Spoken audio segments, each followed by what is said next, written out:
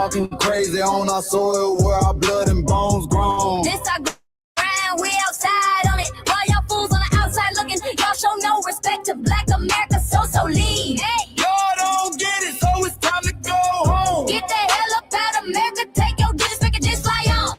Y'all don't get it, so it's time to go home. Get the hell up out of America, take your disrespect and just fly on. You landed on the tarmac, fresh off the boat. Talking about y'all building nothing, man, you choking on the note. My ancestors the reason that this country even breathes. Picked the cotton, built the White House, planted the seed. Jim Crow laws, redlined the map, we was the target. You think that struggle's a costume, man, you can't mark it. We fought the wars, we bled the blood, we died for our future's chance. And you come here and give our legacy a side eye while throwing shade on the guard. Why you benefit from doors we kicked down with our last breath? Now you spit on the architects who stared down death. Disrespectful, that's disrespectful, ungrateful, a slap in the face to only people who gave a fuck. So let me show your ungrateful ass to the right place.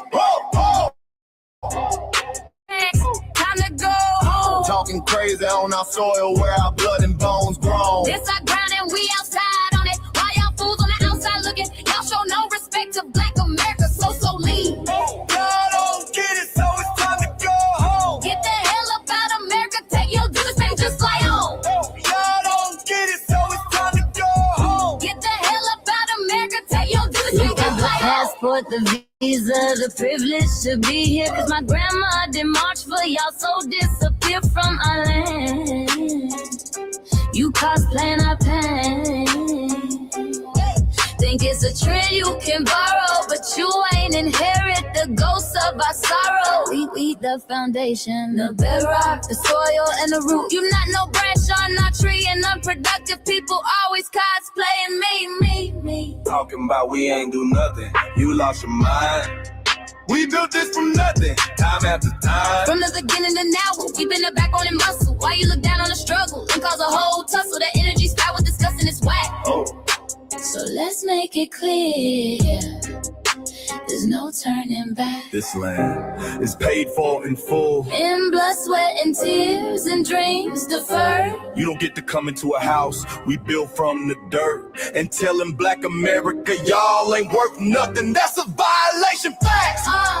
Pack your bags, time to go home. It's our soil on our soil where our blood and bones grown. Show respect, this our ground, y'all just tenants on a leash. Or get the step. Show no respect to Black America, so leave. Don't get it, so it's time to go home. Get the hell up out of America, taking your business, I can just fly on.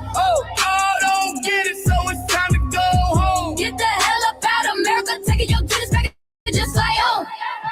Yeah, fly little birdies. Fly on back to where you came from. This ain't for you.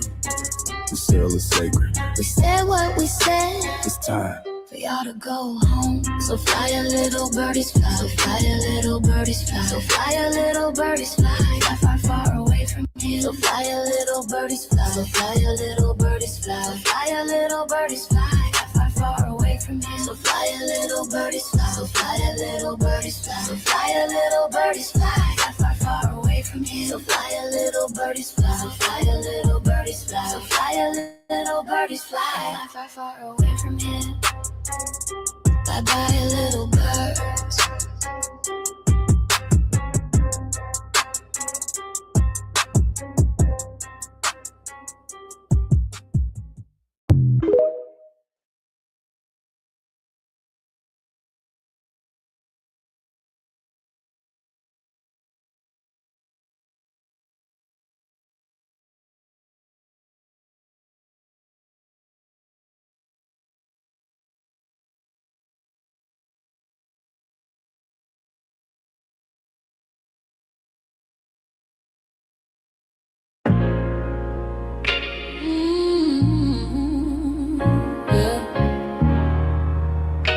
They thought we forgot, but we never forget.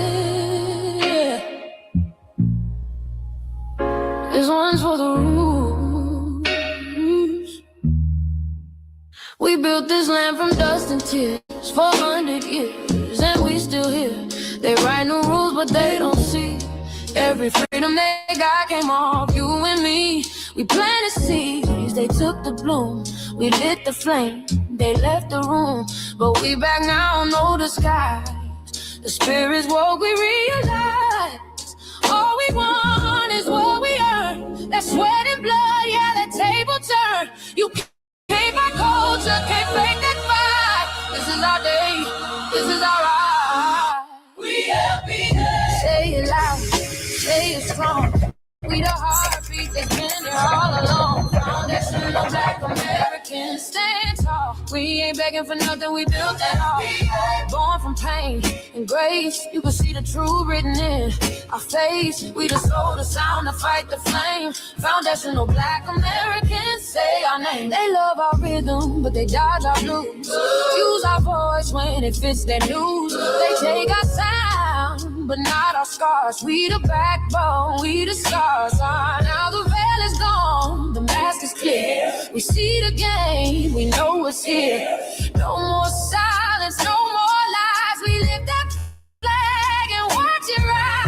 Rise up, rise up. We the ones that made this nation breathe. Our veins are power, our roots are trees. We know worlds. It's rhythm and grace shows, and now we're reclaiming our rightful place. Can't copy courage, can't steal pain. You can't inherit soul by changing names. Our story ain't done, it's the revival. We guard the gate, it's about survival. We FBA, say it proud, say it loud. The world dances on what we vow. Foundational Black Americans, still we stand, still we fight, still we demand. Every block, every song, we've been right here all along. The soul of a people strong and free. Foundational Black Americans.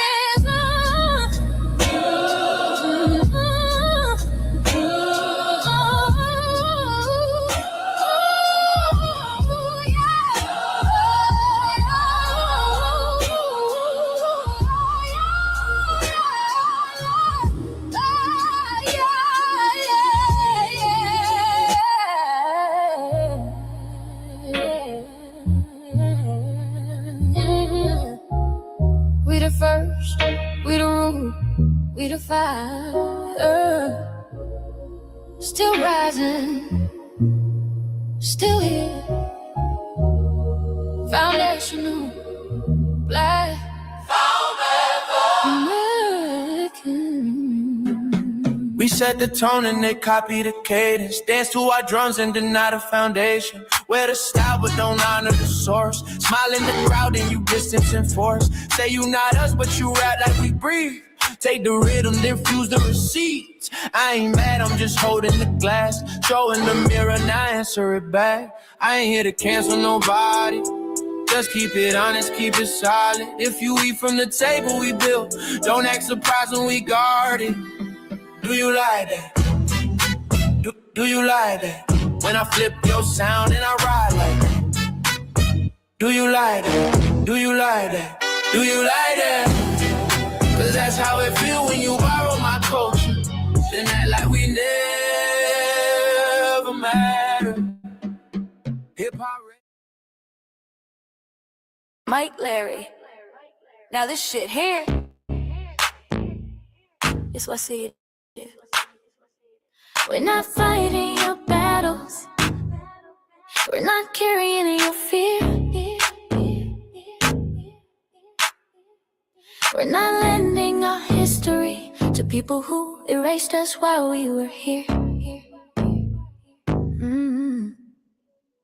Just cause you're born here, don't make you FBA. That makes you a citizen, learn the difference today. This is lineage, not a look you can wear, not a costume you borrow when it benefits you there. You used our culture like an access card, backstage pass, a straight facade, but now the mirror's in your face. No disguise, and you're uncomfortable looking truth in the eyes.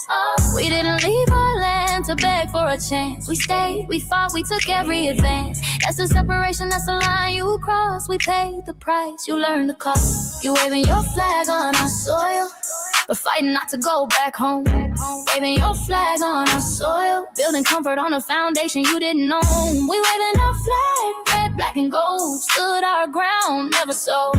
You waving your flag on our soil, but scared to build what you claim you love. Our humor, our style, the way we move, the smoothness, the sound, the things we prove. Music we birth, language we shape, innovation forged under constant escape. Warrior spirit means stay and defend, not flee your land and rewrite the end. You call it success, but don't confuse the two. Ease came after what we went through.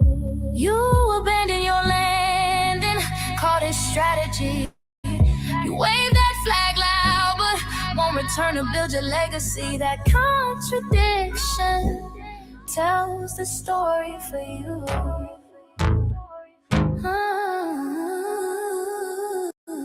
You waving your flag on our soil, or fighting not to go back home. We waving ours where we were forged, every inch earned, every brick known. We can't be deported, and that truth changes everything. We can't be deported, and that truth changes everything. We know who we are, and now we see who you are too. Just because y'all born here doesn't make you FBA at all. It makes you an American citizen.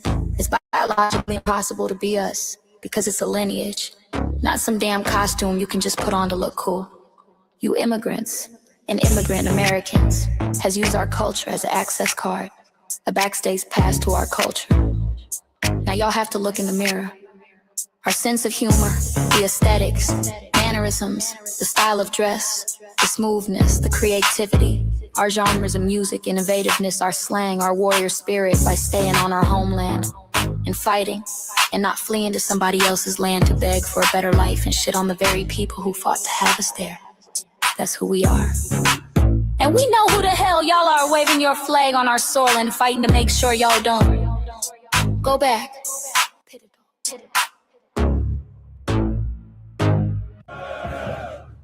You can't leech off our culture anymore. Beat it!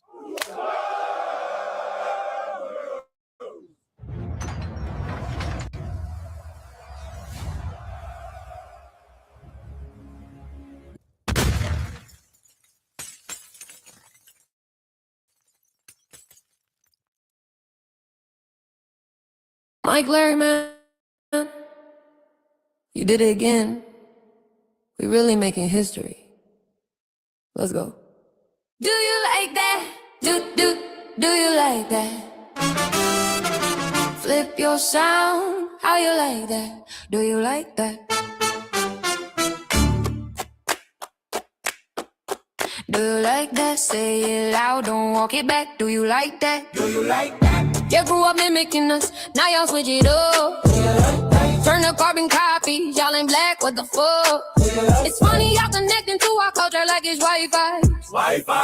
Surfing on our waves of our culture, no more agua. Telling my culture for all these years. Look how time flies, all these colonizers in the skies. Y'all hate, y'all still hate us outside. Study doctor, vampires, suck the blood of our guilt. They copy the flavor, sip the juice, love the results, hate the truth. Who? Do you like that?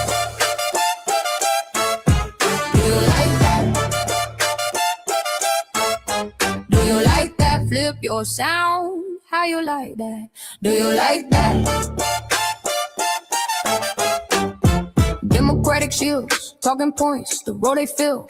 Fish and chips, agent on the mic, judging FBAs, but ain't you half white? Talking like you one of us, we need a proof face. The agent type with the prune face, like 50 and Jim, it's a cold game. Throwing stones cause we build our own lane. I'm joking, kinda, but I mean, smile calm, pressure intact. Y'all proud where y'all from, where they flag, beat they drum. But when it's us, tone switch fast. Same pride, but it's too much. FBA pride, lineage solid, you can't put this on, can't try it on. Built here, stayed and fought, that's the difference. That's the car. Do you like that? Do you like that? Say it clear, don't twist the facts. Do you like that? Yeah. Do you like that?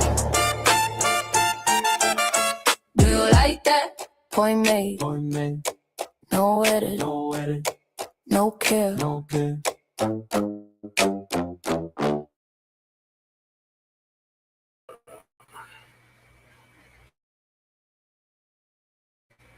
Greetings, Black family. Greetings. Thank y'all for tuning in to another episode of the Frontline Black News. I'm your host, Chan Crummin, and we should be joined here shortly with our other host, Lady Che. And we're joined with our West Coast correspondent, Shabaka Sankori, Shabaka's Black Experience Enhanced. Also, I'm the co-executive producer and co-host stuff. We'll be doing a special edition tomorrow in honor of Huey P. Newton's birthday, one of the original founders of the original Black Panther Party for Self-Defense out of Oakland, California. And we're joined with our Mile High brother, Cool Keezy, certified B1. Salute to you, Keezy. Peace. How you be, Keezy? How you be? Everything's everything in the 3-ring circus, you know. That's right. Yeah, so let's see if we can match our performance from yesterday. We had literally, I think we got over 5,000 views yesterday. Hey man, that's why I came back, because I know we had it lit. I hope our brother from VA pull up. Yes. I hope some folks from last night pull up. Let's do it again. Let's go in on these. Oh, absolutely. And then it's going on my YouTube channel. Please subscribe to that, GENIMP at YouTube. Yeah, we got Goddess Nabi already in the building. Salute, sister. Okay, because I really did enjoy putting those idiots in their places last night. You know what I'm saying? Yeah, we had trolls galore. Oh, yeah. Well, that means we're getting somewhere. So on the season 6, episode 13, part 3 of the Frontline Black News, we'll be discussing several topics.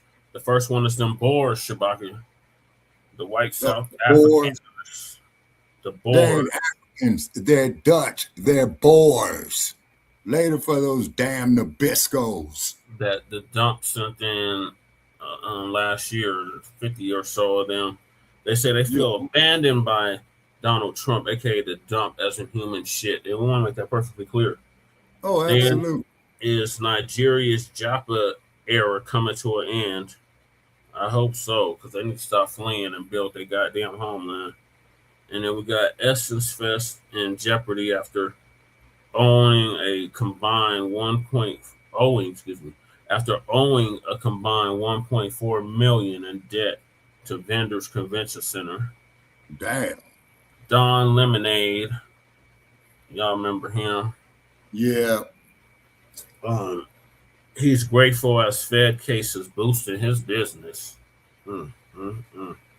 Cloud chasing for real. Then we got Black man found hanging from tree again. Yep, it was Black Joe. He said Christopher Donner's Day was February 12th. Yep. Oh, yeah, and shout out there to the memory of Mr. Christopher Donner. You know what I'm saying? And I believe that with That's Mr. crazy. Donner, I was just thinking of him. Oh, yeah. Yeah, I just was thinking of him. I think it was Torian or Black Alpha have made a tweet about it a few days ago. And I never even seen it, but I definitely committed revolutionary suicide is because he knew he was his dead. spirit was on me. Yeah, they got played, goddess.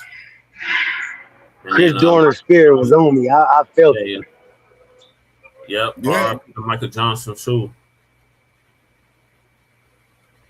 And then we got so the family demands answers obviously to this lynching. We had a lynching last year at that University of Mississippi.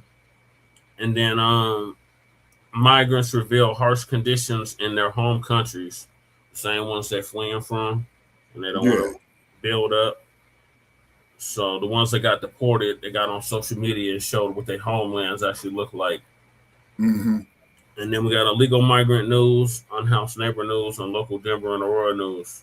And we are based out of East Denver, North Aurora, Colorado. Get the news from a frontline and Black first perspective. We are part of the New Black Media and also the signal boosters of the New Black Media.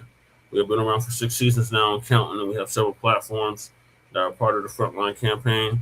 Frontline Black News is the first one we started back in 2020, 2021. And Shabaka's Black Experience Enhanced is based on the 50th anniversary of the founding of the original Black Panther Party for Self-Defense. Excuse me. We started on Blog Talk Radio back in 2016 and have been around for 11 seasons now. Shabak Black Experience Enhanced covers the Black experience from the beginning of time until 10 minutes ago. It's also a part of the Frontline campaign, has recently, within the last 2-3 years, moved from Blog Talk Radio to StreamYard. Please make sure you like and share the broadcast, families. Please join us on StreamYard, YouTube, Frontline Black News. The links to all of our channels are in the description, including Frontline Black News, Frontline Black News 2, the backup channel. Make sure you sub up to that. My personal page, Jesse Parrish, aka Chan Kruma. That's where we stream all the city council meetings, community events, food banks, and anything else I feel like streaming for today. And then we got Lady Chase channel, the Revolutionary Agenda, the RBA. Make sure you'll sub up to that as well. She should be doing one sometime this week. And then Jay Militant, our cousin out the Bay Area, his link is also in the description. What's Cracking TV with Jay Militant. Then we got our brother who's with us right now, Kukizi. Keezy does our intro track for the Frontline Black News. His link is also in the description, Kukizi 5100. Then we got Breeze Omega, brother out of VA, who's now he's VA New York. His link is also in the description. Then we got the Church of Black Power brother, who is originally from Los California, who's now in Houston, Texas. His link is also in the description. And last certain, at least we got our young brother Black Truth United, who came up with the B1 Rolodex, which is a modern day green book for FBA and B1 businesses alike. And the link to his channel is in the description. The link to submit your business or business of your choosing is also in the description. Yours truly is also in the Rolodex for my political work. And then we got the link to the B1 Rolodex also in the description. Then we got the petition for reparations. Make sure y'all sign that, the change.org petition.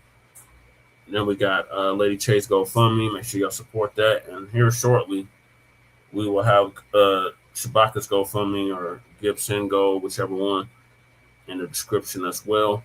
And then we got copyright disclaimer under Section 107 of the Copyright Act of 1976. Allowances made for fair use for purposes such as criticism, comment, news reporting, teaching, scholarship, education, and research. And I do not own the rights to the music. And if you don't understand racism and white supremacy, what it is and how it works, everything else you think you understand will only confuse you. In all 9 areas of human activity, which is economics, education, entertainment, labor, law, politics, religion, sex, and war. And war. All 9-10 areas of human or people activity. We met on Blog Talk Radio, Goddess Nabi, exactly 10 years ago. 9 years ago. Yeah, right. No, 10 years ago, because we were on Blacked Out Some Theory with Alex Primo. Right. And Alex Primo, may he rest in power. Mm-hmm. And then when you had Black Person, that's by Nelly Fuller Jr., who transitioned exactly a year ago at the age of 94, 95. And Shabaka, one of the famous actors just passed away too, Robert Duvall. He was Tom Hagen and The Godfather. He was 95 years of age. You would also know him very well too, playing Lieutenant Colonel William H. Kilgore in a film called Apocalypse Now that was made in 1979. Yep. Also, too, that movie did feature a very, very young Lawrence Fishburne as well too. Oh, okay. Yeah, I met him too. I met Lawrence Fishburne. Right. Otherwise known as Furious from Boys in the Hood. Then, so RIP to Nelly Fuller Jr., ProduceJustice.com. And when you, a Black person, are captured by any race soldier, you must never fuss, fight, or flee. Comply and defend yourself in court, also by Nelly Fuller Jr., ProduceJustice.com. And last but certainly not least, we got racism and white supremacy. It's conscious and subconscious behavior to maintain white genetic survival, to prevent white genetic annihilation. And that's by Dr. Francis Cress Welsing, the late great Dr. Francis Cress Welsing, transitioned exactly 10 years ago at the age of 80. And shout out to our FBA brother, Teresa out of Los Angeles, California, who paid for her funeral, along with several others. So those are the topics. Make sure you hit that like and subscribe button. We got Black Joe in here. Shabaka. Okay. What's up, Black Joe? Welcome. And we got Goddess Nobby in here. Okay. She says she sees no links for your channel, Shabaki. God damn, man, them and that bullshit. No, okay. It's connected, Shabaki. She's just saying she don't have the link to your YouTube channel. Give me a second, Goddess Nobby. I'll put it in the chat. Right.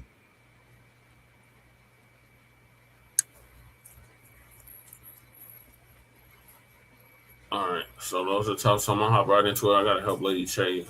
She just got get out the bathroom. So hold on. Okay. All righty. So blending into the first topic tonight, Brother Che. Yeah, that's the BOARS, Shabaka. Okay, the BOARS. Okay. Listen to me very carefully when I tell you this here, Black family. And this information.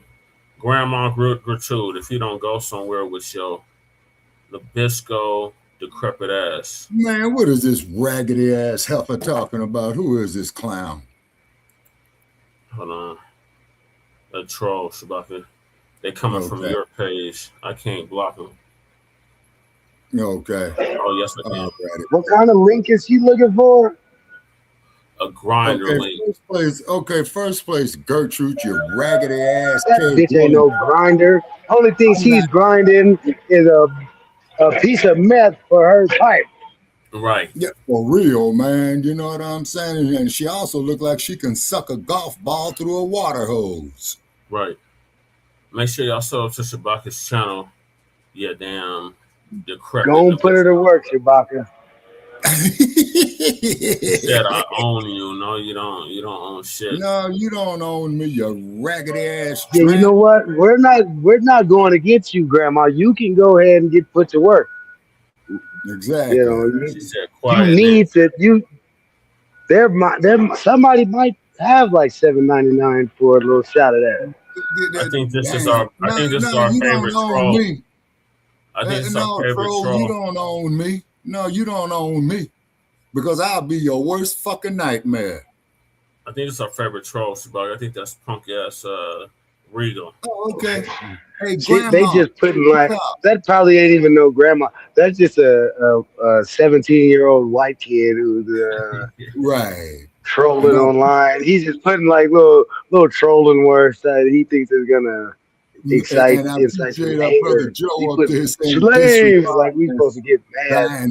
Like we supposed to get mad and start cussing we'll about cry that. for you, all right. Yeah. We'll send you on permanent vacation too. Yeah. He's a 44-year-old truck driver. Ain't nobody still living in their mama basement. Goddamn kid. Let me tell you what slave I am. I'm that one in Django. Okay. Right. I'm that Freddie D slave. You see what I'm saying? Right. Hey, and that's Joe. Just Ken Kniff from Connecticut. Right. Yeah. Yeah, I know, Joe. I know. Yeah, exactly, Joe. You're right. Yeah. Keep checking me on that, man. You know what I'm saying? Okay. Goddess Navi says that you all can't get settled in properly before the fuck shit comes in. Yeah. Well, that's just it, though, Goddess. Okay. Democrats replaced him. Yeah, Joe. And what it is, Goddess Navi, okay, this is what they would call the push-pull effect. Okay, the push-pull effect is, ma'am, is this. You push the troll, then you pull him back in so you can catch him with an elbow strike and knock him on his ass. Right. You say, and that's all that they're going to get. You see what I'm saying? Now, I don't mind having decent conversations and respectful conversations with these people. You say, but ain't no Nabisco troglodyte who did not know how to wash his funky, nasty ass. And as Brother Che had stated to me, off of information, they said that in their faith, they thought it was a sin to be clean. Yeah. And God is not. You, the black woman, gave the world the concept of feminine hygiene. It was a sin to get naked and cleanse yourself. That's why the Black Plague was running so rampant through Europe. Yeah, for real. Dark ages. Well, I think some of them still believe in that because they still don't bathe to this day. They still don't bathe.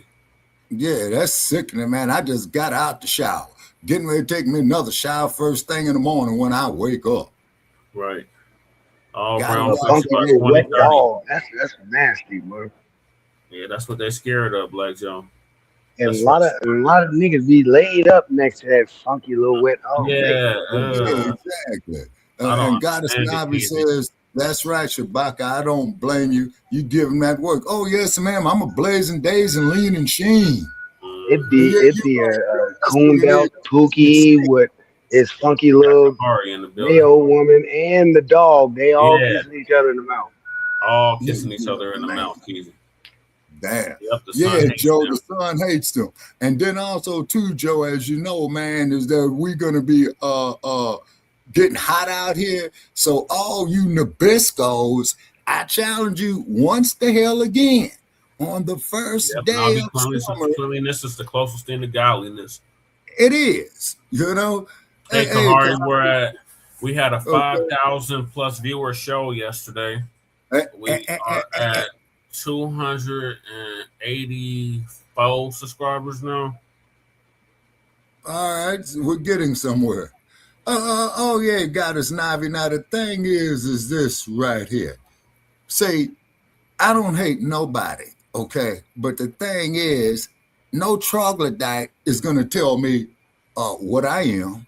No troglodyte is not gonna tell me our people's history. You see, because the troglodytes, when they came with lies, deceit, okay, and Goddess Navi, just check out Lerone Bennett. You know, and if you're out of the Shy, which I think you are, you should know who Lerone Bennett is. He was the major writer for Ebony.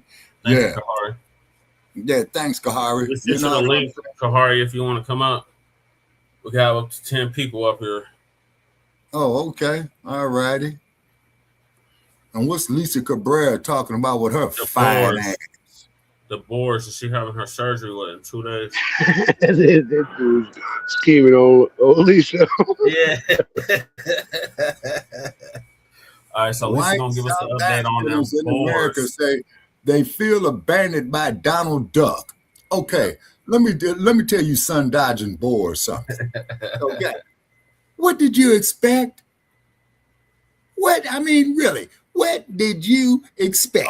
You stay dry. It's wet as hell out there. I heard y'all got flooding going on. Yeah, because it rained here a little bit, Goddess Navi, and I know you guys are getting it off the coast of California real bad. Okay, is any more of those mansions coming down, you know, that the Nabisco's own? Also, too, if you can, man, what's happening with our people? Hey, Kahari, what's TMR, Kahari? She said, yeah, in Whackdale. Okay, that's Palmdale, Whackdale. That's out in the middle of the desert. Okay. All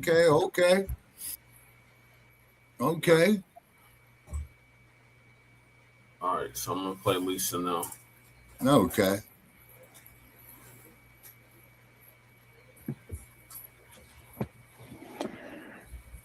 Shalom, family. Good to see you all here. Hope you're doing well. I got some really interesting topics coming up today.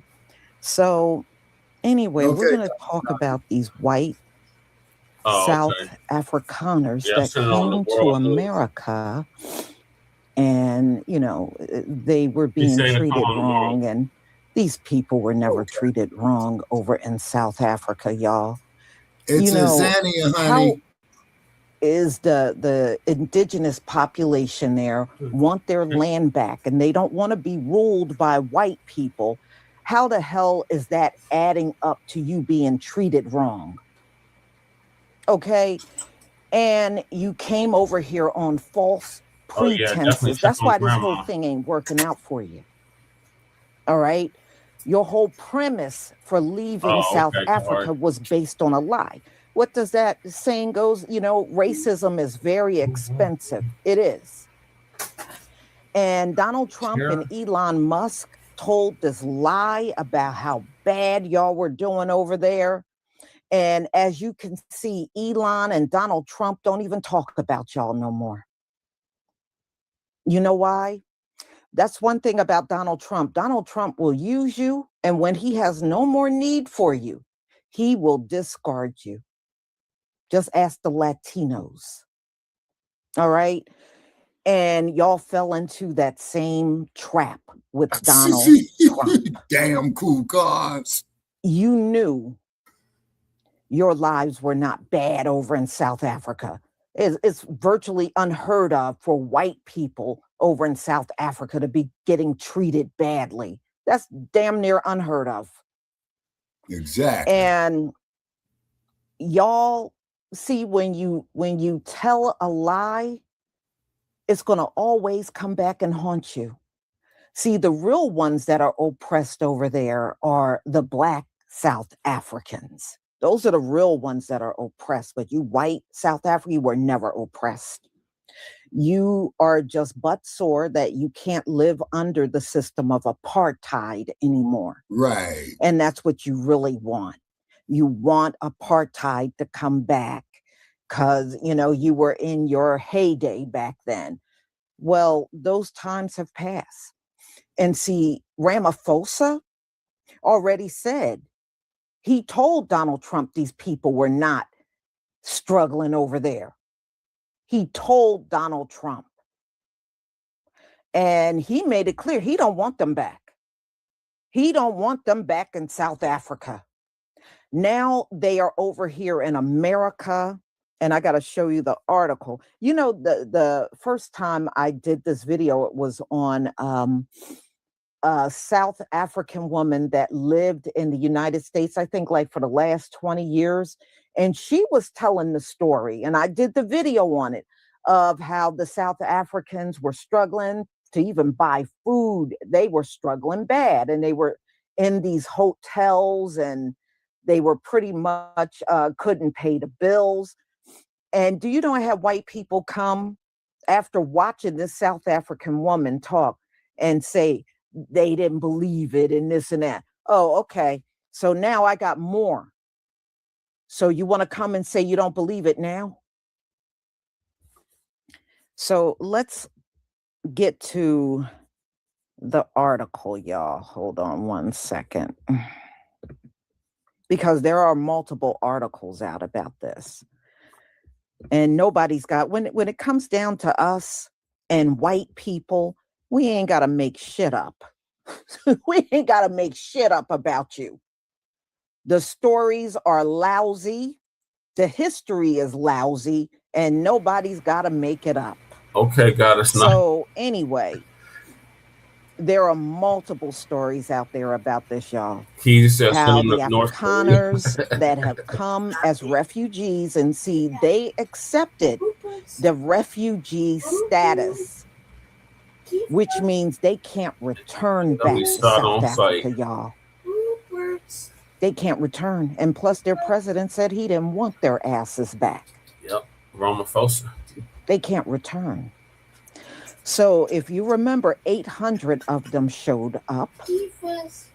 And not long after that, another 1,600 of them showed up.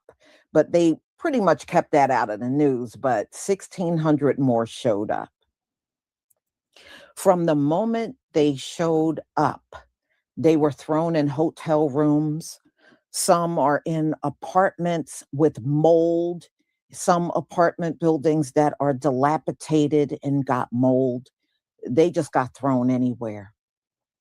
So they're upset because they feel that Donald Trump let them down and he just forgot about them. Well, y'all, Donald Trump, what they don't realize is Donald Trump never cared about them from the beginning. You know how Donald Trump always talk about they want more white immigrants. Why can't they come from Norway and stuff like that? Well, Donald Trump, this is why. All white immigrants got to do is look at how you've done these South Afrikaners. That's all they got to do. They're white, and look at how you've done them. And that should pretty much answer their question on why they should not come over here, especially if they're in a country where they get free health care. The inflation is not off the charts, because inflation is not bad all over the globe, y'all. It's bad here because Donald Trump has done so many tariffs. The prices are going through the roof. No other world leader have done tariffs like this. So they're not dealing with the same inflation that America's dealing with. So they're pretty much saying they're struggling, and get this, y'all, they're getting $2,000 per month, and said America is so expensive. They can't make it on that $2,000 a month because everything is so outrageous here. Yeah, And that's what they didn't know. But let me tell you something. If you are They a don't even want foreigner a crew. and you want to know about America, ask the melanated people in America. If you ask white people, you're going to get the fairy tale version of America and not the real reality of what this place is like. Them folks have misled a lot of people about what this country is all about. A lot of times when foreigners don't like like it here, it's because of what they've heard off of white people. This American dream and all this streets paved in gold and all the opportunities and every immigrant that comes here don't get good opportunities. In fact, I'm going to if I don't do it today, tomorrow, I'm going to start gathering some of the videos of the immigrants that are telling you they can't make it over here. It's a lot of videos of all kinds of immigrants saying they can't make it in America. If you don't get a good paying job over here, if you're going to Uber and Lyft it, you ain't going to make it. You're going to be you're going to be struggling very badly on low wages here. Even Americans born here have a hard time making it on low wages. So you foreigners, it's going to be twice as bad. So again, if you want to know what it's like, ask us. We'll tell you all about this place, the government, the politics, the inflation, the racial climate here. We'll tell you everything. But if you ask them, you ain't going to ever get the truth. You're just going to keep coming here and being disappointed because they are not going to tell you the real breakdown of what America's all about. They're going to tell you the white version, and the white version is not relevant to melanated people coming from different parts of the world. Their version of it is completely irrelevant to anyone else. So y'all, they are having a hard time. Many of them are saying they want to go back to South Africa, but their president said they ain't coming back. They are not coming back.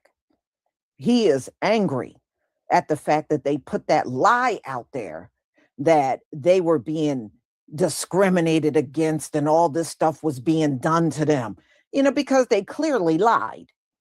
And one of them said, I had a 5-bedroom home and I came to this.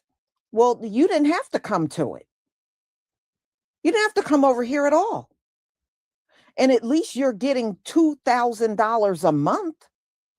There are many immigrants. I know the African immigrants aren't getting no $2,000 a month. And you're getting that because you are white. Okay, there are many people that were born and raised here that could use $2,000 a month, but they're wasting it away on these folks. And they didn't come here with no farming skills, and they told you this group that's coming here, they're a problematic group and they were not farmers. And as you can see, they're hosed up in apartments and hotel rooms and complaining. Do they look like they're farming? No, because they said these were not farmers that were coming over here. Ladies and gentlemen, I don't feel bad for them. Pull yourself up by the bootstraps. See, that's what people like you would tell us. Right. We've been having a hard time for centuries. You just got here. You've had a hard time for a moment. Pull yourself up by the bootstraps. You're right. here now. And you came as refugees. So where would America send you now? You can't go back to South Africa because they done closed the door on you.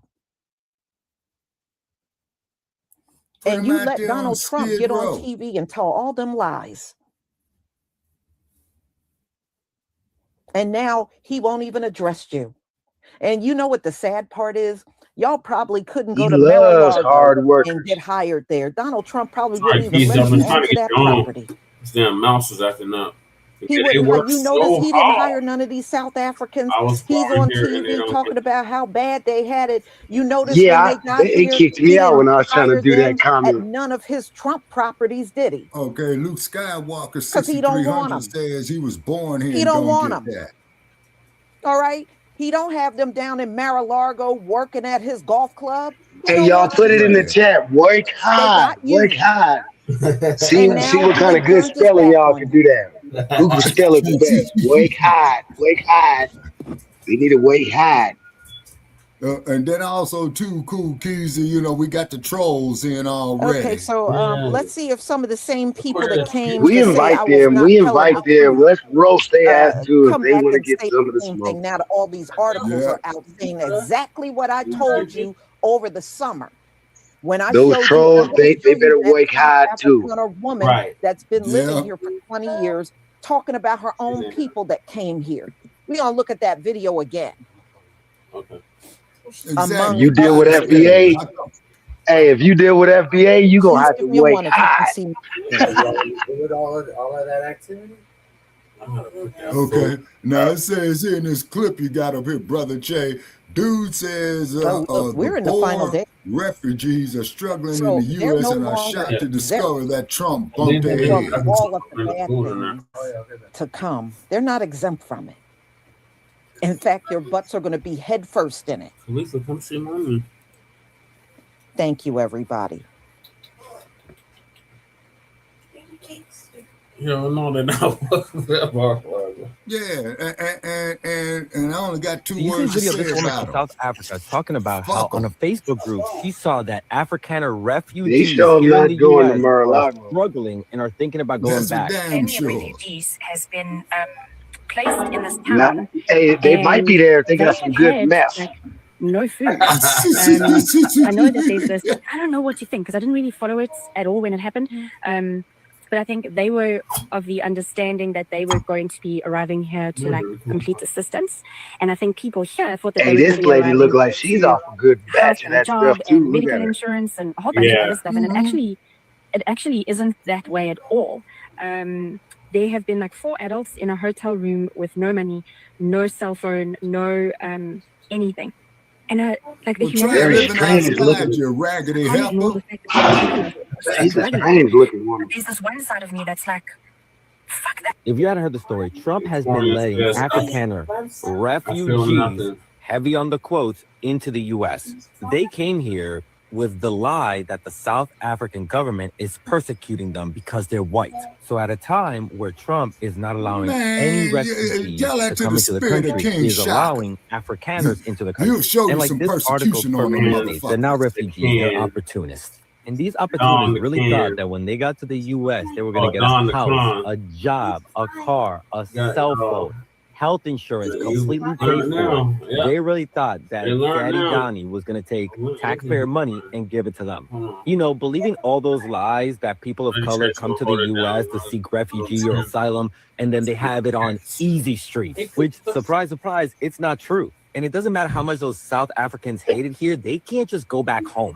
Like the Department of International Relations said, these Afrikaner refugees cannot just go back to South Africa or get assistance from South Africa because they're supposed to be under the protection of the United States and Donald Trump. And if these Afrikaner refugees want to be welcomed back as citizens, they have to revoke their status in order for this to happen. So these Afrikaners are struggling in the U.S. and they want to go back home. Basically, they have to admit, we lied. I think it's kind of humorous to me that their lies have backfired on them and that Donald Trump has left them stranded. You know, they're going to be on there talking about their lies too. Asylum and refuge in the U.S. because they're trying to escape danger and persecution are not being allowed in. But these opportunities are being fast-tracked. And as always, please consider becoming a paid subscriber on here so I can continue bringing you stories like these. Man, you better break some We might as bread well on start us, the man. drum You're roll. That's why I will advertising never this feel shit, sorry for Trick. We them. might as well So start the y'all, drum they roll can't go back. now, because they gonna They be can't go back apologizing if because they I ain't remember lying. Ramaphosa saying he don't want them back. He don't ever want them back in South Africa. See, you had a good thing and you walked away from it. You could have kept your ass right over there in South Africa and continued on with your life. You uprooted yourself and came here. So I don't know who is supposed to feel sorry for you now. I don't feel Now bad they for just them about now. to go fight ICE with I the don't feel bad for them. other They illegals. should have kept, just shut up and just left everything alone, and you would have been living your life as usual over in South Africa. These people had housekeepers for like $2 a day. Yeah. They Now had I just thought some about black they might South try to go Africans fight come ICE, and cook their meals and and one keep of them their house die, clean for like $2 and then a day. Yeah. that'll cause a Man, little do you think drama. I really feel sorry for somebody like that? No. Hell Hell no. to the no. Hell no. Now you done lost it all. You're in this expensive place. And how do you go to another country and you don't even have the money to relocate? Y'all did this to yourself. And I'm not about to feel sorry for you. All right, y'all. Let's keep it moving. Yeah. Leave him alone. South Africa's not welcome to Miami, or at least not to Trump's golf club, where he'll be hosting the G20 summit next year. See, Trump uninvited South Africa from the 2026 G20 because of their horrific human rights abuses based on the completely false far-right conspiracy theory known as the white genocide theory, which claims that white South Africans are being targeted in racial killings. Meanwhile, back in reality, Trump has been hosting and on his knees for the Saudi crown prince and the jihadist terrorist leader of Syria in the Oval Office this month. Make this make sense. Both Syria and Saudi Arabia are some of the worst places on the planet for human rights abuses. But I guess those human rights abuses aren't being They got perpetrated against monarchies over people there, who lady. look like Trump, so they don't matter to him. It's not even clear if he can legally forbid South Africa from attending next year's G20 because they're just as much a member of the G20 as the United States is. They're also likely to have strong backing from the other members of the G20, almost all of. You guys remember last year when President Trump said that white Afrikaners from South Africa were being persecuted and were being massacred, and so he was only allowing immigration from white Afrikaners to America? Farmers are being killed. They happen to be white. Well, they quickly found out that the grass is not greener on the other side. They have been complaining that their time in America has been really bad because they're poor, they don't have housing, and the money that they're getting, the $2,000 checks, are not going far enough because America's too expensive, and they're upset because they thought President Trump would promise them a land of riches. To us about the conditions some of these refugees say they are experiencing because the administration. But I thought it was I white and I say so. Prioritized. They are a special group. Spoke to 10 South African refugees who told me that, you know, they came to the U.S. hoping for a better life, a better situation, just as other refugees. I heard from these Afrikaner refugees is that they're spending weeks in motels in unsafe areas. Poor little they're starving being offered housing Nabiscos. that is full of mold, apartments that are full of mold in expensive areas. So each refugee is allotted $2,000, and all of that has been going to rent. So they're really left with nothing. And these agencies are supposed to help them apply jobs, obtain temporary benefits such as SNAP and Medicaid. And basically, other people from the community, like neighbors, are having to step in because they just. God have mercy upon us. Good man, they can't take advantage of the resources.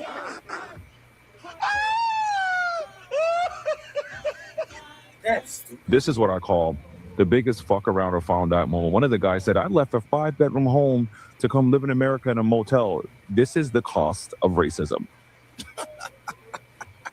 Add the Afrikaners to the list of stupid dunces. The fashioners along just with in the there Latinos just for saying Trump, the stuff. coons, Yeah. and now these people. You left South Africa because South Africans are reclaiming the land that your ancestors stole from them, and that they don't want white people running their countries, running their businesses, running their economies. And so you felt persecuted And now you came to America, which you thought was a white country, which you're finding out is not a white country, because America is mainly poor white people. They're the biggest demographic, and they looped you in as immigrants to the poor whites. Happy Black All History right, Month. Fashioner 7077. All right. That is true. You see, they thought they were going to come here and get automatic status, a car, a home, a job, money, you know, and they would have everything going along with their whiteness. And that did not happen. And it's not going to happen, y'all. If Donald Trump ain't done nothing for you by now, he ain't going to lift another finger. He got you here. He feel he did enough. All right. Donald Trump ain't gonna look back at you at this point.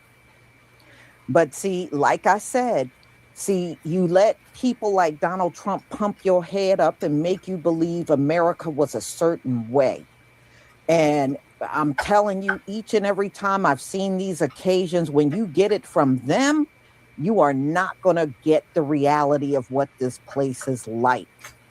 See, Right. if you would have got it from us, we would have gave you all, nope, this is the cost of living. This is what these areas are like. This is what it's, you know, this is what you would pay. And this is what you would have, you know what I mean? We would have gave you the whole rundown. Them, all you're going to get is the fairy tale version, and you're going to be left out in the cold the way that you are right now. So y'all, I can't even push a tear out for these people. I can't do it. I can't do it.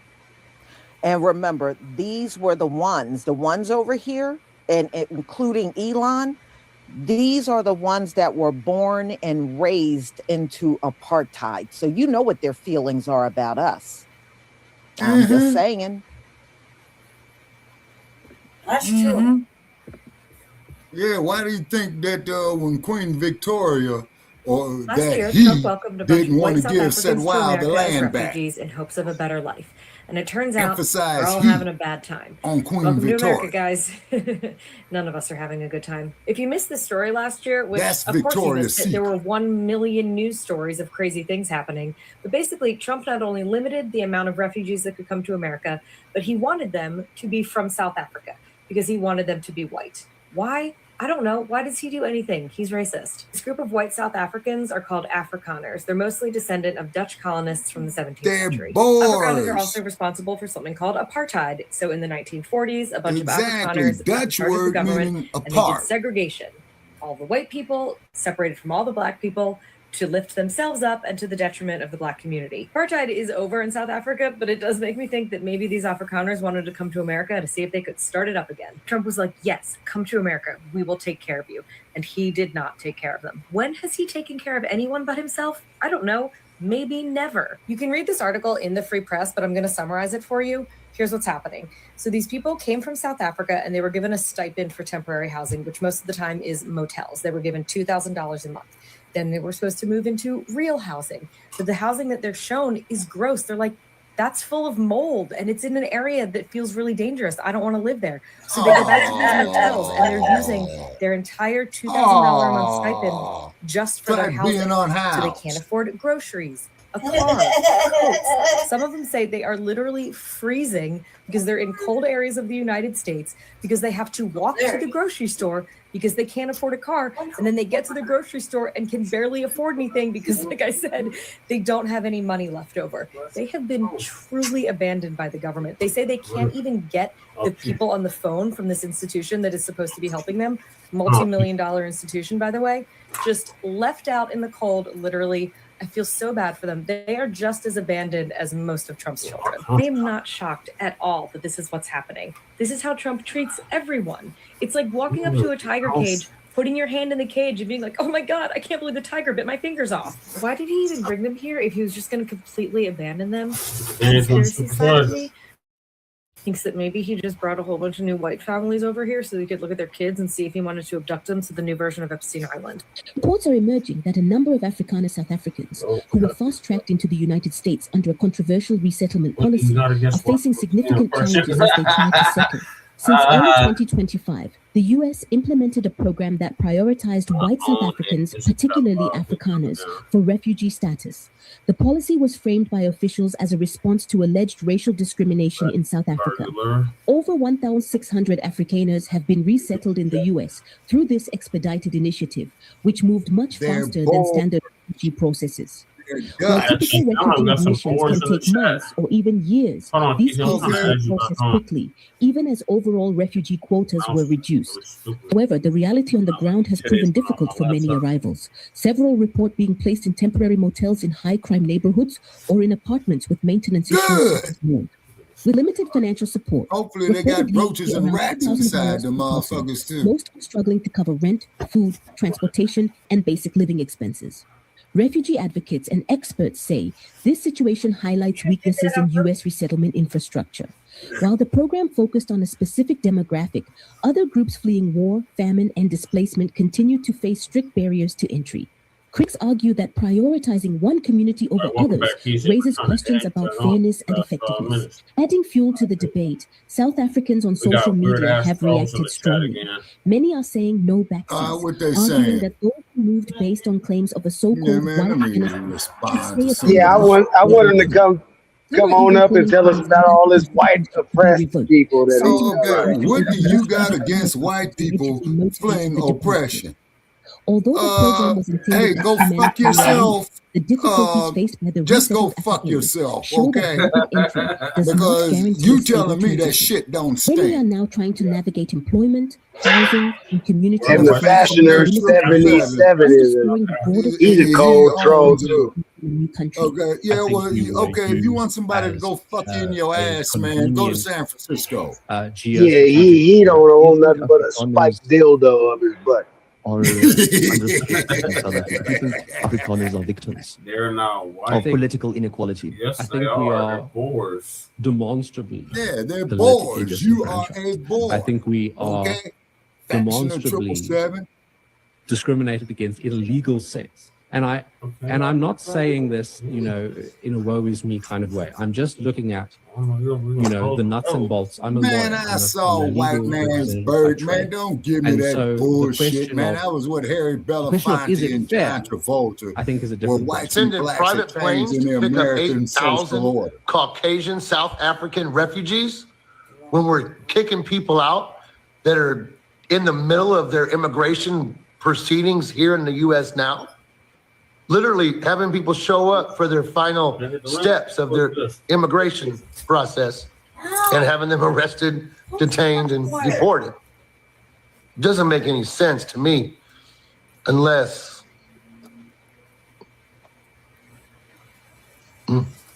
sending private planes to pick up 8,000 Caucasian South African refugees when we're kicking people out that are in the middle of their immigration proceedings here in the U.S. now. Literally having people show up for their final steps of their immigration process and having them arrested, detained, and deported. Yeah, there were 49. Doesn't make any sense to me unless. What oppression are they experiencing in Xania? Come on now. I was about to go to bed, but I couldn't wait till tomorrow to make this video because it's good news. They should tell us about all the none white of the news from people are talking about. But do you guys know what Yeah, happened we've seen the white man. to the Afrikaners that Have you claimed seen there was the a wild genocide in South Africa and hightailed it to America under this administration with the hope that That fashioner is a plebiscite babbling troll. claiming that there's white genocide in South Africa and South Africa's trying to eradicate the No, white you're trying to race. shit on us All these and call us lies that supreme. they told to get here. There ain't no This shit is on one thing to redhead. come here with dignity. I have This no shit problem all with your this, head. but when you're gonna lie about your country and Okay, stop hate white and go were along with slaves here. this terrible thing people are saying about South Africa just because you don't Okay, like man, white hey, let me privilege take ended with Man, hey, apartheid man, and tell you white something. privilege and you took it for granted. Yeah, take your ass to San Francisco, man. You'll fit right in. Take your troglodyte ass and on. mold, and they're Permanent complaining because vacation. all they got was $2,000 when they Go started. back to the There was cave. promise that someone would help them find a job, find housing. Nothing's happening. One guy, the best one I heard. Oh my gosh, I was dying when I heard this. is they interviewed an Afrikaner, and I need to look this up to see if it's true, but this is the story. It's Hey, Fashion at 777. Wash Come sit with me out here in the Nevada desert in June when it's 120 degrees. I hope that's true. I would take great pleasure in watching your ass burn to a crisp. It's because and I will not give you a cup of piss if you're dying of fleeing their thirst. countries to just make a life for their families and provide and make sure their kids have a future. And they have to wait forever. And sometimes it goes 10 years before that happens, which is why they end up here undocumented. Not that they're doing anything wrong and killing people and stuff. They're just undocumented because the system failed them. And it's just too much money and resources. Anyways, these people got the red carpet rolled out for them based on a lie. And now look what's happening. God. That is real God right there, not the nationalists that they are. The real God is acting right now and saying, oh, you want to lie? Yeah, this is the life you're going to have. Where is this troll I wish them all the luck, but I guess they can't go back to South why don't you Africa. come up on the screen, Fashion 777? Let her send him a link, brother. You may recall last year we reported on the Trump administration's decision to limit the number of refugees entering the United States. That number was set at 7,500, a significant cut from the Biden era. In addition, the administration is prioritizing white South Africans for admission, a group it says faces persecution at home, something the South African government disputes. Well, now an investigation from the Free Press shows many of those white South Africans, also known as Afrikaners, are barely scraping by because of what they are failures for U.S. government systems. Madeline Rowley is an investigative reporter for the Free Press, and she joins us now from Virginia to talk about this. And we should note the Free Press and CBS News share a parent company in Paramount Skydance. Madeline, good morning.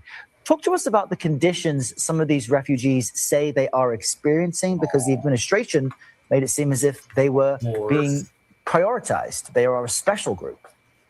Yeah, they're special. Good morning. Thanks so much for having me on. Yes, I spoke to 10 South African refugees who told me that, they came to the U.S. hoping for a better life, a better situation, just as other refugees. And the government contracts with 7 refugee resettlement agencies that are paid hundreds of millions of dollars per year to provide safe, sanitary, and affordable housing. And unfortunately, what I heard from these Afrikaner refugees is that they're spending weeks in motels in unsafe areas. They're being offered housing that is full of mold, apartments that are full of mold in expensive areas. So each refugee is allotted $2,000, and all of that has been going to rent. So they're really left with nothing. And these agencies are supposed to help them apply to jobs, obtain temporary benefits such as SNAP and Medicaid, and basically. Now, other people from the community, like neighbors, are having to step in because they just, in some cases, can't even get a hold of their resettlement agencies. And Madeline, what jumps out to me about what you're saying is you have this almost split screen between what you're describing their life is like now and how they looked in May of 2025 when they were being welcomed here. They were holding American flags. They had smiles on their faces. When you asked refugee groups about these issues with the resettlement process, what are they telling you? How common is this? And other whites and slaves. Well, from what I could tell, there's an entire network of people as they come. People I spoke to came as soon as 2 weeks ago. And what they do is, they have a network through social media groups and WhatsApp, and they're all realizing, oh no, I'm stuck in this hotel. I only have a certain amount of food. They don't have transportation. They don't have the right clothing. I talked to 3 refugees who are in Detroit. It's very cold there. They do not have coats. So they're realizing that they really feel alone. They struggling. They are struggling. So the Afrikaners, Elon Musk had Trump bring to the United States because they were being prosecuted. They are BOARS. Are sitting there having serious issues surviving in the United States. And the only person that can be blamed for this struggle is Trump himself. Trump cut a bunch of funding that Biden set up for refugee programs. And it wasn't just the money that Trump cut, it's also the staff that he cut at refugee offices and other federal offices because of the Doge Department. Elon Musk did this to his own peoples. So these refugees are saying they're only making $2,000 a month, which is barely enough to handle their rent. They're saying the houses they're in are roach infested. They're saying there's a lack of access to refugee support, again, because of Doge cutting all of that support.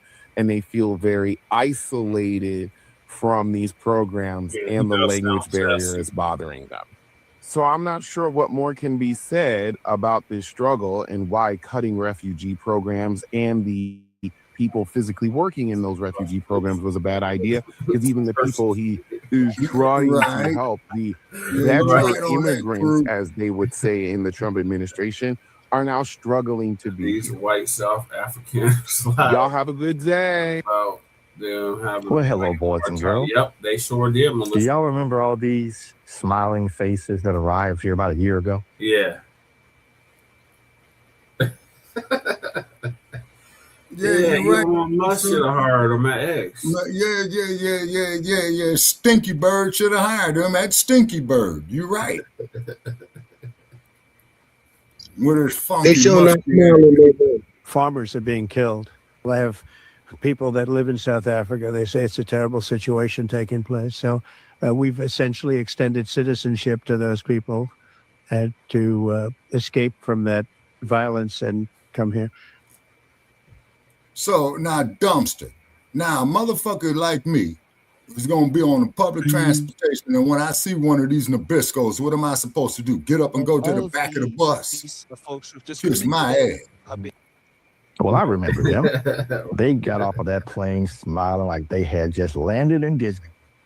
Yeah. They thought they was about to come over here and live a life of luxury, zero labor, and all the racism their little hearts can stomach.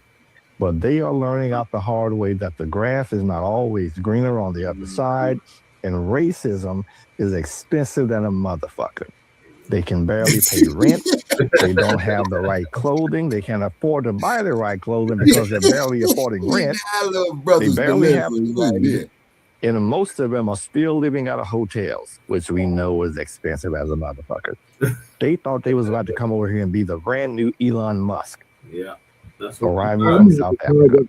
For a few minutes. Yet another fatality of those that have blindly put their faith in Trump, racism, and hatred. Happy Black History Month. You may recall last year we reported on the Trump administration's decision to limit the number of refugees entering the United States. That number was set at 7,500.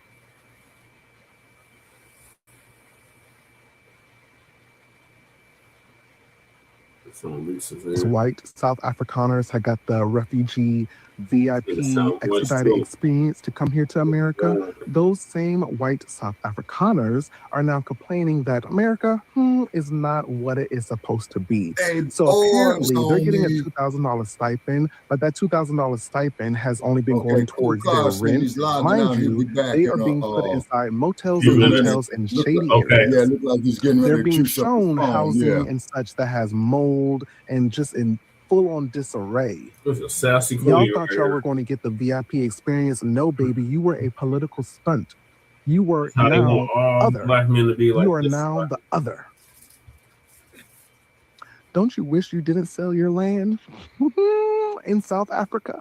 Brother, it wasn't their land. I can't make this up. It was the But land do of you the all remember Zulu. when this administration welcomed 59 white South Africans into the country, talking about they were fleeing from persecution in South Africa for being white, and they allowed these Afrikaners to take a privately chartered jet, because that's what refugees get to do, I guess, come to the United States, and they were met by 2 deputy directors of federal agencies, not just 1, but 2. Well, let me refresh your memory, because I have an update on what's going on with them now. But let's look back at when they were welcomed off their private You charter. right about that, Melissa. Welcome. Yeah, that's exactly what they was doing. America. It is such an honor for us to receive you here today. This is the land of the free, and we know that all of you have faced. I'm Chris Landau. First of all, let me introduce myself. I'm the Deputy Secretary of State of the United States. This is my friend Troy Edgar. I'm the Deputy Secretary of Homeland Security. Again, welcome. So great to have you guys here. I know you've gone through a long flight. I cannot believe there are babies and children who are actually so well behaved. This is much better than mine are. So bless you for that. And you know, I think you're right. It's so happy. It makes me so happy to see you with our flag. And Melissa, I didn't know they had emerald mines over there. Symbolizes liberty for so many of us. Yeah, yada, yada, yada, yada. Families. Well, that was in May of last year. Let's take a look at what's going on with them. Martin Banks. Bitter, someone's bitter. To whom are you referring to? You may recall last year we reported on the Trump administration's decision to limit the number of refugees entering the United States. That number was set at 7,500, a significant cut from the Biden era. In addition, the administration is prioritizing white South Africans for admission, a group it says faces persecution at home, something the South African government disputes. Well, now an investigation from the Free Press shows many of those white South Africans, also known as Afrikaners, are barely scraping by because of what they say are failures in U.S. government systems. Madeline Rowley is an investigative reporter for the Free Press, and she joins us now from Virginia to talk about this. And we should note the Free Press and CBS News share a parent company in Paramount Skydance. Madeline, good morning. Talk to us about the conditions some of these refugees say they are experiencing, because the administration made it seem as if they were being prioritized. They are a special group. Relatively small number of immigrants. Good morning. Thanks so much for having me on. Yes, I spoke to 10 South African refugees who told me that they came to the U.S. hoping for a better life, a better situation, just as other refugees. And the government contracts with 7 refugee resettlement agencies that are paid hundreds of millions of dollars per year to provide safe, sanitary, and affordable housing. And unfortunately, what I heard from these Afrikaner refugees is that they're spending weeks in motels and unsafe areas. They're being offered housing that is full of mold, apartments that are full of mold in expensive areas. So each refugee is allotted $2,000, and all of that has been going to rent. So they're really left with nothing. And these agencies are supposed to help them apply to jobs, obtain temporary benefits such as SNAP and Medicaid. And basically, other people from the community, like neighbors, are having to step in because they just, in some cases, can't even get a hold of their resettlement agencies. And Madeline, what jumps out to me about what you're saying is we have this almost split screen between what you're describing their life is like now and how they looked in May of 2025 when they were being welcomed here. They were holding American flags. They had smiles on their faces. When you asked refugee groups about these issues with the resettlement process, what are they telling you? How common is this? Well, from what I could tell, I mean, there is an entire network of people as they come. I mean, people I spoke to came as soon as 2 weeks ago. And what they do is, they have a network through social media groups and WhatsApp, and they're all realizing, oh no, I'm stuck in this hotel. I only have a certain amount of food. They don't have transportation. They don't have the right clothing. I talked to 3 refugees who are in Detroit. It's very cold there. They do not have coats. So they're realizing that they really feel alone. So I think with that original group, now we're sort of seeing, I think so far, over 1,600 Afrikaner refugees have come. And now we're seeing sort of the cracks in the system here when it comes to how these resettlement agencies work. They have regional offices all throughout the United States where the money from the federal government trickles down. Some of them, one refugee resettlement agency, their federal expenditures top $727 million in fiscal year 2024. So I think we have to ask here, why are these refugees being told there's no budget for food, or there's no other apartments or places to show them that are in safe and sanitary areas? So Madeline, our last few moments, what are these resettlement groups telling you? And are other refugee groups expressing the same amount of challenges? Well, I mean, I think that's one of the questions that my reporting for the Free Press raises. I spoke to the neighbor of one Afrikaner family who was resettled in North Carolina. And the neighbor told me, she's been helping this family. She gave them air mattresses, pillows. She spent $300 of her own money to help this family. And she told me that previously there was a family from Afghanistan, a refugee family from Afghanistan who was living in this rental home, and they experienced the same challenges. So I think this really raises the question. You know, the majority of Afrikaners, a lot of Afrikaners do speak English. It's not their first language, and not all of them here speak English. But I think this raises the question as to whether or not other refugees that are going through this refugee resettlement system are experiencing the same thing. And this is sort of the first time that we're hearing about it. And we did just show a statement from the Office of Refugee Resettlement saying every effort is made to provide them with safe and sanitary housing. Madeline, we appreciate your reporting, putting a spotlight on this, and we thank you for joining us this morning. Oh, this couldn't have happened to a group of better people. And the most interesting thing that I didn't know that I learned from that reporting was they have snuck 1,600 more of these South African Afrikaners fleeing from a lot of persecution in South Africa. Yeah, sounds about right. But I don't hear any outrage from these maggots and racists and bigots talking about they're getting $2,000 a month. They're being put on welfare so they can have medical and yada, yada, yada. I don't hear any of that from those anti-immigrant groups that are always talking about immigrants just being allowed to breathe in the United States. Like I said, couldn't have happened to a better group. Yep, I guess their usefulness has run its course. So you can't make this up. But I'm going to enjoy the laugh all the way. Y'all remember this time last year when the Trump administration brought over that group of white South Africans claiming they were facing racial persecution and injustice in their home country? I have an update. Out that the majority of them are struggling here in the United States. They are only given $2,000 a month, which typically their rent eats up, so they have no more funds for food, transportation, anything extra. They're living in roach-infested apartments. They are living in an unsafe area. It's almost as if the United States is oppressive. Wow. Try to tell you. And if anything, this just further goes to show that there are flaws within our immigration system, flaws within our asylum system. There are flaws. It's not the people, it's the system. This is what happens when our politicians are more interested in using immigration as a talking point, as a tool for election, rather than an actual issue that needs to be addressed rather immediately.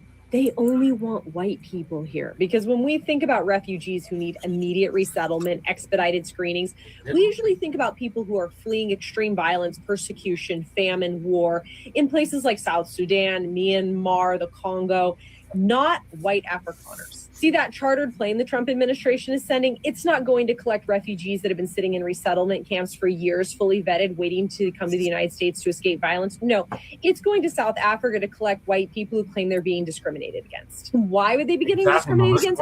Probably because they spent generations instituting legalized forms of racial segregation and discrimination called apartheid, aka Stephen Miller's wet dream. See, while the rest of the world after World War II saw that maybe racial discrimination not such a hot idea and favored more policies of integration and away from colonization, Afrikaners doubled down on that shit and instituted apartheid. Although it ended over 30 years ago, the social and economic legacies of apartheid continue today. South Africa is the most unequal country in the entire world, according to the World Bank, with white South Africans earning over 12 times what Black South Africans do. But don't worry, we're going to make sure that the white Afrikaners who instituted generations of discrimination and segregation against Black people get everything they need to get started here in the United States in their new life.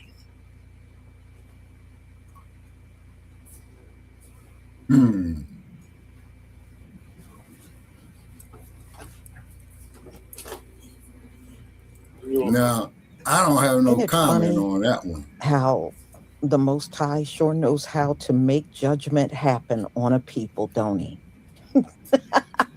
Right. You know, and the ones that were screaming the loudest, Donald Trump and Elon, you notice Elon got all kinds of companies, right?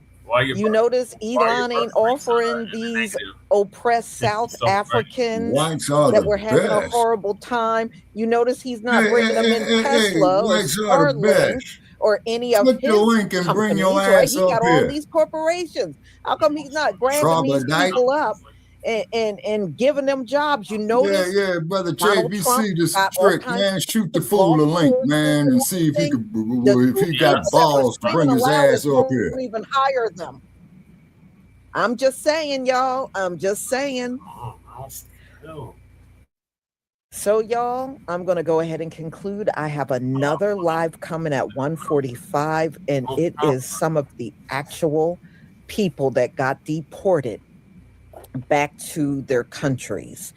Now, there was one I was going to get where this Mexican guy got deported. I couldn't use it because he had mainstream music on it, but hours after he landed in Mexico after being deported from the U.S., he got great. Afghanis, and now they're giving handouts to these goddamn And it also happened to a woman that got sent to Haiti. And I actually feel sorry for her, and she's going to tell her story. Why are you dying? After living in the U.S. for 42 years of her life, she got deported back to Haiti, and within a week, she got raped over there. I am an American. And, you know, they have no laws. They have no laws, so she can't even call the authorities for help because they would just come out and just leave. They would not help her. So she is stuck.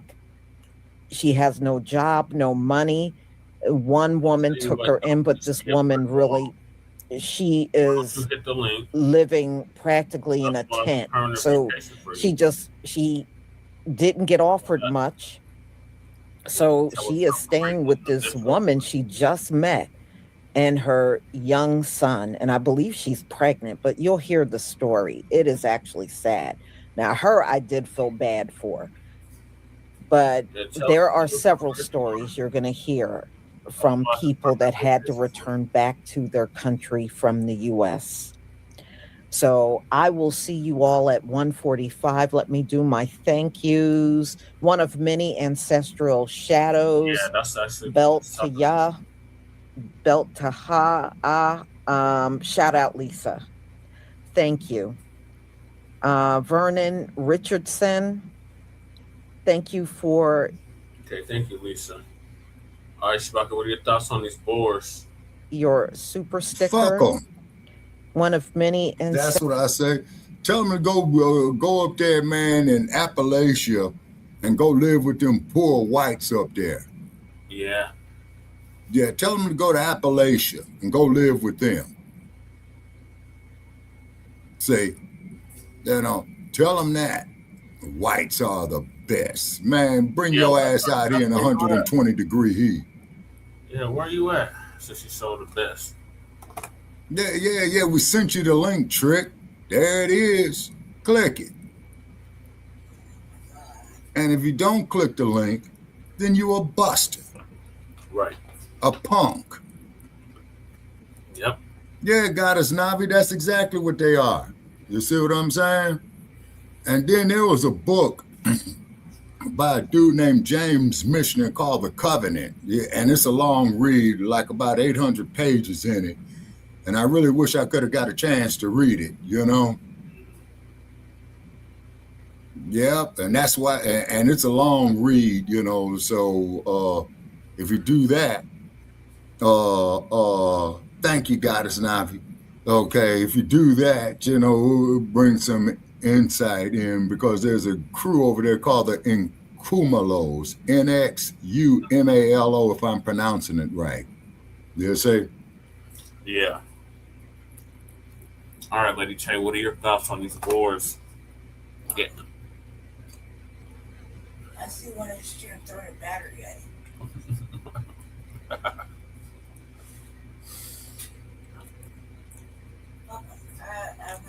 I best friend for sale that. Yeah, she's definitely not a board, though. So, fuck. Yep. Yeah, see, and then to also, too, this is why they went down there to King Shaka with that bullshit. You see what I'm saying? And then, and you remember me talking about his aunt Maccabi, Brother Che? Yep. Okay, Maccabi gave the order to kill her nephew because he had jeopardized the empire by allowing himself to be bullshitted, okay, by those British. You see what I'm saying? And then what had happened was they used to call Queen Maccabi the kingmaker. You see what I mean? But from what I understand is that Maccabi had a twin sister, and in their culture, they look at twins as something evil. Why? I don't know. I'll research it. See, the thing is, people, is that when you get off into this African history study, you say, because, you know, the culture is so old and ancient, from Kemet to Azania, you know what I'm saying, to the Songhai Empire, all the way down to, what was that there? We was talking about the rivers, Brother Che? River Gold. Yeah, Rio de Oro, meaning rivers of gold. You see what I'm saying? You know. The United States occupied Haiti. Yeah. Never left Haiti. These bastards said they will never forgive Haiti for destroying their planet. Continue to enslave, be enslaved in hard work. Yep, they still paying reparations to France. Yep. Keep in mind, what was the main harvesting crop down there? Okay. Once again, like in Louisiana, sugar cane. Now, what industries come from sugar cane? Like I said before, but this is for the sake. Yeah, this is for the sake of our new viewers, Brother Chad. He's still going to hit the link, so it's permanent vacation for you. No, okay. If they don't want to hit the link, man, fuck them, man, because they can't take this heat. They see? Yeah, okay. Now, they call it voodoo, okay? It's ancient African spiritual arts. You understand?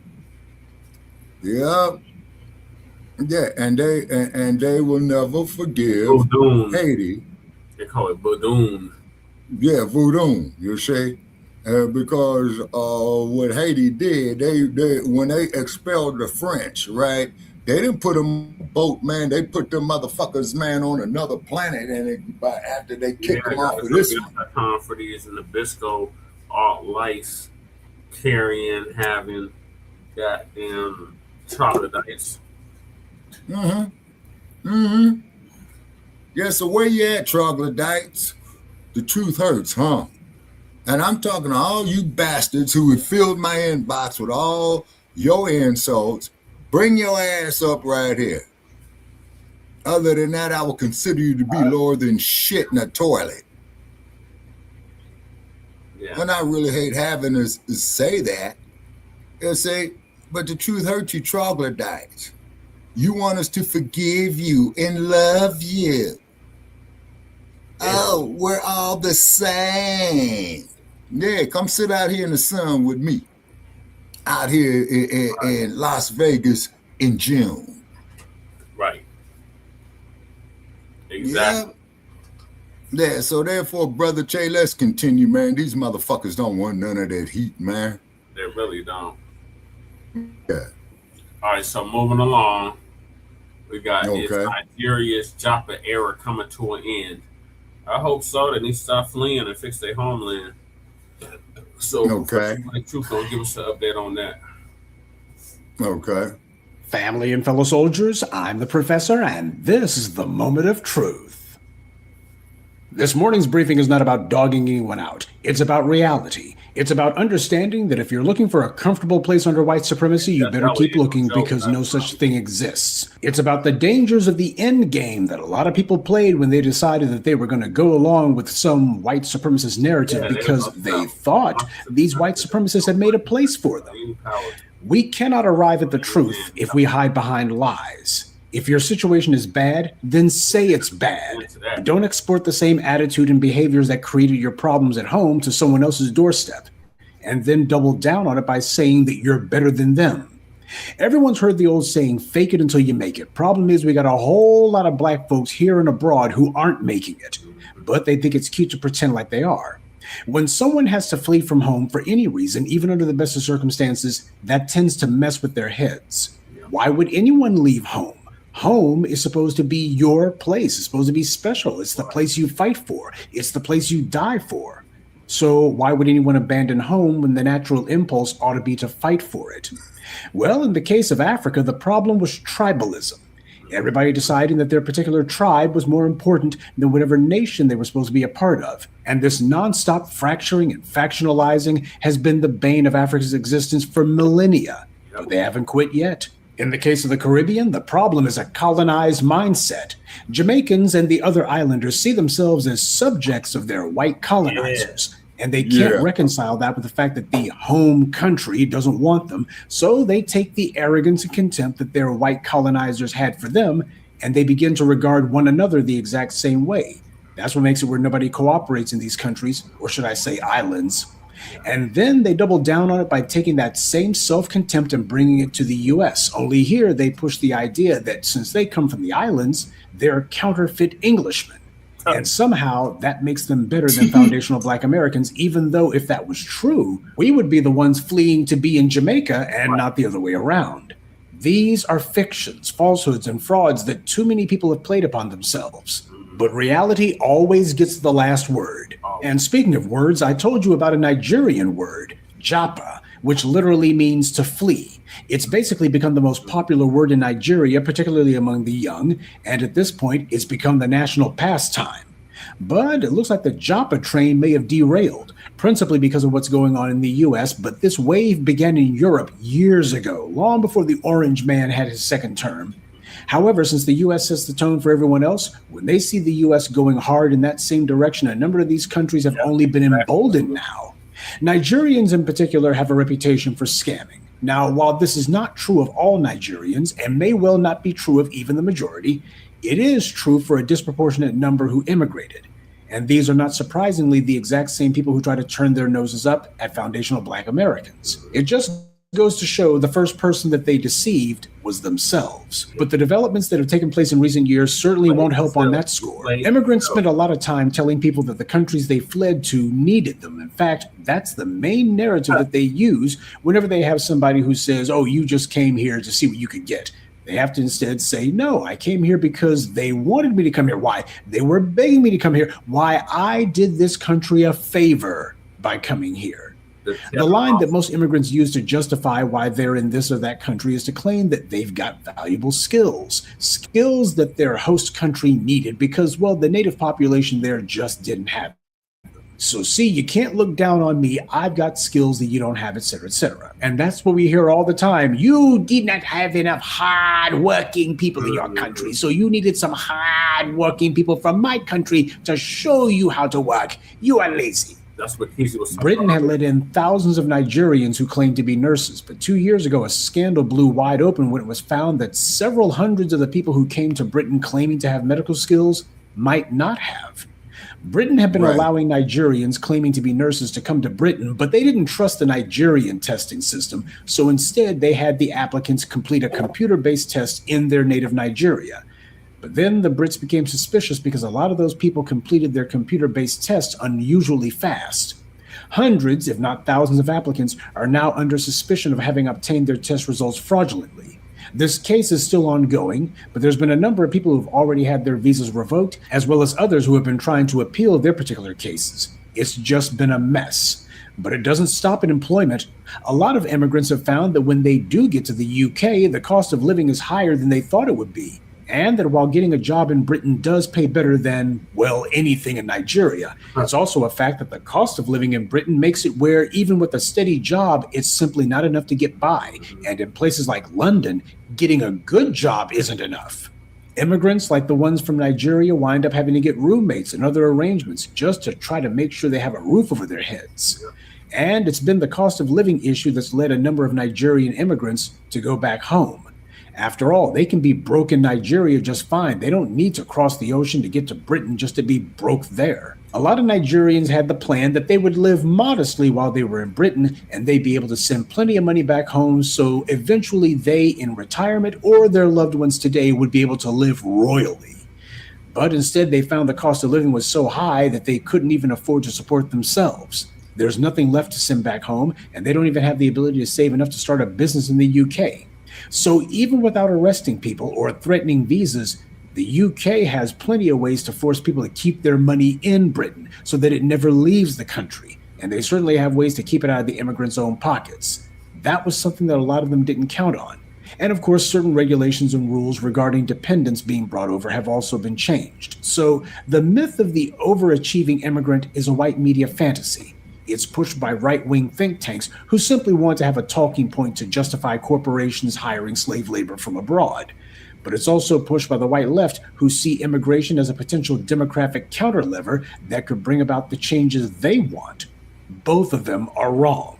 But this is the backdrop that's been going on for many years now. And it's amazing that a lot of the people who came to the United States only because they had foundational Black Americans kick open the doors for them also decided that they were going to wag their finger in Black people's faces and make all sorts of insults generation after generation. This is not something that came about since the 60s. This has been a pattern that's been in effect since at least the 1920s.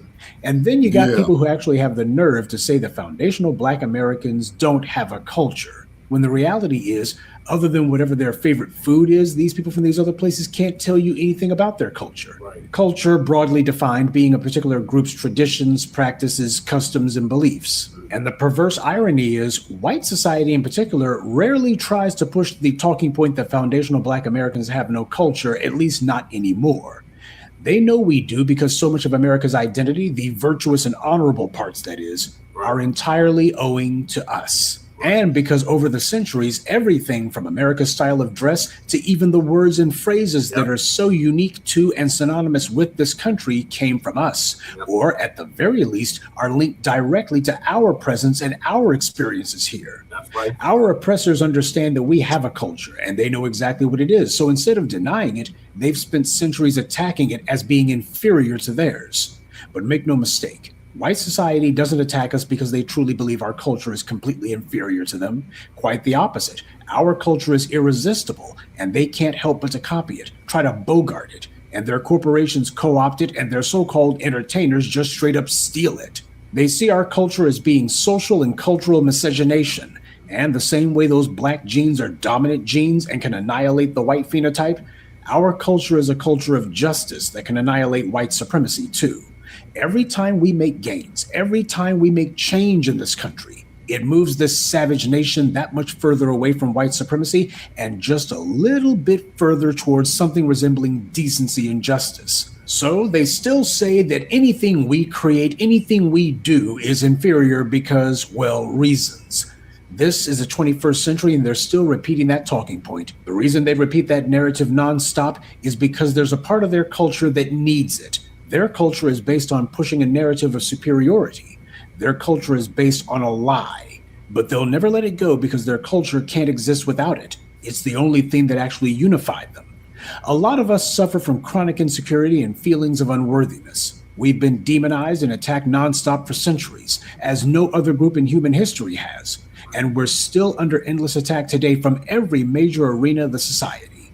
We know what they say are lies, but we, too many of us, are desperately trying to find a way away from Blackness because we think that's going to save us. Well, look at the immigrants if you want an example of how that would turn out. Most Black folks have become codependents, and we're hoping that other people will say that we're all right in their eyes so that we can feel better about ourselves.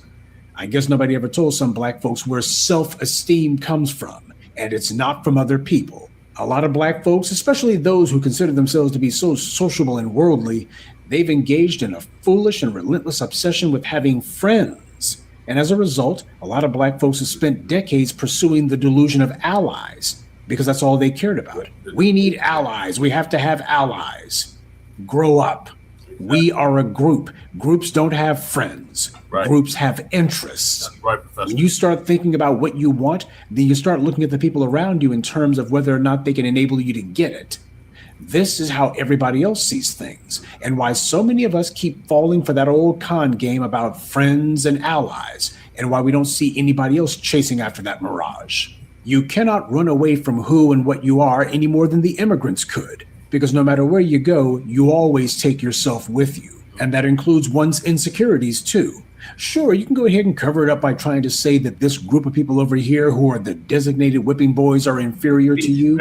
But sooner or later, reality gets the last word, the same way that it does with all of those people who thought that they had friends and allies, only when the crap hit the fan, they realized they were out there all alone yet again.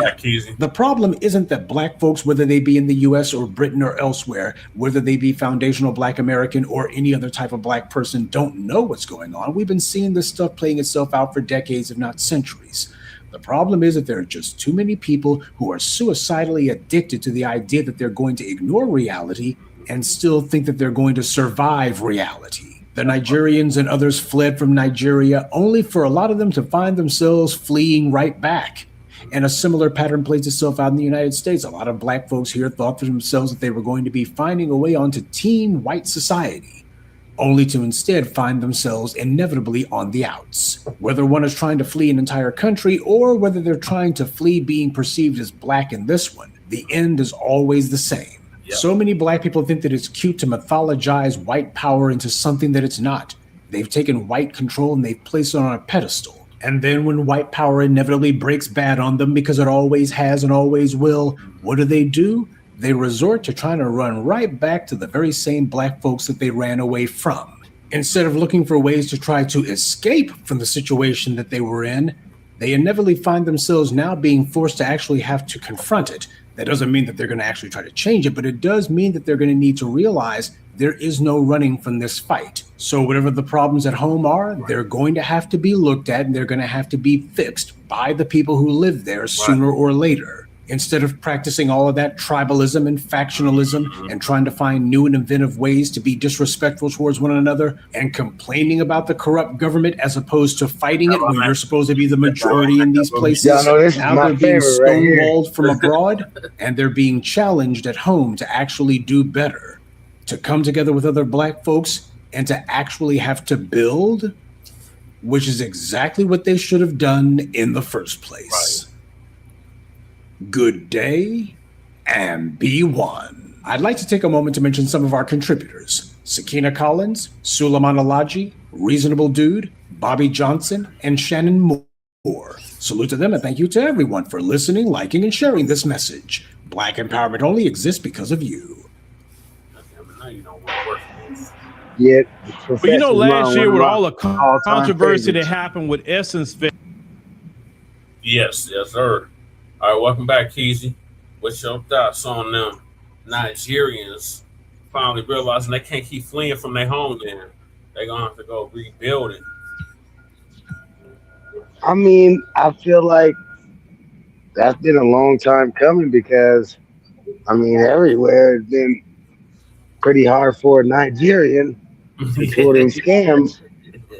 Nigerians they've been running them scams real heavy on everybody all over the world, and folks are getting tired of it. Ain't nobody gonna keep playing all of that. You know? Yeah, they shot their own selves in the foot with that one. Yeah, because I you can't keep running the same play out with that shit. Yeah, exactly. Yeah. I'm sorry, Cool Keezy. Yeah, but I was just saying this because I've been approached by that bullshit. Chain's been approached by that bullshit.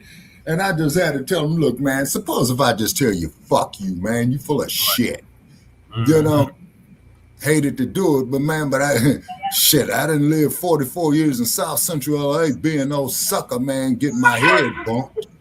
Right. Yeah, and on the streets, you definitely can't run that same play twice. Right. You gotta exactly.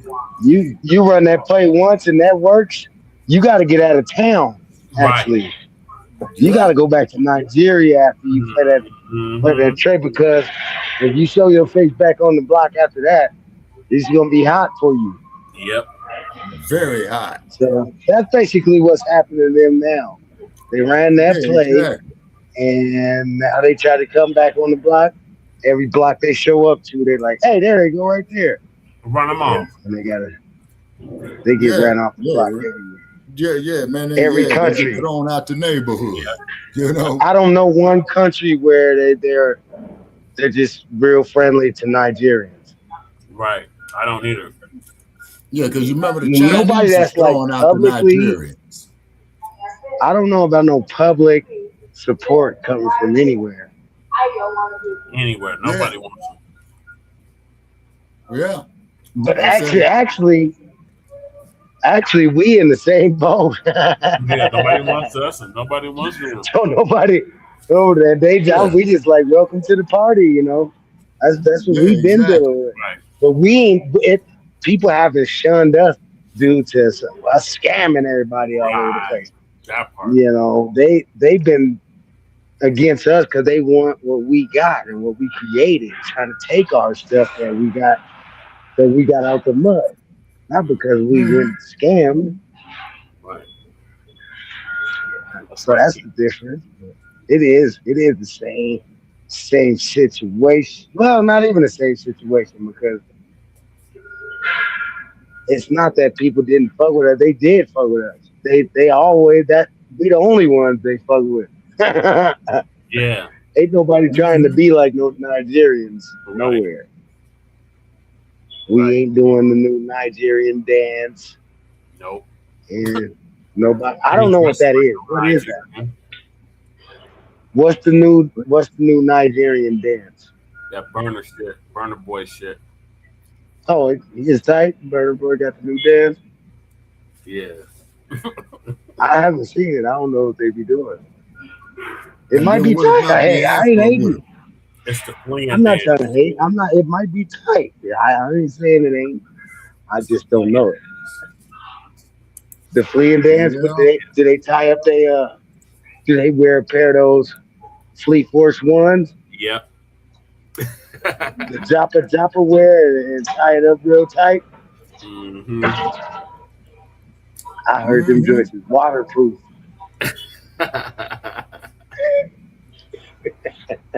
Now here's something for y'all.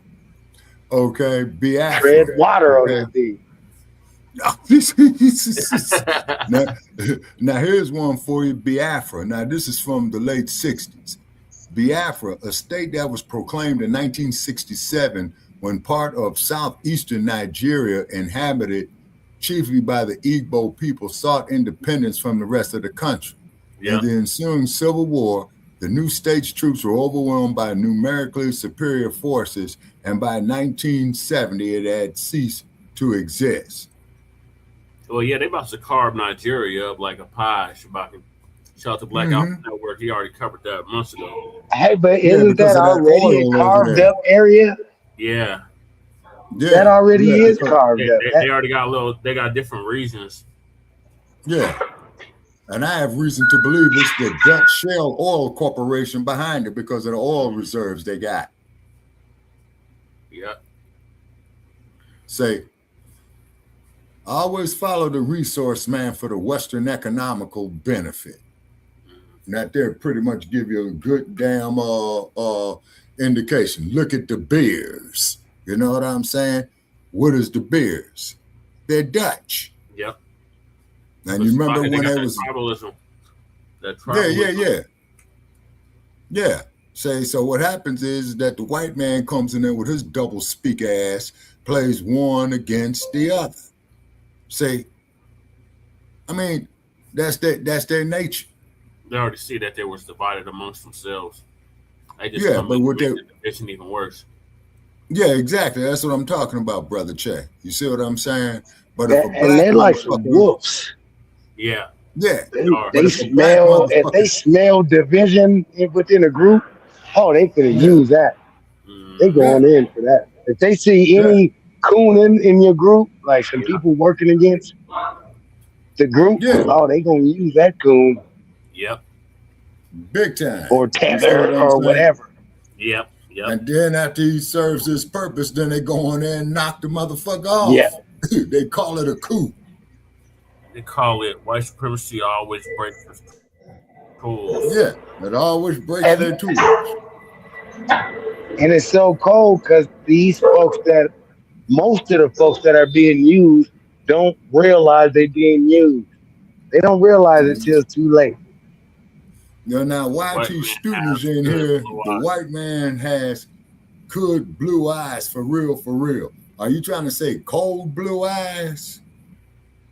I don't know what they're saying. I think they're trolling. Okay. All They might not be trolling. They just might have just misspelled something. You don't understand it. Yep. What's Uncle Phil talking about? Oh, punk ass Essence Fest. Okay. Yeah, you told me about that, how Essence magazine went over there and fucked it off. Yep, with the tellers. Mm-hmm. So Essence Fest is in jeopardy after Owing a combined $1.4 million in debt to vendors convention center. So this is down in New Orleans, and they owe the convention center out there $1.4 million. Yeah, that's one city I ain't never setting foot in. I like New Orleans. Wasn't too bad down there. Yeah. Yes, last year. Now we know Sundial Media Group is the owner of Essence now. Richard Lou.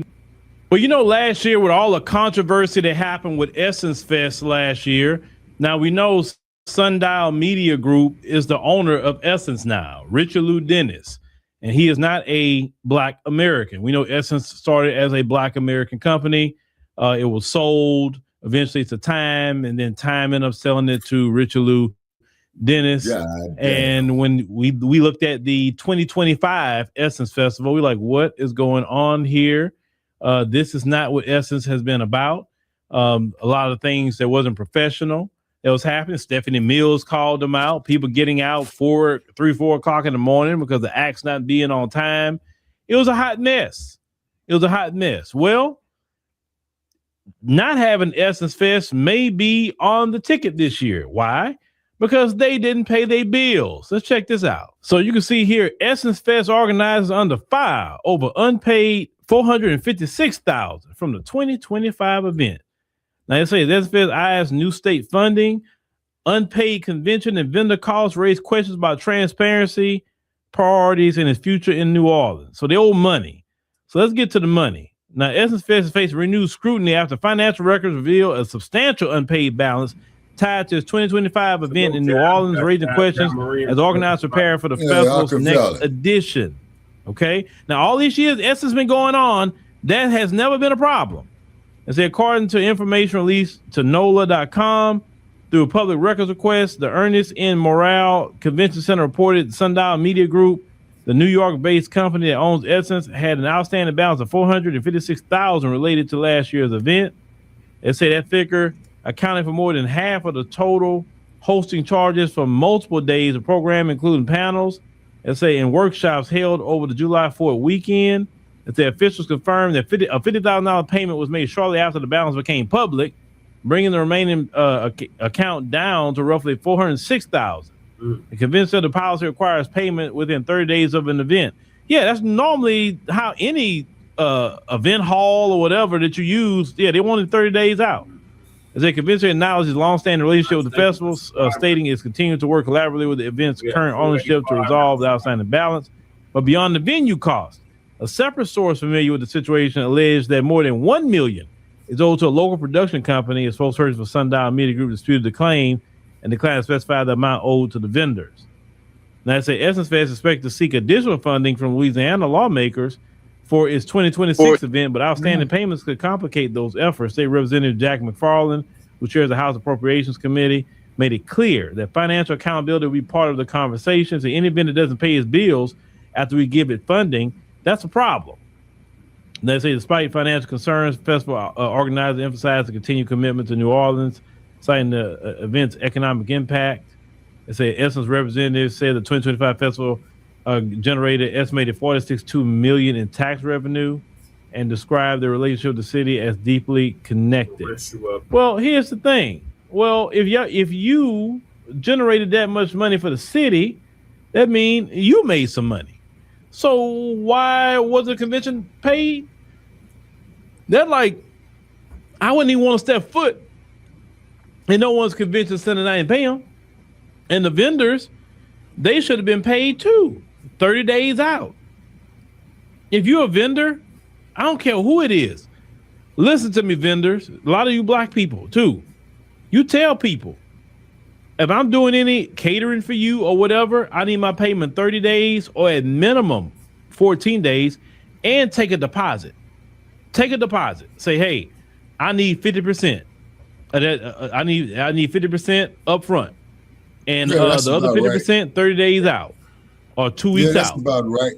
Don't sit up here and not get paid, because a lot of times, a lot of black business owners say, "Oh, it's another black person." Man, look, yeah, we so-called black. Well, he's not Black American, but business is business, and we see so many black businesses get screwed over. Like, for instance, we just talking about business in general. I've known so many people that's got screwed over. My own wife has got screwed over the years, and that's why she has certain policies. If you want something from her, you gonna pay for it. You gonna pay your deposit. You know what I'm saying? And certain depends on how soon you need it. You may be paying for it up front. That's just the way it is. Why? Because she's got burned before. I've seen when she got burned before by people, or working all day and all night, and then at first she's like, "Oh, you just pay me when I deliver." Well, then some people don't even go or whatever. So now you collect up front because that's supplies or whatever. So collect your money at least half up front. If somebody's serious, they will give you a deposit.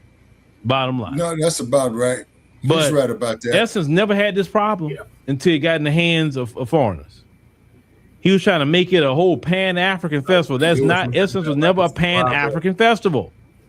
Essence was a staple in Black America. Now, some people say, well, we got to protect our things and this and that and the third. Yeah, his wife not. That's easy to say, but how you protect anything is support it with your dollars. That's how you protect it, right?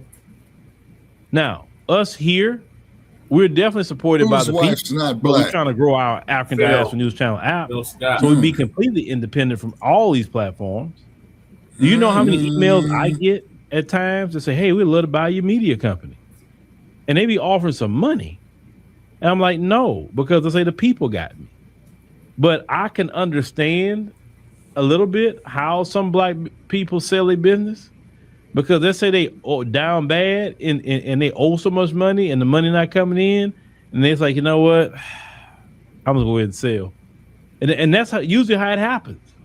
It's not that they just wake up one day and want to sell their business. Or some people just get tired of it and want to get out of it, but that's how they sell their business. So the best way to keep things in our particular community is to financially support it. You can do all the talk you want, but if you're not financially supporting, Essence, of course, now it's a little different.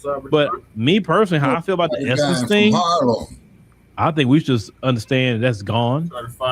That's not what it is anymore. And we should, as a community, create something else. We don't do magazines no more anyway. You know what I'm saying? We can create our own festivals. We don't, a new festival in New Orleans or wherever we want to create it at, and make sure people get paid. Because anybody I'm dealing with, I want people paid. I don't want people running around here and say, "Man, Phil didn't pay me." No. Not individual small businesses. No. Now in big boys, for some reason I owe something. Okay, I'll pay you. I'm pay you in payments, but I'll pay you. But if it's small businesses, no. I gotta get you up front, especially business in the community. I gotta take care of you. You understand? But yeah, with the Essence situation, when you said when things get sold and they don't get sold to a Black American, these things that happen, unfortunately, ladies and gentlemen. So how I look at it last year, Essence is not what we knew it to be anymore. I look at Essence been gone, because when you had Caroline Wanga being the CEO with all her weirdness she had going on, like, come on, she did not embody the Black American spirit. I met Caroline too. She was nice. She was a nice lady. I'm not saying nothing bad about her. I actually met her, took a picture with her. Actually, I've met so many people over the years. I just haven't posted all those pictures I have of people. But I just knew she was like, okay, she seemed cool. She kind of throwing off, whatever. But she's a Kenyan or whatever. There's nothing against Kenyans or shout out to Kenya. But she's just not Black American. That's just it. And it's not our culture. And that's why things didn't go, the right way. That's all. But let me know what y'all think about that. If for some reason Essence happened, we all go. Because it's not nothing that it was going to be on my list to think about for this year. Because what I saw last year, like, that wasn't it. That's not the spirit of Essence that we all know. That a lot of us, our family would make it a pilgrimage to go to Essence Fest. Right. And now they just kind of ruined it. Yeah, they did with that damn tether. Yeah. I'll dive into it further though. But yeah, this troglodyte had the tether audacity to say the best way to keep businesses in your communities is to quit being a bunch of crooks and thieves. Project some money. Okay. All right. Send that motherfucker a link.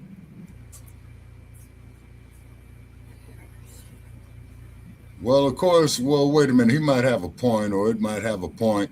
Send him the link. Yeah, that's the best way to do business is not be a bunch of crooks and thieves. Okay.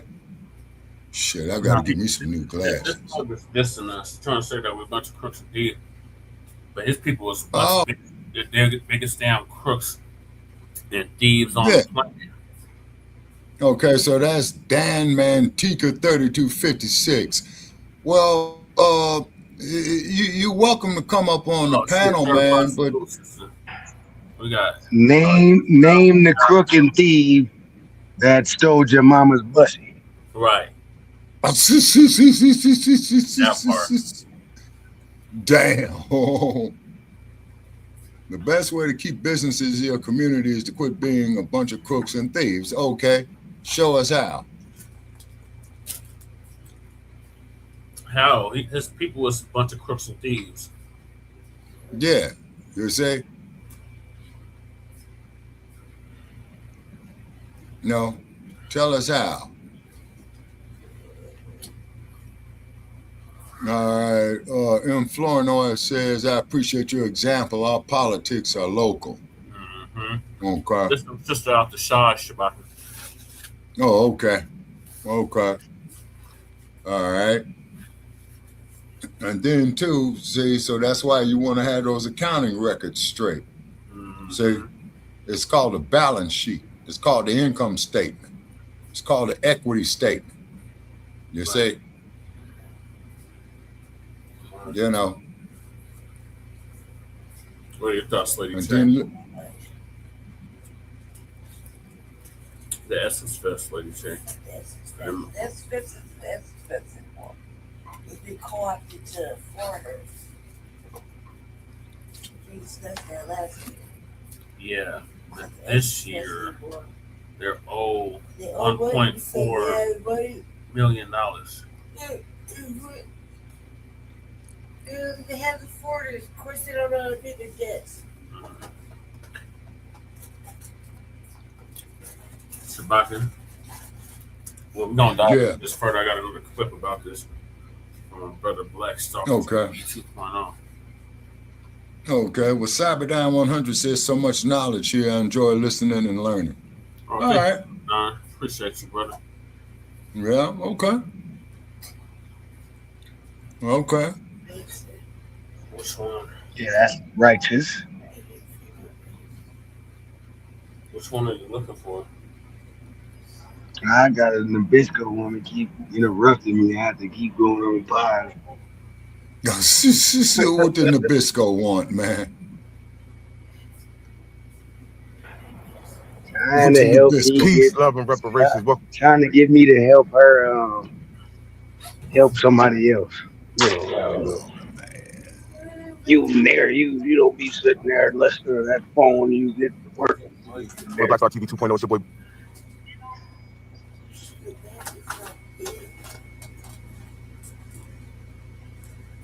All right, so our brother Blacc Star TV 2.0 is going to dive in further on this. Blacc Star, come in and hit that subscribe button, that like button. What's going on, everybody? I need everybody to go to change.org. Look this up right here and please sign this petition, family. It's free. We trying to bust some moves.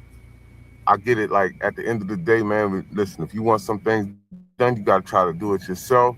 And I definitely recommend everybody, that's in their own state and county to try to do this locally for your own people. Yeah, Harvey is near Chicago in your vicinity. Yes, please support that. We need that. I want to talk about the Essence Fest. This video, we're going to talk about the Essence Fest and why they are being canceled in 2026. I'm going to play this video for y'all and we're going to break it down, family. That's right, Malusia St. Justice. That's why I quit looking at BET. Canceled in 2026, at least it may not be in New Orleans, because the African dude that took over Vichy Dennis, he's not paying people. He owed over $1.4 million. A portion of that to the Ernest Convention Center, he owed them over $400,000, and then the $1 million+ he owed to the vendors, he never paid the vendors. Now they run into the state legislature begging for money. They're begging for money from the state legislature. This is not alone. They begging the state to bail them out, and the state is like, hold up, you owe vendors over $1 million. This is a problem. We may not be able to help you out because you owe the vendors over $1 million, right? Now, he's not saying how the amount he owed the vendors, but he says it's not in the millions. Of course, he's going to try to downplay it, but how did you end up in this predicament? Why are you not an honest businessman? Why are you not paying those folks that you owe money? And they say they generated like hundreds of millions of dollars off the Essence Festival. What are you doing with the money, bro? But yeah. Hey, yo, family, think about that for a second, right? This man made all these millions. First of all, he's telling the state legislator that, oh, I owe the vendors over $1 million. They say, hold up, we can't pay no over $1 million. You doing too much. It ain't that much. See, you was just about to try to get over again. You trying to get over on the state legislator. You getting over on us culturally. Yo, man, these people are parasites. Not all of them. Some, like the tethers. The tethers are parasites, and all immigrants aren't tethers. But man, it's only a couple of seconds. It may not be an Essence Festival in 2026, at least not in New Orleans. And they're releasing a statement Tuesday. Yo, that's crazy, family. That's crazy. These tethers got to go.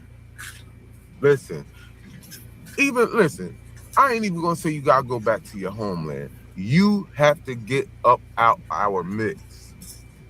Definitely politically, and then culturally. Like, we can't let you tether on to our cultural things. Yo, I remember in Oregon, they gave out these, I always talk about this, right?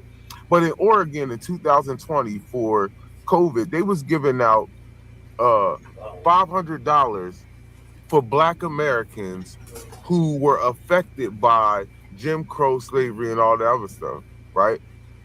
Well, it didn't say slavery in there, but it did say Jim Crow, redlining, and stuff like that. But yo, when you went to the line, because you had to get the check from the bank, On Point Bank, and it was another bank that was giving out the checks. Yo, and I mean that line was so long. And again, like, majority of the line was tethers. You had some Black Americans in there, but I know Black Americans who didn't get the $500. Because all these tethers in line taking it. And there was a few white people out there finessing, because I knew a white person that had got one of them checks. Facts. Yeah. But see, delineation would have stopped that. See, if we have a delineation, right, family, where we are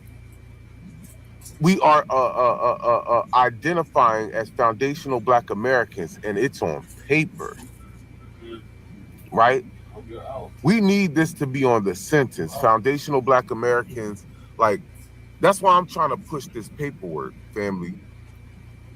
Like, we need them to recognize us on paper as foundational Black Americans, to where we are a separate aggregated group, to where when they start giving out loans, whatever, vouchers, reparations, it can be distributed to the right people, not under the guise of minority. Oh, it's pretty much here. Where we get all these groups getting some of our resources that we need, bro. We are at the bottom. We need the most repair. So we have to get specific repair for our specific harm. That's right, brother. Right? That only makes sense.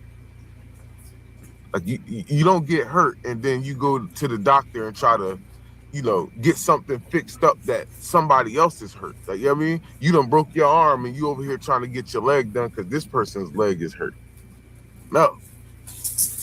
You have to fix yourself first before you start trying to help anybody else. Right. So, family, at the end of the day, Essence Fest, man, listen. That's a dead brand. He might as well sell it, man. Sell it back to a foundational Black American. I need open heart surgery, but I'm gonna settle for this arm brace. And we could do right with it. Because Jesse needs an arm brace. See, you done killed the brand. That's why nobody's rocking with it. The only way that Essence will ever get back to where it should be is if a foundational Black American takes back over it. Other than that, I need asthma medicine, but Essence Fest is just gonna fall off. You want me to fight hard for hemorrhoid cream? It is so crucial that we delineate. It is so close. This dude wasn't even paying us. This is the stuff that I'm tired of, right? This is why, I ain't gonna say this is why, but the reparations that was given out, the checks in Chicago was really what inspired me. But at the end of the day, we have to start checking people, man. I was on Facebook the other day and I had told this girl, she actually got kids with my cousin or whatever. But I'm like, y'all, she's Spanish, so we going back and forth over whatever. And I'm like, at the end of the day, y'all talk this unity thing, but which one of y'all Spanish people are going to go correct what happened in LA when they misplaced us? Right. And took the resources. The LA City Council. Right. Yeah. They was redrawing district maps. Who fixes that problem? People think they can always just get over on us, take our money, oppress us, do whatever you want, and you don't ever have to make that right. No. We're going to start putting foot to ass. People going to start making things right for us. That's right. Facts. Yeah. Because we not just taking and just sitting down and just saying, hey, man, you know what? This is nah. We have the most corrupt government on the planet. We got a Moorish Bible. First, I used to say judicial system. This whole government, man, the Epstein files prove that Black people never was the issue. Yeah. You drinking kids' blood. Man, you listen, bro, I don't want to hear none of this stuff. I don't want to hear none of you white supremacists talk about Black folk. You could talk about the Messiah. You could talk about where's that white supremacist that just was calling us crooks right now? Long. Yeah. You know who else was doing all that stuff? Where's the crooks white guy that was saying that? Oh, he's still here. All those Anglo whites. Do we got a couple doing the same thing the children's doing? You ain't blood or what? You ain't about to separate yourself from that. He said you got to do it for yourself. Stop. Nope. And listen, I don't want to hear it. I don't need to drink blood for myself. Here and push all this money around to everybody else. Where are you getting this blood, sir? Y'all, listen, bro. They in the kids' photos. They said that Epstein owned the blood that you're drinking in the tap room, sir. Where did you get it? Y'all gonna give us our bread. And what's your address? We need to know where you're at. Y'all gonna give us our bread. Y'all literally be giving these people all this money so they can literally drown everybody out and they can have a monopoly on shit. No, you're gonna start breaking our resources so we can compete with all these pedophiles out here that own all these companies. Squeeze that. All these people who do all the judging and all the moral judging, y'all the most corrupt, craziest people on the planet. And then on top of that, if you're not directly involved, you're literally hiding it. If you watch the stuff on Congress right now, all they doing is filibustering. Both sides, they both full of crap. Man, put all that stuff out and unblock everything. I don't want to hear it. If it ain't a kid's face, unblock it. If it's a name, unblock it. You over here hiding people, hiding this, hiding that, and you ain't got no real reason why you sitting here hiding stuff. I know this was going on now too. Yes, they do. They don't want to show their grandma's face in there. And all this. They got a picture of Epstein, Trump, Elon Musk, Bill Cosby. I'm like, Bill Cosby? Don't try to throw no black folks in that.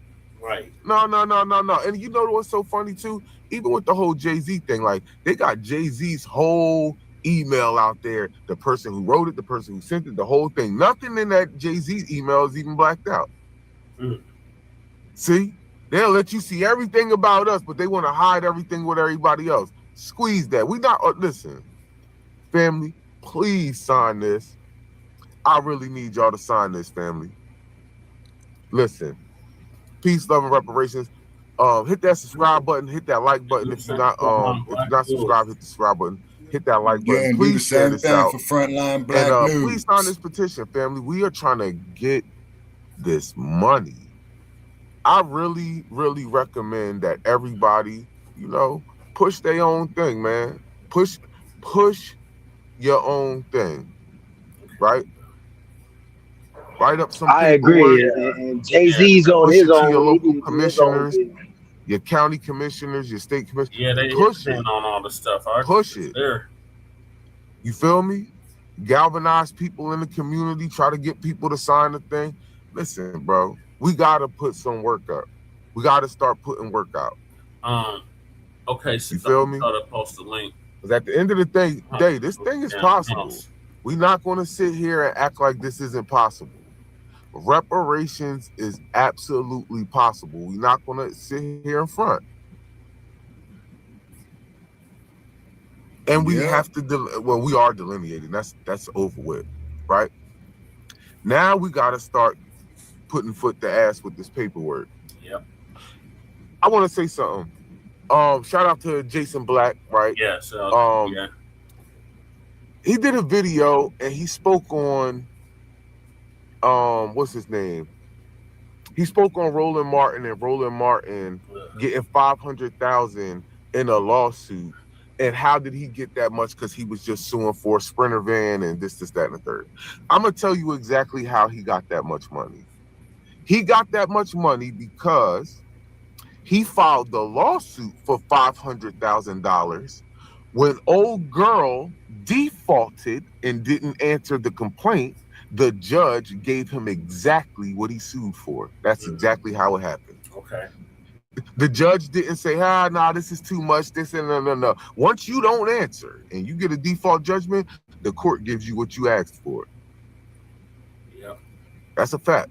Now, the caveat to this is how's he plan on recovering this? Right? Because when you sue people, it's easy for a person, an individual person, to file bankruptcy. Now, you a business or a state entity, that's a whole different story. That's why the lawyers that I deal with, they don't even sue people. Every lawyer that I've dealt with do not sue people personally. They say if that person don't got a business, or if it ain't a entity, a state entity, county police, something like that, DIFAS, DHS, or whatever, they not suing them. Nope. You not getting it's paid. Easy for a regular person to swindle out of it and just not pay you. So yeah, he's probably not going to get it. As a matter of fact, I'm gonna give you a perfect example. Young Pharaoh sued Polite. He won. Young Pharaoh never got a dime. Polite was still running around spending all that money. Because again, if you put your money in a trust, they can't touch it or take it from you, no matter who sues you. I remember that. that. Peace, love, and reparations. I just wanted to break that down. But yes, family, we got to get into this paperwork. We got to listen. The law is absolutely mandatory for us to know. That scamming ass Polite been in the game. The law is mandatory for us to know, family. And we got to start. I think I'm gonna start a channel. I have to. Because we don't understand the law at all. Like, seriously, we don't. And I think that it's imperative because everything is legal. Even this whole thing that I'm doing right now with this petition, it's legal. Somebody has to sign it and get it into legislation. You see what I'm saying? The actual bill. So thank you, family. I appreciate anybody and everybody that's helping, everybody that's signing the petition. I appreciate you. I appreciate all of y'all. But please go to Amazon and get that get the books, get my books, Judicial Warfare and brother, the Premium I Trap. would get your books, Please but go you get can't that. do it Please through support Amazon. your brother, man. Fuck I'm out Jeff here Bezos. working. I don't do anything but work, bro. If I ain't working like on the books, and I don't mean off the books illegally. When I say off the books, that means I'm just doing paperwork, doing this, doing that, doing this. Yeah, man, listen. If it ain't my job, I'm still working. And I'm working hard, family. I appreciate all the love and support, man. We up out of here. Peace. Peace. Oh, man. If you're not already subscribed to this YouTube channel, go ahead and hit the subscribe button now, along with the bell icon, so you can be notified whenever a new video is posted. And if you're already subscribed, check and make sure the YouTube hasn't unsubscribed you. And of course, be sure to give the video a like, as well as share it on your social media. The white supremacists hate that. And now, the Sunday address. Don Lemon waved at supporters back in Minnesota for the first time since his arrest. At his side, former U.S. All right, so before we get to Don Lemonade, what's your thoughts on the SFS being canceled? Thanks to FBI canceled the SFS last year because of the goddamn tethers was trying to have a Jollof rice, goddamn. A cookout, a Jollof cookout. Yeah.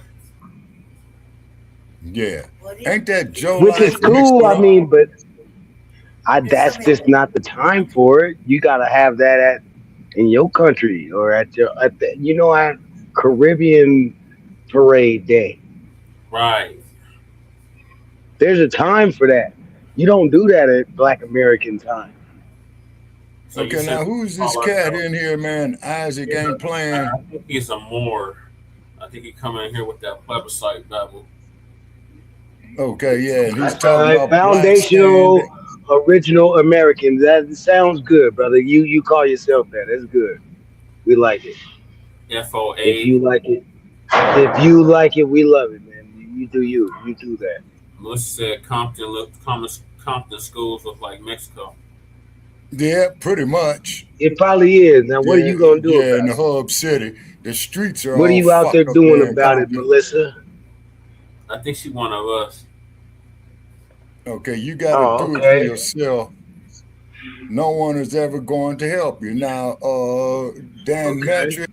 Yeah, okay. Now, what you saying is, wait a minute. Hold it. Let's not start talking about cannibals. Y'all the ones that ate yourselves. Yeah, exactly. Bodysuits when this country was and then let's not get off the Essence Fest. Y'all talking about these dumbass folks well, I'm not gonna call y'all dumb. Y'all just getting off the topic in the chat. We talking about what we were just talking about. We were talking about the Essence Fest. Right. Okay, if the Essence Fest, man, wasn't legit, man, shut it down. You know what I'm saying? Because it ain't nothing worse, man, than going out there being a damn vendor and you got an outlay of $10,000, man, and then all you pulling in is $2,000. You just lost $8,000. Right. See, ask me how I know. You've been there, done that. Exactly. You see what I'm saying? And man, and that there will make you be one of the most antisocial individuals going. See? And then the code. It's an FBA thing. It's not a diaspora thing. Yeah, I mean, what essence are they talking about? Essence, ain't nobody else had that but us. So when you take us out the picture, then it's going to dry up and get real tacky and Jollof. So like the brother was saying, they just need to sell it back to us. Yeah. And I agree with that. Yeah. Now, let me no ask you this disrespect here, to anybody listening. No, hey, we're not disrespecting Joe Live. Hell, some of us eat that shit too, but that's not our favorite thing. And I don't think it's time to, we don't have Mexican food on Black American Day. That's not what. Ain't nobody coming with burritos and all the rest of it. Right. But we know how to make that too. We can make some burritos, just like we can make jollof and somebody like that. But that's not the time for it. Yeah. You don't bring your stuff to our event. Keep that shit at your house. We don't want that. That's true, sister. The sister in the chat said, I'm trying. You would think that born and raised in the city of Chicago, we have some sense. However, those within my sphere are slow as hell. Mm-hmm. Yeah, we get that. We get that. And our sister, you got help out there too. There's a lot of uncode brothers and sisters in Chicago that we connected with too. So shout out to Chicago. Yeah. Yep. That Dan guy said, yeah, having a trust is absolutely number one from the start. Although he misspelled the, know. Yeah. Dan, thanks for your on comment. the keyboard, that G is right by the H. A family trust. Everybody get these likes up too while y'all in there commenting. Hit the like button. Right. Don't be shy about the likes. Right. Don't be shy about the likes. And go ahead and share this out to your social media. Right. Or else your mama is ugly with some stanky feet. Damn. Yeah, exactly. Dan Mentic. I know vendors who was doing that shit and didn't want me to go up there and work for them. Well, man, I can only pay you $100 a day, Shabaka. Nigga, fuck you, man. You better show me that damn balance sheet, man, and I take a third of the gross sales.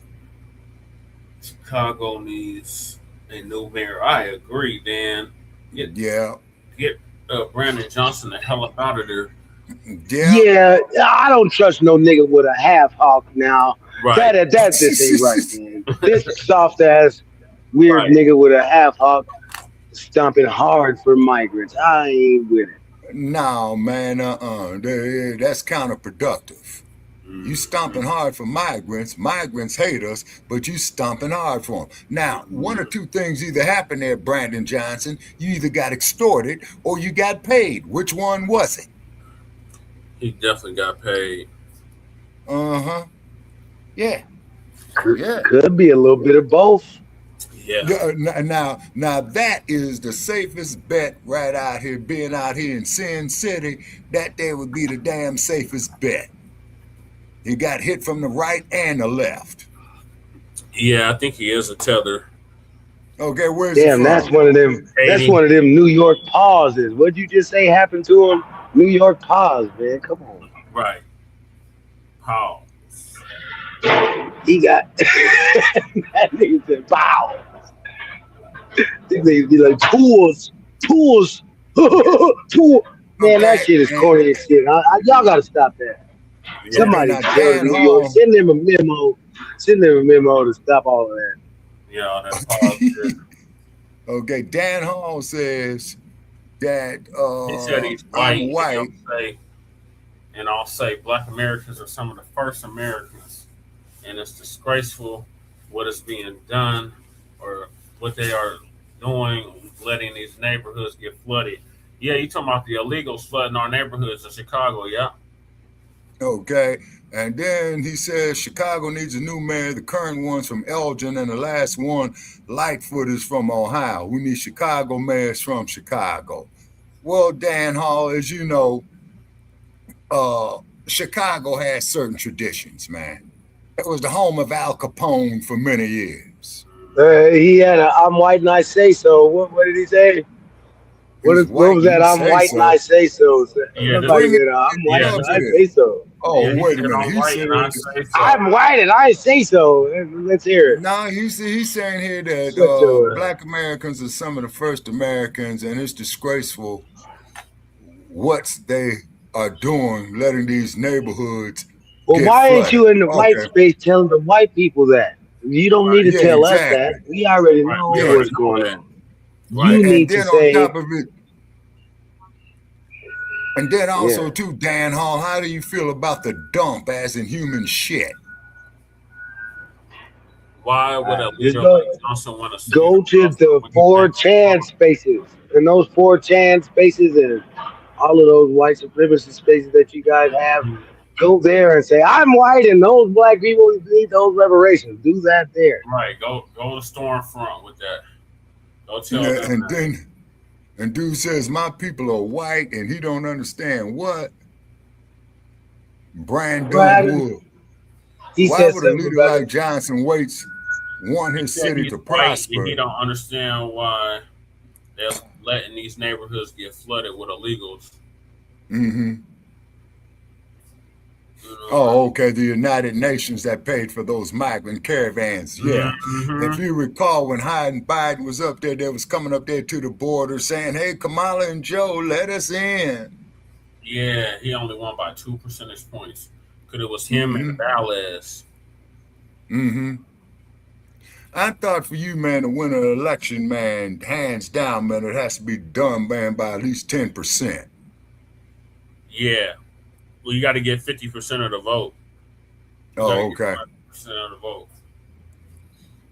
Now, why would a leader like Johnson want a city to prosper when he banks on it failing and the citizens needing benefits? Yeah. Yeah. All right, he's bought. Mm-hmm. I mean, that's obvious. What people do not understand. It's that the margins are slim. Yeah, okay. Would not have won. Okay, one. Voters got off 4% more of voters got up off their ass. Okay, now, Flournoy, 2971. Okay. I voted in every damn election. Okay, he says he was complimenting black people. Okay, if you're complimenting black people, man, okay, all right, it's all good. Appreciate the compliment. Just say, I'm not really. It's a backhanded compliment, Shabaka. Oh, really? That's all. I don't really be ain't tripping about that compliment, or we're not tripping about nothing you saying up in here. Right. Oh, okay. Really, nobody's tripping on nothing. Okay, they developed thanks for your comment, Dan. People, just make sure you share this on your page to your white supremacist buddies. Yeah, exactly. CP1. You guys can sit there and have discussions with long discussions with mayonnaise sandwiches together about this. Yeah. And then he says he wasn't saying anything back about black people. I was upset that the white people are letting all the migrants get in. Yeah. And Dad, I'm not saying anything upsetting to you now. I mean, I know you like mayonnaise sandwiches. There's nothing wrong with that. You sit there and have a mayonnaise sandwich and have that's good. And he needs to be on that. We all do. Okay, cut from a different cloth. 1241 is up here last. Okay, if you don't like that, just have an avocado wrap. Oh, hell no, man. The sight of avocados make me want to vomit. You don't like no guacamole, Shabaka?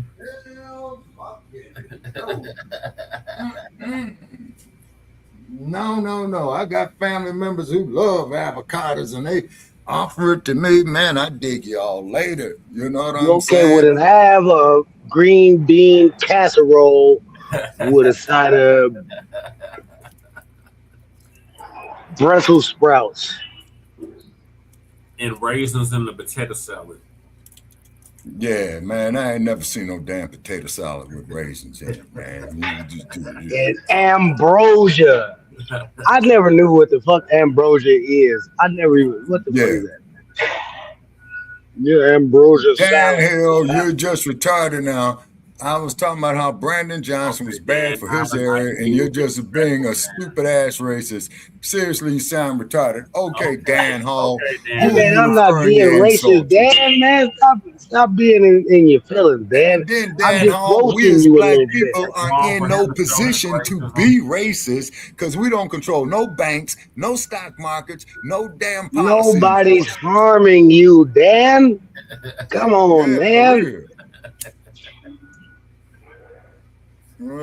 Just like Lori Lightfoot, where did she come from? She was selected, not elected. Well, there's some issues about Lori Lightfoot. Now he's cracking up. Yeah, I think there's something about it. Dan is in his feelings about that roaster. We struck a nerve with Dan. It's racist. Hey man, but you know what? Y'all be coming in here trolling us all the time, and so y'all, when I'm on here, sometimes I give it back to everybody. So when y'all see me here at night, I'm not gonna go against your little trolling comments. I'm gonna roast you up real good. And then, okay, now Crew is saying in the ancient Greek myths, Ambrosia is the food or drink of the Greek gods and is often depicted as conferring longevity or immortality upon whoever consumed it. Now, Crew, you know, man, he been eating ambrosia salad, man. Come on, man, this dude is out of line. You are out of line, dude. That dude must have dated a Becky. Yeah, Crew is Crew. He must be dating Becky. Crew. That's our brother Crew out the shy. I know, but he dates a Becky. Okay. If he was eating ambrosia salad, he had a Becky. Okay, now this person says when you're an independent black thinker, they call you a coon race trader, etc. They're really racist. To be honest, shaking my hand. Okay, explain yourself. Tell me what a black nobody ain't called. No, who? No, nobody. You just commented here the first time in your natural life, talking about we're calling you a coon. We don't know you, man. Don't nobody ever call you nothing.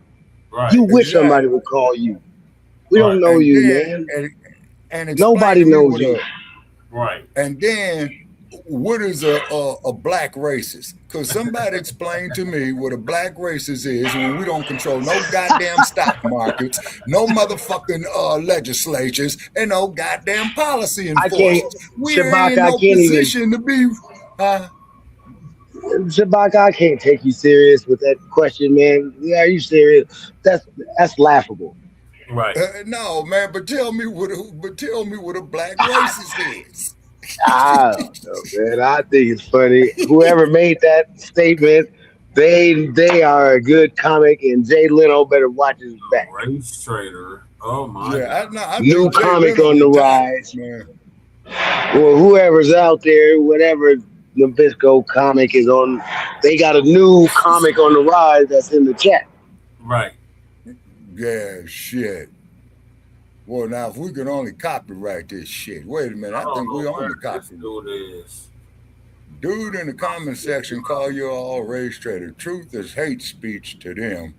Okay, Yolanda Jenkins Wilson. Okay. Please specify. Now, the reason why I'm asking the people to specify is because I don't want to misinterpret them. You're talking about the Nabisco trolls in the chat, Shabaka. Oh, okay. All right. The truth is hate speech to them. Oh, okay. All righty. Okay. Just as long as they spell our names right and share the episode. Right. And they get upset when you beat them to the punch with the roast. You roast them right away, and then they can't control you as hard. They get all mad. Colors. First, you're gonna go complimenting us, backhanded complimenting us, and then he got real mad when you said what you said, Cookie. Oh, now. Right. Then he said, "Oh, you niggers." He didn't say niggers, but you know what he wanted to say. You know, he thought about it. But like I said, nobody has yet to answer the question. He started trying to call me racist immediately. He started attacking me about lying and saying I was racist because I said he ate a mayonnaise sandwich. I didn't even put the meth pipe on him, man. He already was crying. Right. Damn. Just Nabisco feelings. Yeah. Damn. You know what I'm saying? You know, shit, we could talk intelligently on here, and I know the damn word is intelligent. That's the difference between a wise man and a goddamn fool. Not saying I'm all that. Right. I'm not mad at people that think for themselves either, sister. Yeah, exactly. You know, just stand up, be a man about it. Think it's not illegal yet. Yeah. Yeah, thought crimes. Yeah, that was another thing, man. I want to tell Sarge, man, that book, 1984, you had the thought police. If you making the wrong thoughts, something is wrong with These trolls are sounding like Sarge. It might be Sarge. Is that you, Sarge? You went on a lamb on us, you rascal, you. All right, I'm going to switch gears to what Professor's about to talk about, which is this damn Don Lemonade. Oh, yeah, Don Lemonade. Don Lemonade. Don. That's Shantae. How does that song go? You better work it, girl. Cover girl. Come on, cover girl. Don Lemon. Yeah. Damn. That's the same one that he could smell weed in Ferguson, but he couldn't smell injustice. Oh, we gonna get our reparations. And y'all gonna be sorry, Hazel Pete. Yeah, we're gonna get the reparations, Hazel Pete. And now let me tell you something, Hazel Pete. Only thing the reparations money is gonna do is gonna get submerged back into the American economy, and your broke ass might need to see one of us for a job. Okay, thank you for signing the petition, crew. Hey, do y'all got the link to, do I need to put the link up to Brooks actions that we need to all be signing, sending these emails out? Oh, yeah, you can put that in there if you want. You ain't Glenn Bitten 787.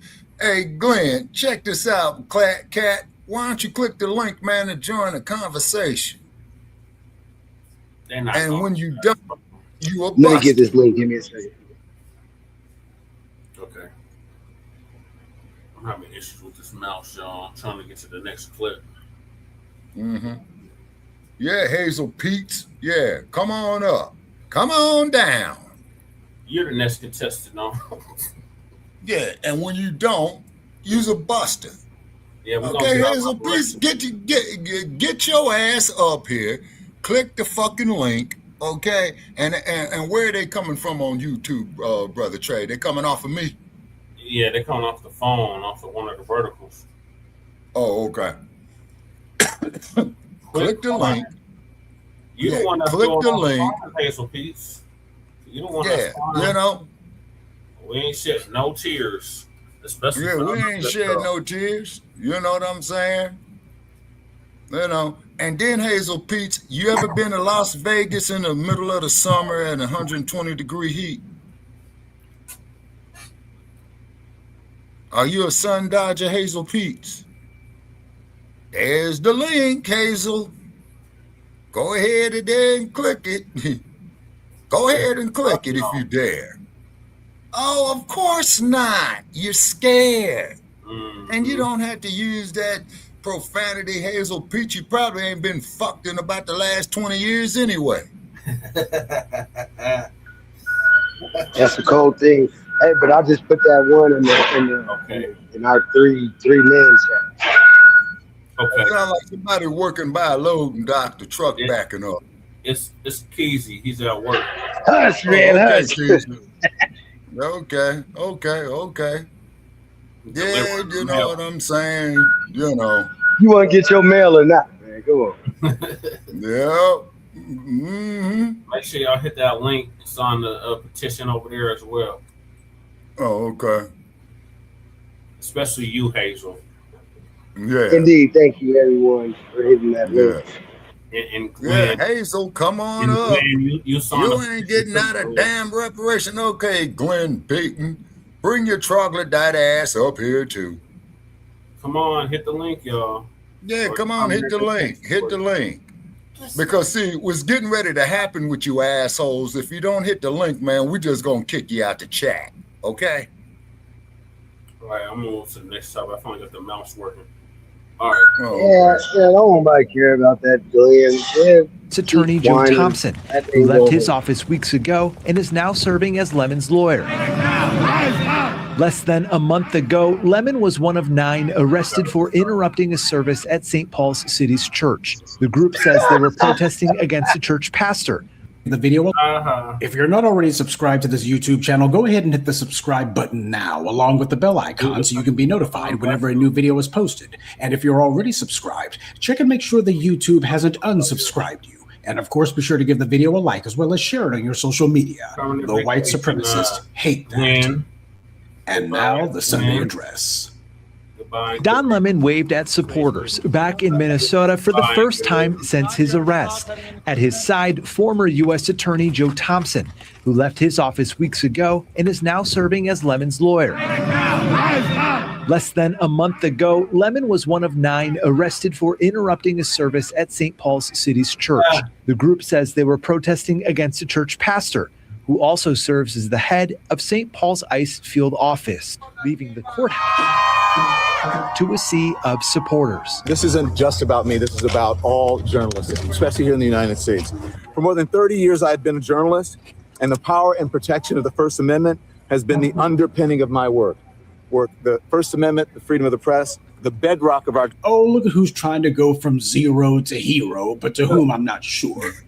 Don Lemonade pleaded not guilty to the federal case against him. And you know what else he's not guilty of? Ever doing any journalism. Right. With all that's been happening to him, you would think that Don Lemonade would be just a little bit bitter. See what I did there? Instead, he's loving all this attention that he's been getting, which was the entire point of this exercise from the very beginning. It was meant to get him some headlines because, after all, when nobody cares about you covering the news, your next step is to try to make yourself the news.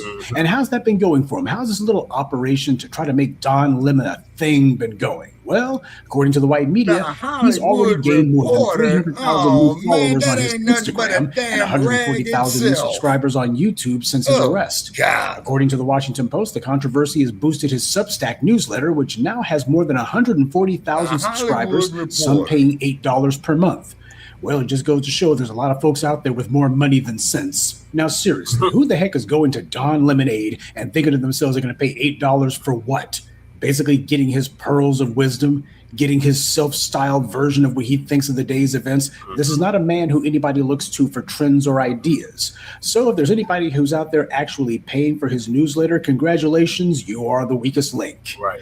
Don Lemonade has gone ahead and weighed in on all the people who are being skeptical of his motives, saying, quote, I don't want it to seem that I'm capitalizing on this, and I'm not, because I could have been on every single morning show with all the people calling for me. That's just not why I'm doing this.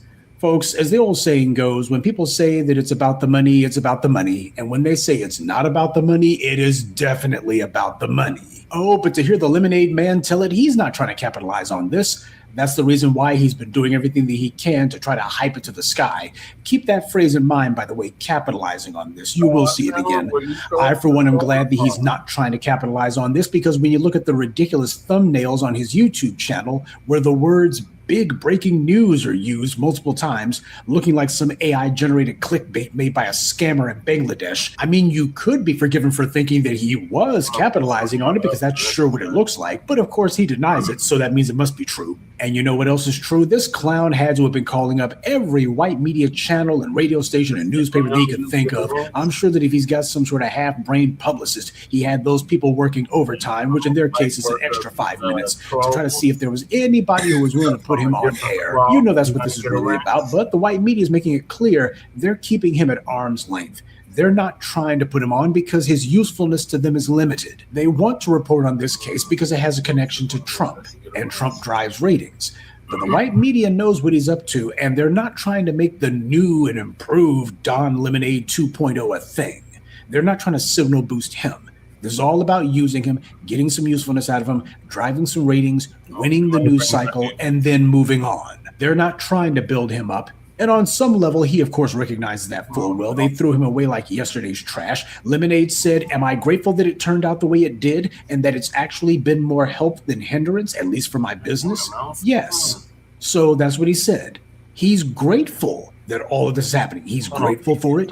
He's grateful that the feds came to his home and that they arrested him by dark of night. He's grateful that these armed men showed up and that now he's looking at a federal case against them. He's grateful for all of the money that he's having to spend on lawyers and such because of this. He's grateful that it turned out this way. Is so grateful He's grateful on that for that. day. Think about Don, that. come drop some Because the bread entire on this purpose behind what he's platform. doing is he was claiming that he went to Minneapolis to that church because he was just being a journalist. And as a journalist who was simply doing his job, to have this unexpected turn of events, the way that he put it, to have this happen to him, you would think that the way that he's been talking, he would say, this is terrible what's happening. This is terrible for America. It's terrible for me. It's terrible for journalists and reporters everywhere. It's terrible for the First Amendment. You would think that would be a stance. Instead, it's he's grateful that it turned out this way because it's been a help for him, at least for his business. Yeah, you can tell that Don Lemon is a product of the white media. He sounds just like the former disgraced head of CBS, Les Moonves,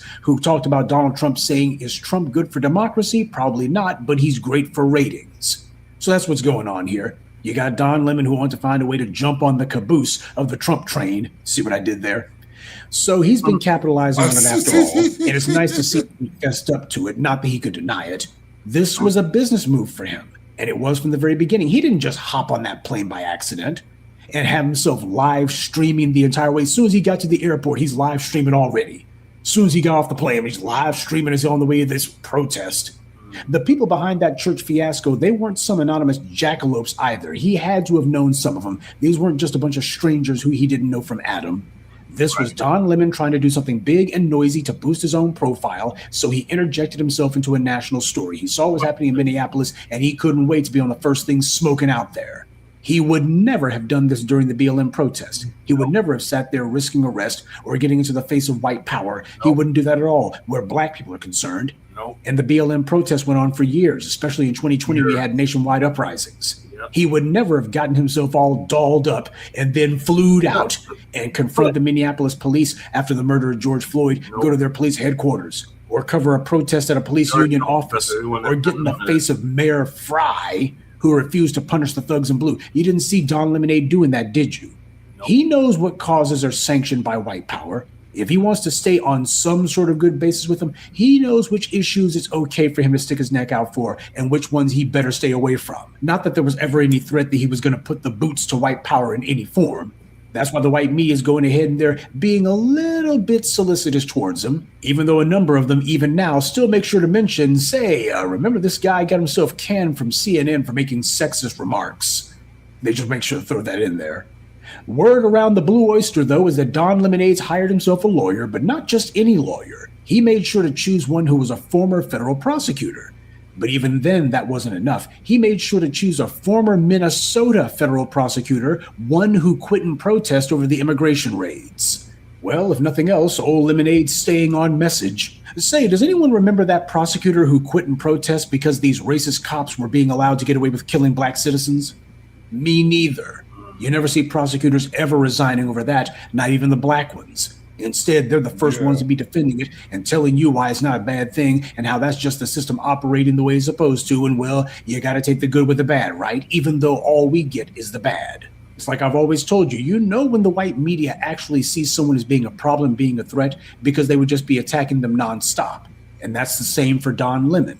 They would be attacking him nonstop if he was a member of the real black media. If he was one of us, somebody who actually does critically take on white supremacy, somebody who actually does critically address the real centers of power and whose work is actually a threat to the system, then the white media would be attacking Don Lemon left, right, and center. At the very least, they would be trying to justify what Trump's doing, or at least to say, well, you know, there are some plausible problems here, whether Lemon knew he really did overstop. We can't really think of anybody who's done this before. That's what the entire angle would be if he was actually a threat.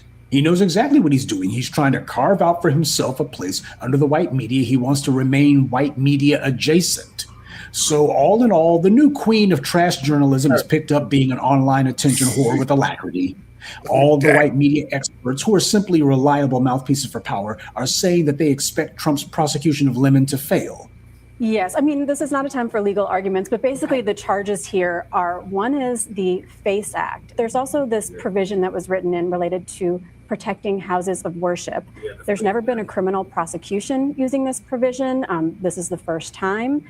And some former prosecutors who spoke to our reporter Sarah Lynch actually said, civil rights prosecutors said that they think this case could be dismissed on the basis that actually that religious protection provision, it's a little complicated to get into, but may be deemed unconstitutional and unenforceable here. So it's just possible that on the basis of the way they're using this charge, it might not be able to go forward. Well, if Trump's past and recent prosecutions are any indication, this one's going to go down in flames as well, looking at his failed attempts to indict Democratic Congress people last week and his multiple failed attempts to go after Letitia James, which, truth be told, one would have thought would have at least made it to trial, if nothing else. But the orange man and his white henchmen simply couldn't figure out how to make that one work. So it just goes to show lawfare ain't for everyone. Just because you can file a lawsuit doesn't mean that you're able to mount an effective lawfare campaign. But when people have an actual legal defense, it gets a lot harder to try to railroad them. Remember, the U.S. injustice system is pay for play. Unless Don Lemonade has squandered all of his money at the Blue Oyster, he ought to have at least a couple $1 million, which is more than enough for him to actually have this legal defense mounted. He's not going to have a problem paying the lawyers for this because the case ain't going to last that long. This is not going to be some years-long odyssey. Though in Don Lemon's case, we can all tell he would love it if this case went on for years. He would love it if he could just basically have year after year to be able to say the Trump administration's still after me after all these years. I'm the most important person in the world to the most powerful man in the world, and that's why you need to subscribe to my Substack, now only $9 a month. And I'm not saying that Strawberry Shortcake shouldn't be allowed to monetize himself, but what I am saying is he should be honest about it. But then again, what else do you expect from a product of the white media? Honesty ain't exactly their mission. Right. White supremacy believes in taking both sides of the conversation, and for Don Lemonade, this could be a double-edged sword. See, if Don does wind up like Jussie Smollett, you know, another gay black man who tried to give his career a boost by pulling a dubious PR stunt, and if he winds up being successfully prosecuted in spite of himself, the white media will wail about how this affects white reporters. There's not going to be any attempt to make Don Lemon out to be some sort of political prisoner. There's not going to be any attempts to push some stop the lemon from being squeezed campaign. They'll leave him to do his time, modest though that may be. But regardless, they have no long-term plans for Don Lemon. This is not going to be a launch pad to some sort of new show or new anything for that matter. They're making that pretty clear. No matter how this turns out, when it's all over, he's going to be mercifully forgotten. Now, assuming the orange man's case falls flat like all the others he's ran has, what's next for Lemon after this is all over? Well, I think that what's going on right now is the best evidence that even he knows he's done on white media airwaves. And he's not even getting that much support from bootleg media for that matter. You haven't seen a lot of these clowns out here, these sorry Negroes who suck up to white power trying to make a cause celeb out of him, have you? That makes sense, because there's no honor among sleaze. These professional butt kissers are all fighting tooth and nail for the one or two token Negro spots the white media has available. And they pushed their own mother out of a 10th-story window to get one of them. When CNN canned Don Lemon, you didn't see any of these sorry bootlicks out here going on some jihad for him. You didn't see any of them saying, oh, CNN, we need to boycott CNN. We need to do something like that. They didn't do that at all. Just like when Tiffany Cross-Eyes got canned, when Joy Reid got shown the door. Yeah, that's how it works out for these guys. They don't stick up for each other because they're all trying to get each other's spot. If there's one of these fools who was on TV who winds up getting their pink slip, the rest of them are like, good. Maybe that'll make a spot for me. When Don Lemon went down, none of them stuck up for him. But so far, CNN isn't bringing in any other Negroes to take his place. Not one tether's gotten a show, nothing at all. As far as they're concerned, they had one too many Negroes on the air, and now they got one less, and they're fine with it. So the competition for whatever imaginary white media slots there are left among the bootlicks is going to only increase. Don Lemon, however, has always been in business for himself. He has never looked for a black audience, and he's not about to start now. This is Don Lemon trying to position himself for a white center to left of center audience. That's what he thinks is ultimately going to come out of all of this. If he can build himself his little old platform, well, he can not only get some nice little revenue for himself, but he can also pretend as if he's a vital member of the media even to this day. And because bootlicks never have any original ideas before it's all over, I fully expect Joke Reed to call herself going about the same kind of stunt. Don't be surprised if she pops up somewhere trying her own pathetic version of what Lemon did. She's an immigrant herself, so I wouldn't at all be surprised if she tried to do some asinine ambush journalism at an ICE operation. And she'll suddenly be all vocal about being the child of immigrants and how this affects every Black person in America. No, the only Black people this affects are Black illegal aliens and the sorry Negroes who thought that they would suck up to white power for a paycheck. Those are the only Black people who are quote-unquote affected by this. Well, I think we've given more than enough play to the trials and tribulations of Don Lemon, self-inflicted though they are. So I'm sure you'll probably be glad to know that I'm not going to be following this case because there's nothing to follow here. This is all about a washed-up former cable news personality who is now trying to manufacture a second act for himself. And so far, I guess he's found something that he thinks actually works, and that's fine. But this is not anything that we are supposed to be respecting. Don Lemon is hardly a journalist. What he is a former TV personality who's now trying to form his own cult of personality. He belongs in the same company as a Jake Paul or any of these other online individuals who will do anything to get themselves some clicks, because that's the business they're actually in. Don Lemon's man bites dog stunts may be entertaining, but they're not enlightening. There's nobody who can actually say that they learned anything from this man. And there's nobody who can lie and claim that he's some sort of champion of the First Amendment, because in virtually every case where he actually had an opportunity to speak truth to power to that little CNN audience of his, he always stuck to the party line. He was a corporate man then, and he's still one now. The only difference now is his checks are no longer signed courtesy of Warner Brothers Discovery. Good evening, and be one. I'd like to take a moment to mention some of our contributors: Cornell Sly, Morris Bodden, Carolyn Hughley, Gregory Jones, and Black Truth United. Salute to them, and thank you to everyone for listening, liking, and sharing this message. Black empowerment only exists because of you. All right, Chewbacca, what's your thoughts on Don Lemonade? He's through, man. He's through. Don Lemonade is through. The only thing what that dude is trying to do is trying to salvage his shit. You know what I'm saying? And then, of course, we all know what Don Lemon is about on his lifestyle. So connect the dots on that. You know what I mean? They say, you know, and just like the professor said, Don Lemon ain't going to be homeless. Don Lemon ain't going to starve. You know? Nope. See? He's not. Yeah, he's not going to be homeless. You know what I'm saying? Yeah.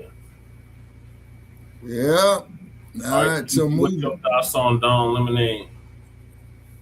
I can't give it right now. This loud ass dude. This dude is loud ass machine over here. Oh, okay. All right. To hell with Don Lemonade. Pretty much. That he's doing. Like Chewbacca alluded to, and Professor, he didn't do nothing about the situation in Ferguson when Mike Brown, you know. But basically, that's funny though. I did like what the professor said, that Joy Reid would probably be the next to show up at an ICE rally and get pieced up or assaulted and thrown in jail. Yeah. So I'll be looking for that, because these people gave that. A lot of the Black media, man, they be dead on with some of these predictions. Yes. So I thought that was funny. I'm pretty sure one of them, another Black Democrat, is going to come out and get smacked upside the head. And that's going to be the new thing. Look, they're attacking Blacks. Brandon Johnson got smacked up by the ICE. Yeah. Yep. So the hell with Don Lemonade. Enjoy this week. Yeah. Any other motherfucking frauds and phonies. Yeah, because see, they really are not going to report on real shit, man. Really, that's vital to the Black community. No, they're not. They're going to report on Democratic bullshit. Yeah, exactly. You know? All right, so yeah, you know, Don Lemon, man. Now get this here, people. Don Lemon ain't even made no comments about Emmett Till. No, he's not. But yeah, see? I'll give And a lot of people, I don't get why a lot of people haven't been like making comments about this woman. I mean, I saw you guys do it, but I think it needs to be more folks making comments about that woman that wanted to gather around FBAs and all in a room and hit us with some real lethal. Yeah, she said she gonna strap a bomb to herself and blow us up. I wasn't gonna even say it. I'm like, geez, man, why ain't too many people saying nothing about that? Man, that broad got a hold of some bad dope, man. Got a hold of some bad dope. We covered that now. Phil Scott. Man, that's a Pan-Africanism is a cold thing. I don't want none of that. Well, I'm gonna say that it was good in theory, but it wasn't practice. Right. Yeah. All right. So moving along, we got another lynching. Oh man, who is it, man? In Wisconsin. In Wisconsin? Yep. Damn. Oh, God damn it. Come on, mouse. Oh, God, this mouse. Yeah, you might need another mouse, brother Che. Because mine be acting up too. This damn mouse I got, man, this motherfucker's well over 10 years old. Yeah, this one is definitely not that old. Uh-oh, you got the receipt. Take it back. Refund, replacement. Yeah, I might have to be replaced at this point. Yeah. It's holding us up. Okay.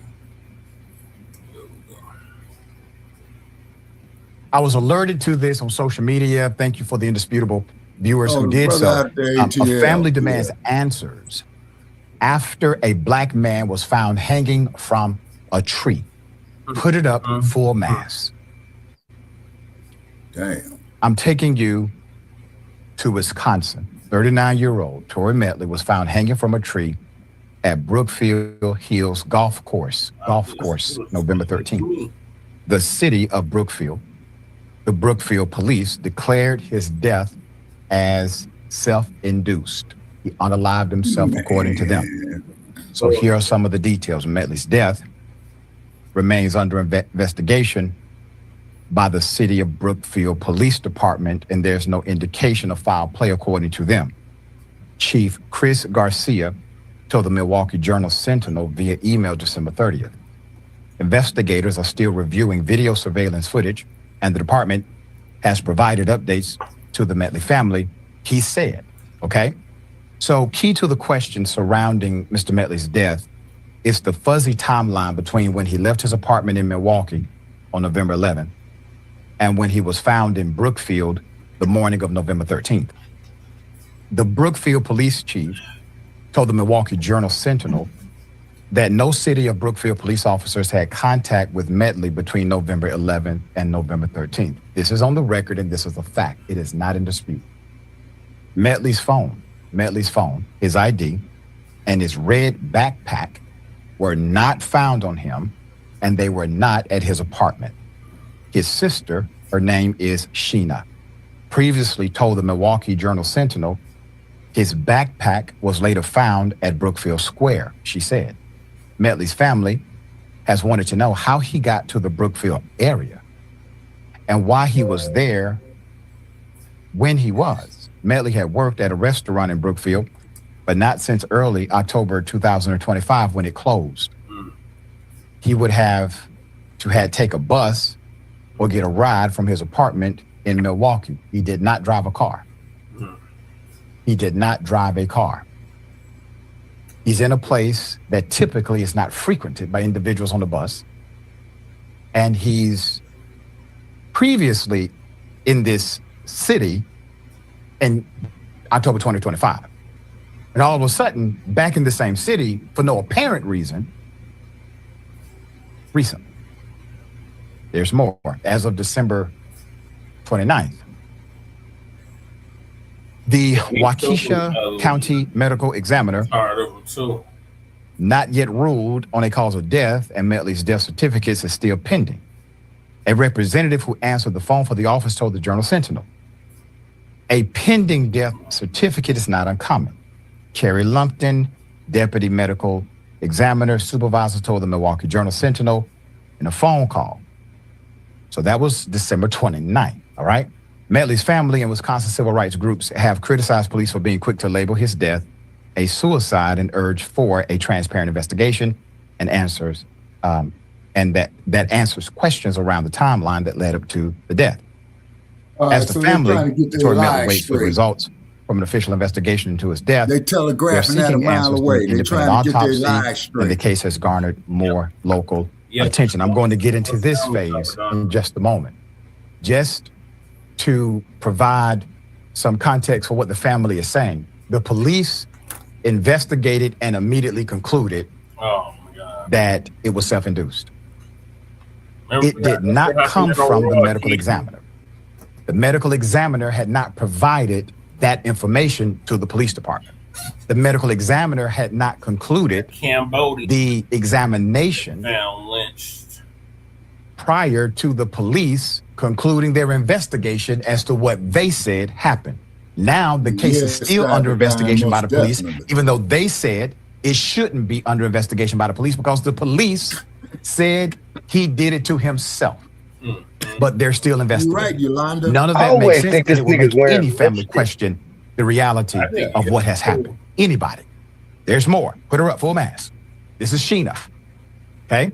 Sheena Medley, Tori's sister, told the Milwaukee Journal-Sentinel on December 30th that her family is now working with an independent pathologist and patiently waiting for final results in their independent autopsy. The family started a GoFundMe fundraiser to help pay for the independent reports. They are expensive. The page has raised more than $7,000 of its $8,000 goal before donations were paused. Okay? Courtney's history of the country's history of lynchings and the current political moment contribute to the questions, obviously. And also the fears that a death like Medley's may have been caused by an act of racial violence.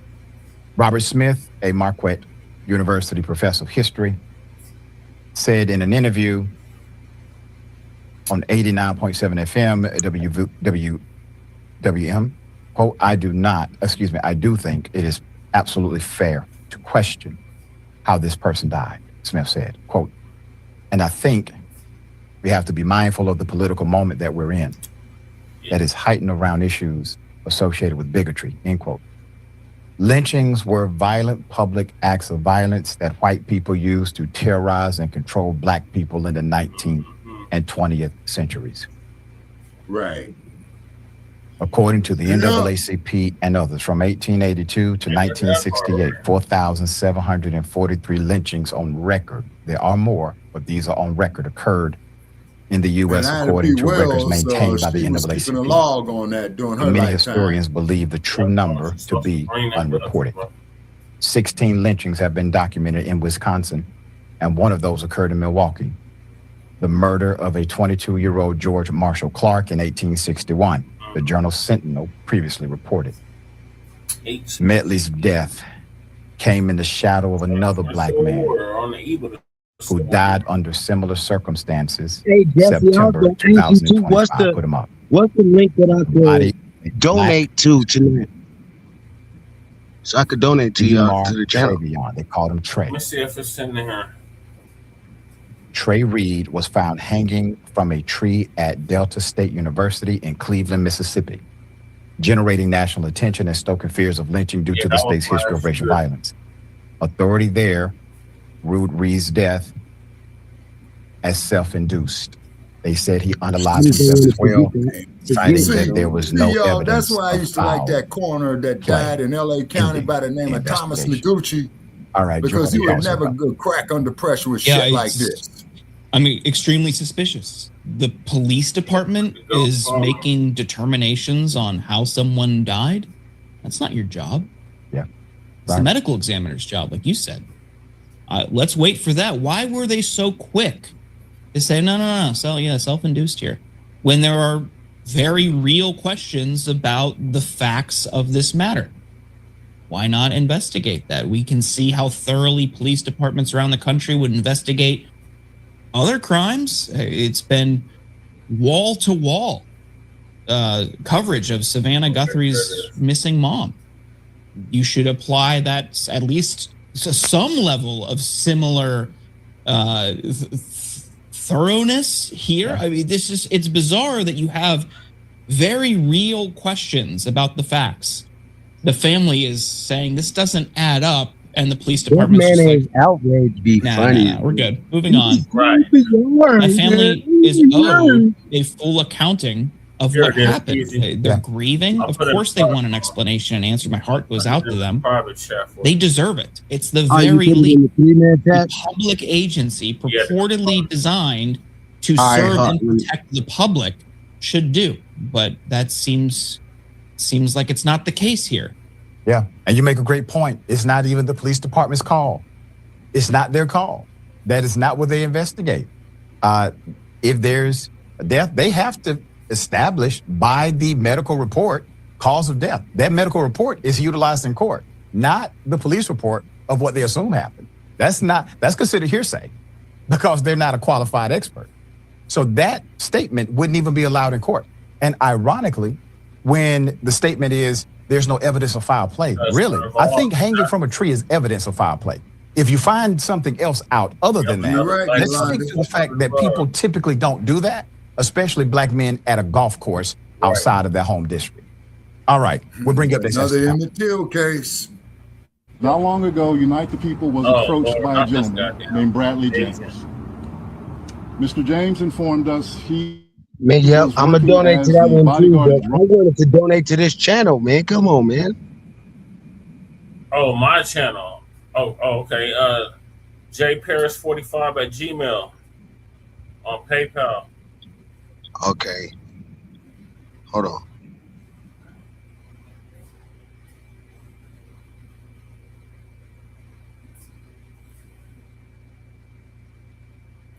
That's just Shabaka fun. Shabaka It's needs gonna more. keep me. I'm gonna have to do that. I'm gonna have to do that. Cause if I go into my my PayPal right now, it's gonna kick me out. Oh yeah, that's true. Cause I don't have streaming with the app. I'm not on the app. Oh, That's okay. right. That's be kicking me out. I'm on my Chrome browser.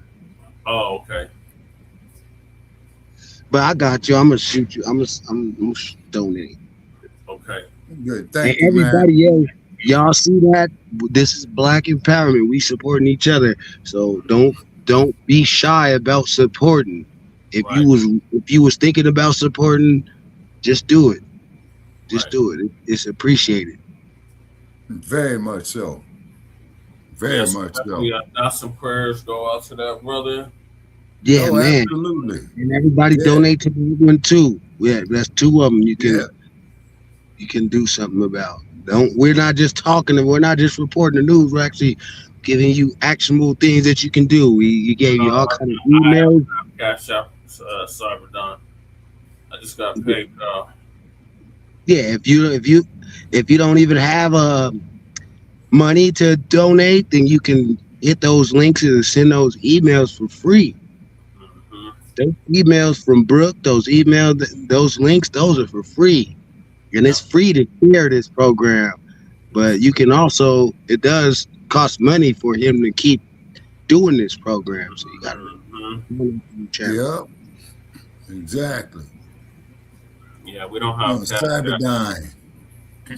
That's a cold name right there, Cyberdyne. It's fun to like that. We can say how to do He's keeping it 100 too. Yeah. Cyberdyne keeping it 100. You know, and then too. The unfortunate thing that we keep having this over and over in our community. They keep saying that, oh, this guy committed suicide by hanging. And that don't even make no sense, Keezy. No black people ever hang themselves. That's just not something we do. It's not part of our And after all the hell that we go through, man, you know, very few of us think about committing suicide. You know, you go to San Francisco to that Golden Gate Bridge, you know, those Nabiscos, oh, life is kicking me in the ass. Let me go jump off the bridge. And the damn Jaws be down there welcoming your ass, Frisco Bay, full of sharks. You know what I'm saying? Oh, because a lot of some brothers and sisters that do that, you know, but they don't. It's not by hanging. Ain't nobody hanging. So these some brother and sister might, you know, take some pills or blow their head off maybe, but they're not gonna hang themselves. That's just not the way to do it. Right. Considering the history of it, yes, sir. That's holding a whole lot of water right there. You know what I mean? You're not even gonna get through when you start making the news. By the time you get through making the news, you're gonna be like, man, fuck this shit, man. I ain't doing that dumbass shit. Yeah, exactly. You know what I'm saying? Exactly.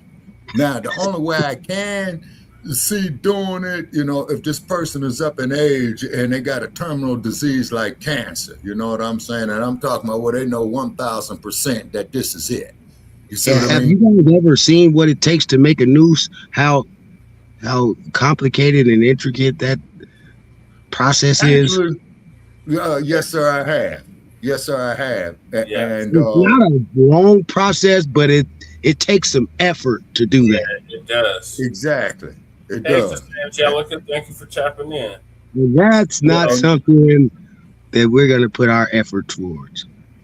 No. You see, how you doing, Angelica? Where are you from? She said it's morning time. Now put it on.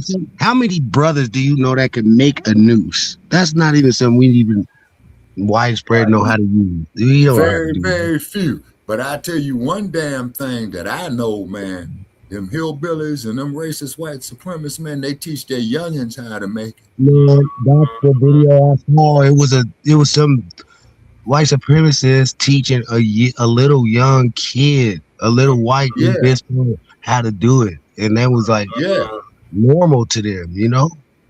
Yeah, and really, it's a terrorist act if you check it out. It is a terrorist act.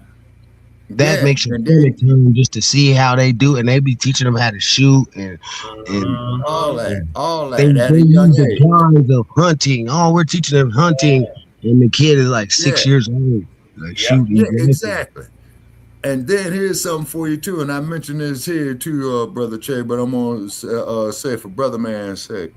Okay, there's a place, man, in California, up in El Dorado County.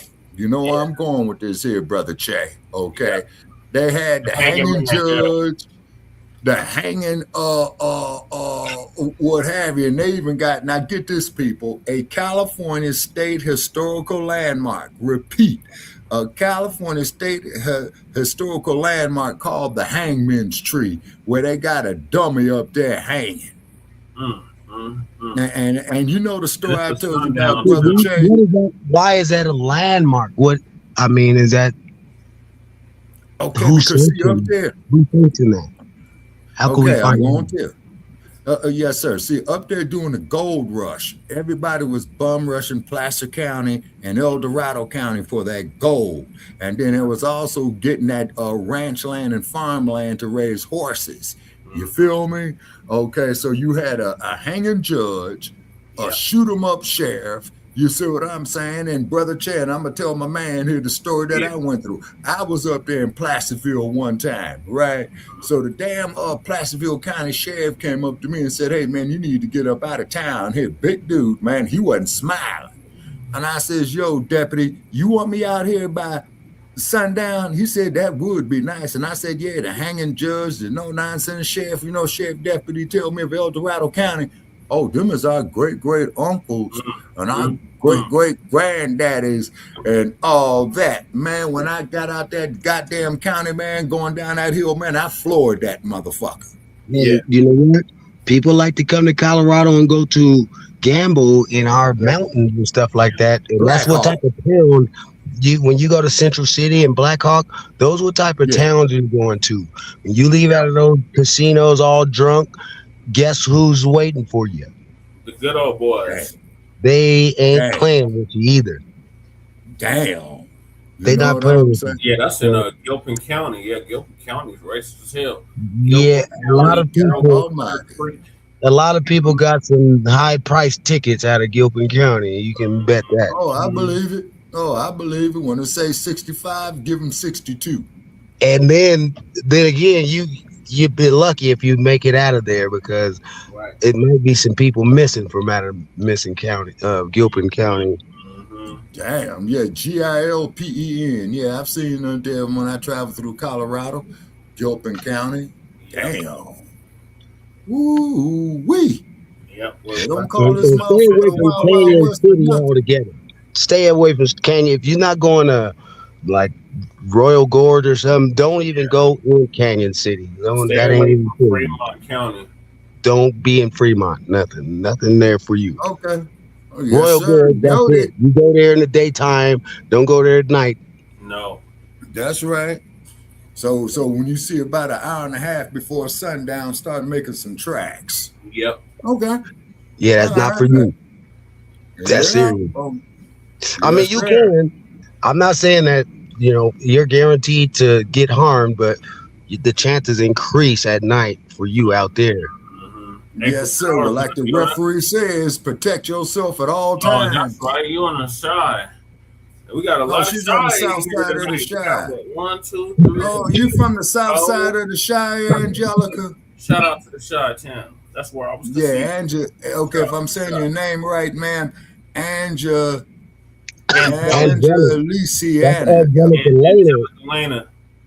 Oh, Angelica Lena. Okay, my bad. South side of Chicago. Yeah, south side of the Shy. Angelica Lena, she probably makes some fire macaroni and cheese. I'm telling you, I bet you. Okay, but she's down in Cashville, Tennessee. Cashville. Shit, it's 3:15 a.m. here. Okay. And April Showers 9 is saying hello to us. I think she's out in New York. Okay, April Showers, where you from? I'm coming to you from Sin City. She be on Breeze's platform. Shout out to okay. Showers. Yeah. Okay. Yeah. Thank you for joining us. Thank you for joining us. She probably mean. She be being mean to people in the street. Showers, that's auntie. She ain't to be played with. Oh, she's at the right place. She be going off. We got Young Riaz in the building. Hey, Young Riaz. Hey, what's going on, man? How you doing?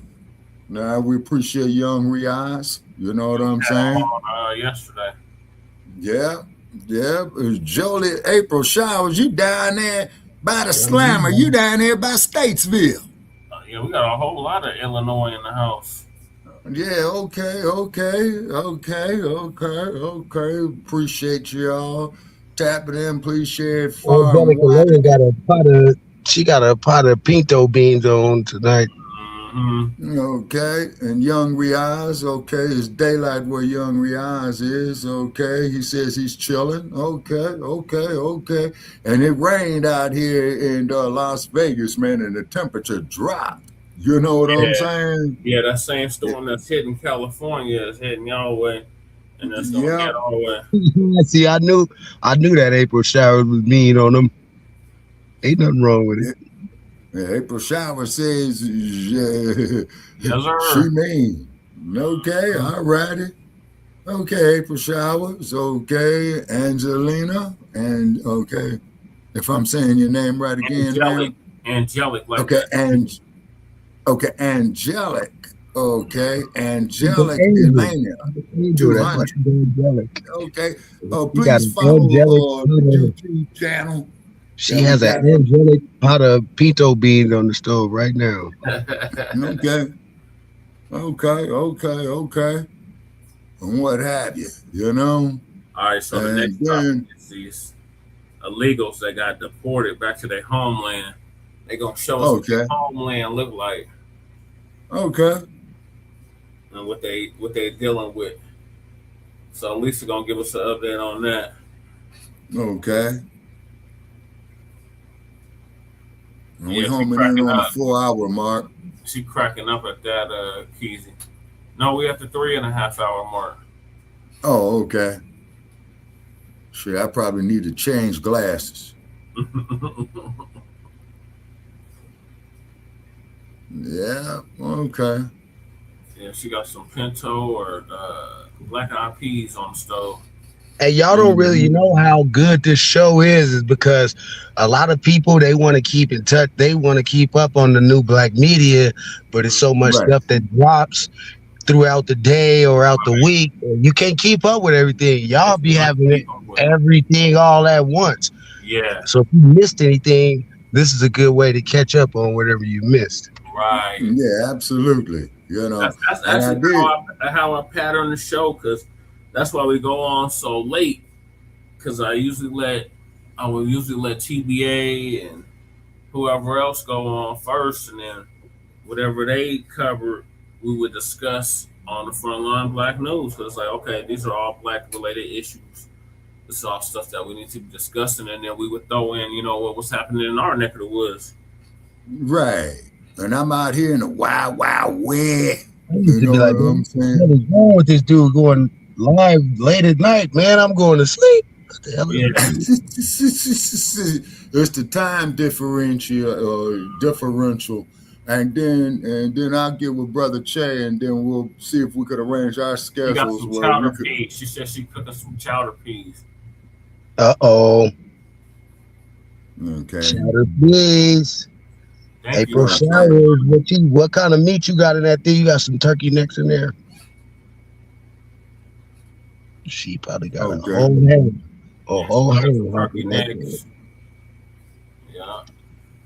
Nah, but yeah, I appreciate it. Y'all solid for sure for years. Yeah, man, we got a track record for real, because I think combined, Brother Che, what we got, like about 15, 16 years now? Yep, 16. 17. Yeah, I already know when I met Brother Che. Yep. We was at somewhere in Park Hill, some little. Yeah, we was at the Dahlia. Yeah, okay. Just solid. I knew the brother was serious about it, whatever he was doing. Yeah. Hey man, you not a Denver's Broncos fan, is you? I'm not a sports fan at all. But at the same time, you know, I'm gonna root for my home squad if it's versus your squad. Hell yeah, I'm gonna say. But get this here, man. My crew was the Raiders, right? So I had to tell them on their life page. It don't matter where their name or leave. If you going against my city, I'm gonna say my city against your bum ass team anyway. Right. That's it. That's the cold part about it. Denver Broncos, Denver Nuggets versus fuck that bum ass team. Who cares? Let's keep going. Right. Lakers, they need work. Nah, you know what I'm saying? Too. Those bums. Yeah, man. They just those need to hang it out up. here. Those panhandling panhandlers at the side of the highway ass niggas. Yeah, with a sign up talking about I work for food. We work for food. No, and we just need to get rid of our great white hope, and then I might be a Nuggets fan. Get rid of that damn yoker. He was out for like what, 4 weeks? Just got Get him, pack him up, man. He don't play no defense or do nothing. He's not exciting. He's boring as hell. Yeah. They love need to make dinner for the old man. I don't know about pinto beans though. I can't really I'm not glazing him. Oh, he's so good. Man, that dude sucks. Get him out of here. I grew up watching Shaq, bro. Shaq used to kill them dudes. Yeah, he did. Oh yeah, man. Yeah, shit. Yeah, but Shaq, man, that's why they used to call him the Diesel, man. That dude was 350 pounds running up and down the court, man. Shit, people was getting the hell up out his way. You know what I'm saying? He had like 7'2". Yeah, and that's a pretty big dude. That was something my parents age group didn't even see that before. They were like, man, this dude is a phenom. This dude. Yeah. And then we had Kareem going hard. You know, Yeah.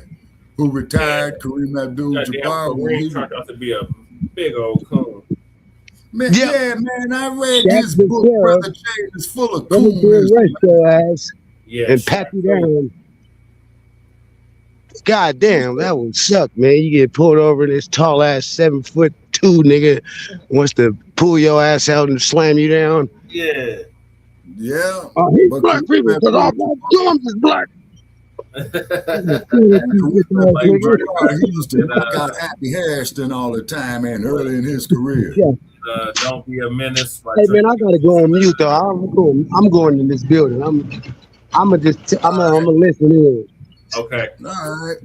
All right, Okay. so Lisa gonna give us an update on these illegals that just got deported back to their homelands, and they're gonna reveal the harsh conditions in their homelands after being deported. Shalom, family. Good to see you all here. Hope you're doing well. We're going to touch on some of the stories of people that got deported and they came back on social media to tell their stories. And some of them are sad. You know, there is one woman that got deported to Haiti. My heart goes out to her because you can just tell it's literally breaking her. So, you know, this is all the more reason why you folks that come from different countries that really have never been civilized. And I hate to put it that way, but it's the truth. And your country has not progressed at all. At all. And you know it's not safe there. And a lot of the immigrants that come here, y'all, they know it's not safe in their countries. I've heard over the years from a few of them that have gotten beaten and robbed and raped and tortured right over there in their home countries. They leave out of there because they can't find work. And when they do find work, the wages are extremely low and they're having a hard time making it. And they're hungry. And I remember I met one years ago and they said they couldn't eat. They literally couldn't eat every day because they didn't have hardly any money. So it's rough. That's why it's baffling to me how you come from an environment like that. And then you come in our faces talking about, where are you from? Where are you from? First of all, that should be irrelevant to you. Right. Why would you worry about where another group of people come from? The only thing you should have been focused on was taking care of yourself and getting everything straight for yourself. But y'all would say stuff like that to us. And on top of that, you would say, well, I got a country to go back to. Y'all don't want to be back in them countries. Nope. Y'all don't want to be back there. And a lot of things that are considered crimes here in America are not crimes in their country. Just like this poor woman that got raped in Haiti. That's not a crime there. That is seen as not a big deal. Okay, now that's an act wrong within pick up the itself. phone and call but the authorities to come out because they're not going to do nothing for her. They don't care about that. And, you know, some of these people that have gotten deported were either born here in the U.S. or they came as children. So when they get deported back, they don't know nobody. They don't know their families. In many of the cases, they don't know their families in these other countries. They never met them before. Some of these people, once they came to the U.S., they never even went back to their home countries anymore. So they don't know their way around. They don't know the people. They got relatives, but they don't know who the hell they are or where they are. And some of them have been here for so long, most of their family came here, so they literally don't know anybody in another country. Even if they are originally from that country, they don't know anybody there. You know, so many of their family members came here to live. Yeah. So Special O. you're going to see how some of them Hello, are hello, living hello, over G. there And it ain't good. That's a specialist. It ain't good. The one in Haiti, it's almost like they set up some makeshift place up in some woods and they're living there. I mean, it is horrible. And basically respectful, grateful, wow. agreement. You know, they come here. Exactly, Sister Angelic. Y'all got a lot of nerve coming here and looking down on us. Right. Even my brothers and sisters that live in the hood is doing better. But y'all try to argue with us and tell us that how great it is in your country. And then when we see the pictures that come out, it don't look great there at all. Thank you for the people there are hungry. The people there don't have work. There's not enough work for everybody. And the homes are, many of them are makeshift. I even looked at one guy I got on here from Laos. He's on live because he was recently deported back, and you could clearly see a tin roof above his head. But y'all come here and you talk down on us, and we're not living in those conditions. No, we're not. But you try real hard to convince us that we're just doing awful compared to you. And it's not true at all. It's not true. Yeah, they are living in squalor. And to add insult to injury, y'all. And that's a health they come over here and issue. side with this white man. Living hand to mouth. And then start talking to us and using the same language. It makes no sense, but after seeing it, y'all, it really does make sense. It's all jealousy. Their disdain. Now that I've seen these deport videos, it is 100% jealousy. Mm-hmm. It is jealousy. And it's psychological warfare. None of that. They want us to believe the worst about ourselves. No indoor plumbing. And that's a major And what other sanitation group problem. ever done that to us? White people. They shitting and pissing in the street. They want us to believe the absolute worst, like we are the lowest, below the dirt. We're the rocks below the dirt. That's how low we are. In the bush. We're not lower than these people. We ain't even lower than white people. Let's just be real. Right. But we definitely ain't lower than Black immigrants or Latino immigrants. Yeah, they or ungrateful Asian for no immigrants. reason, Cyberdon. Y'all don't all come from good homes. And you can clearly see that when you listen to these people. I watched another video. I told you I watched one. I couldn't show it to you because it had mainstream music on it. And within hours of landing in Mexico, he got raped. Yeah. And then I watched another one of these two Mexican guys that got deported back from the U.S. They're living on the beach because they have nowhere to go. So they're just living on the beach.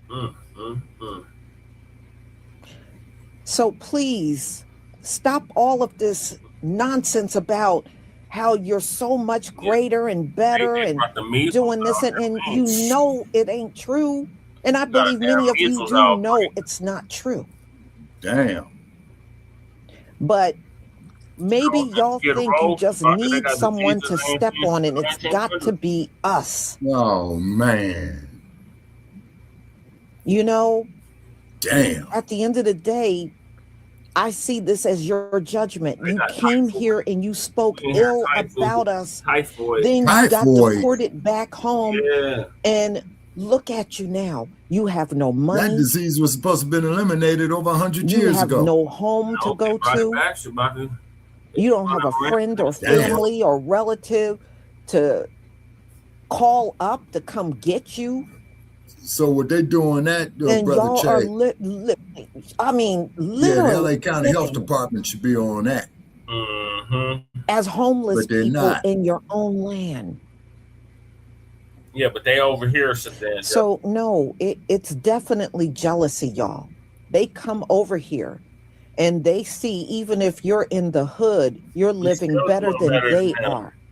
It's jealousy. Mm-hmm. That's all this is. All right, y'all, let's get to the video. For no reason. Yeah. Man, Special OG And I've says been they need talking their about entire this family, for a grandparents, while. The kids, first one wives, is going to husbands be to the come here. Somali guy that got shipped back over there. Y'all remember this one. Oh, yeah. And there's more following. He was talking about how they ain't had no power. The lights went out. And look at the condition he's in. And you can clearly see behind him, you don't see no sidewalks, no street lights, no street signs. It's just dirt. All And that's I looked rural. at another guy that got shipped back to Mogadishu because that's where he is. And he was showing the house he was in. The house had dirt floors and no windows, y'all. Dirt floors, no window. And on top of that, he was sitting in a little plastic chair by the window, which literally had no window. None. The house he was in had no windows. Yeah, I can't do it. And I'm like, wow. And you Somalians, y'all be talking some big shit. They be talking real But reckless. this dude right here, when I took a further look into him, he was committing all kinds of scamming and crimes That's why he here. got deported back. That's why he got deported. Yeah. He was doing Yeah, all them kinds damn of crimes. emails. I got And he still $500 never million. made it back over I here. need your bank account. All right, y'all. Let's go ahead and get started. Can you see my screen? Mexico. Give me a 1 if you can see my screen. So they living in Mexico.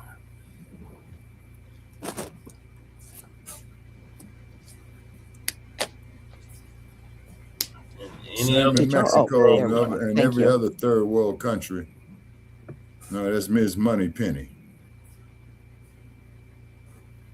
You have no windows, dirt floors in the middle of the African man deported or stranded in his beloved Africa, crying to Trump and wants his American passport back. Yep, that's middle class over there.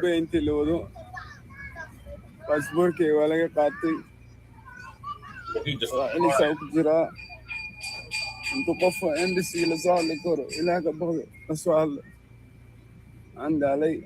to be here no more. I'm so tired of being here. This place. This is where I'm living. you need to stick and stay and pick your home. I'm so tired of it. It's just like been doing all that scamming. I want to go back. I wouldn't be don't want to be here no more. Yeah. I don't cut my Well, hair. you scammed yourself out, cat. I don't do nothing. I just want to go back. Well, no, you can't go back. These people brag on their homeland so much, how it's great over there, how they got a home to go back to. But watch this video I'm about to play right now. Or stranded in his beloved Africa, crying to Trump and wants his American passport back. Yeah, like it's not his homeland. That's this Mario. Exactly, Sister Angelica. Violin. Yeah, he says not his hood, huh? This is where I'm living. Damn. I'm tired of it. Just like I want to go back. I want to be here no more. I don't cut my hair. I don't shave. I don't do nothing. I just want to go back. Nope. Now y'all saw that video. You saw how he was acting. We see countless and countless videos of these people crying at the immigration office, crying when they get caught, crying when, and once they walk out the immigration courthouse, they get locked up. The whole family crying. The whole family crying. It's Money Penny. Don't let these people get on here and act like I can go back home. I got a home. We know people that did it the right way. I don't care what happened. They can send me back. You see how this man acted? You see how this man acted? Do you see the defeat of this man? His spirit is broken. His soul is gone. He don't know what to do. He don't even know how to he's get dispirited. back used to being in that environment because he was out here in the West. Keezy's back. Hold on, Keezy. He want to come back to America. He said, please give my passport back. He hearing all them kids out there running around begging people for money, food, and water. He ain't used to that shit. Shit, he got used to luxury in America. Look at him. Yeah, look how sad he's looking. That's why when these people be trying to shit on us and all that stuff, I be like, no. People don't even want to go back home. Now let me be out there. Let's say I'm out there. Yeah, he was talking. And I'm in somewhere with it. Let's say I'm in Nigeria or somewhere. You think if they deport me back to America, you think I'm gonna be crying? You think I'm gonna be worried about what I'm gonna do? I hope they give my passport back so I go back to Nigeria. No, for what? Right. Only positive thing if I go to Nigeria, I lose some weight. That's it. I'm gonna lose some weight because I ain't gonna eat. Shit. But anyway, don't let these Africans convince y'all that being in their homeland is better than being in America. They can tell you all day, well, my land is free. Oh, I can do this, I can do that. Listen, man, I'd rather pay for these luxuries. I'd rather pay taxes. As much as I hate paying taxes, I'm so happy I'm paying taxes so I have the luxuries of normalcy around this motherfucker. Not like y'all, not like that. I do not want to see no monkeys flying around. I don't want to see no meerkats attacking my dog, okay? Right. You know what I mean? I don't want to see no antelope. I want to see deer. You get what I'm saying? So anyway, y'all be safe. Good morning. My name is Joanne. I'm 47 years old. I agree, Miss Money. At 5 years old was the last time I was in Haiti. I have lived in the U.S. all my life. I was forced to be living back in Haiti due to deportation. My life here is not stable, is uncivilized. I'm seeking the community's support and help to relocate to a better place where I can find work, housing, and the basics of life. Anyone that can help me, it would be gladly appreciated. Since being in Haiti, I've suffered from depression and PTSD. PTSD? On the first week I got here. There's no security, there's no law, there's no police, there's no government that can help me to be safe. My only way out is if I leave. I don't want to eat no So monkey please, meat. if anyone out there is hearing this, help me to relocate. Hey, I heard Haitians got a good self-defense This lady got program. deported back to Haiti after living in the United States for 42 years. And this is what her living conditions look like. Girl, this is the kitchen right here where people cook. Oh my God. You probably can't see it good. It's the kitchen, girl. And girl, I wouldn't want to let me eat show you the nothing out of bathroom. there. Hell no. This is where you take a shower at. House. And let me show you where you use the bathroom at. How to do that at least. You see that hole? House is still standing there. That's right. Okay. Nah, this where this That's- lady and her that's son, terrible. she's pregnant. She let me stay until I can get out of here and get on my feet. I ain't gonna lie, y'all. I kind of feel bad for her, but I know what y'all thinking. Like, okay, well, she didn't do what she needed to do to get her citizenship, blah, blah, blah. Yeah, 42 years. She's been living here since she was 5 years old. She probably had no idea that she was supposed to do anything as far as becoming an actual citizen. I mean, that's a hell of a wake-up call. But I feel like this should also be a wake-up call to anybody who's actually from Haiti or anywhere in the Caribbean or anywhere around the world that looks But similar. why shouldn't they be building? They need to start building right now at her I feel house. like this should be a wake-up call for them, because this should show you like your people and your country of origin really needs help. It really needs some type of stability. Like she said, it's completely lawless out there. Like she said, she got great. Nah, they need. She need She said that there's like bathroom, run rampant. It's like hard to find toilet. food, and there's no jobs. Like Yeah. this should be a wake up call for people who are actually from Haiti, like or any country that looks like that. Right. Because what's Kodak Black and doing about that? y'all flee, y'all go here, there, and everywhere, but then you leave behind your country of origin. Rick Ross doing And I understand, like, and it's like it's funny to me because it's not funny, but it's like it's interesting to me because one of the jabs that they throw at Black America is, well, at least I have a home to go back to. they built America. What the hell? But most of the people who say that home looks just like what she showed us. So I mean, that's not even a home that you even want to go back to? Built America. And I'm not saying this to be a bitch, but what I am saying is that it's going to take a lot of like strategic planning in order to get that country back on its feet, or to get it to be basically habitable at all. They need to flatten out that whole, everything there needs to just be flattened out, and they need to start from scratch. I don't even know if they're even going to be able to rebuild Haiti without some sort of foreign intervention or some sort of foreign alliance. Like that, y'all, at this point, Haitians are gonna have to form an alliance with another nation in order to fix that. They don't have. Now what nation would that be? Y'all, we are in the final days. Gary. Ain't nothing getting fixed. Do y'all understand that? Exactly, Gary. Nothing is going to get fixed. Yeah, Haiti is a really bad place. They need to. And they got major earthquakes down there real bad as too. mean as this may sound, Yeah, they need some law and order. Listen, that is how they've been living on the land all this time. That didn't just happen. Let's keep it real, the specialist. Okay, that didn't just happen. Many of them Who is he people were referring to? already living like Lisa that Cabrera or the sister in the before video? earthquakes happened, before hurricanes came through. They were already living like that. So the kind of people that are willing to live like that are not the kind of people that are willing to fix the place up. Thank you, sister. They just live there and that's it. They have no desire to make it better. Look like that. So unfortunately, when she say flatten it out and start all of that, it's not going to happen. It's not going to happen, y'all. It's not going to happen. All right, let's go back and get to the rest of the video. And there's more. Yeah, Lisa Cabrera is the shit. So have the manpower to fix that. Otherwise, it's basically going to turn into a no man's land because everybody's trying to leave. And Haiti has the potential to be a beautiful place, but if everybody leaves, nobody comes back to try to fix anything. They've been coming. It's just dead land.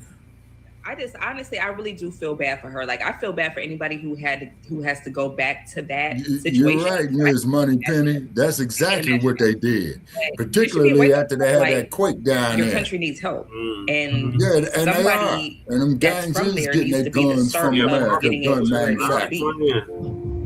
I need your help. I got deported. You should have been scamming. I'm in Japan because they couldn't tell if I'm Hispanic or Asian. The Democrats are right. I'm not safe in Trump's America. I need help, please. Democrats, please help me. You're not safe, ma'am. Idris Michelin moved to South Florida when he was just 3 years old. Now at 32, he's back in Haiti with his American wife.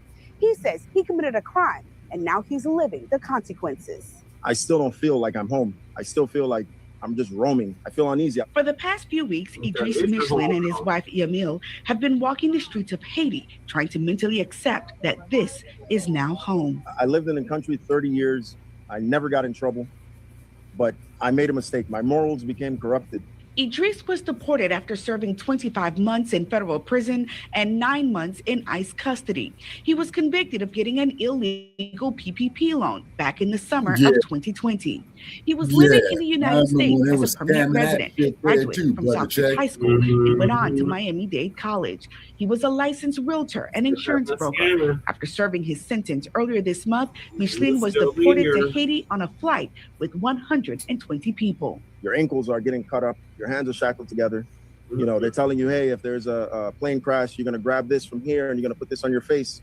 How? He says once in Cap Haitian, they were given $100 and released. Yeah, Ms. Moneypenny. I remember that shit waiting. too. There's people that left. Yeah, particularly after they had that bad earthquake down there. I believe it was 1995, I think. 330,000 Haitians will end on February 3rd of next year. Without The any one in other what now? protections, some may find themselves like Idris. Oh, 2011. Okay. It's very limited here. And now Hell, that I I'm here, lived so you know, damn to through my so many country where my flag earthquakes, is man, back. I lost count. People are wonderful. The people work hard. But they're trying to overcome obstacles, and I'm here trying to overcome obstacles as well. Run up in there Good afternoon, raping all everybody. them children. Good afternoon. Yeah. I did make this video. I did make this video because with a heavy heart. This of Fadima today is I don't know, 10, 11, 12 of Wait a minute. November. Yeah, what do you say? November Gave it to 2025. Negroes instead of bed And wench. right now it's 120 in Texas. And they make this video with a heavy heart. I saw a video just now Exactly. so Now you home disturbing. now. With that And it makes immigrant my gap. heart sick. And nobody never wants even an enemy for let something like this happen to her.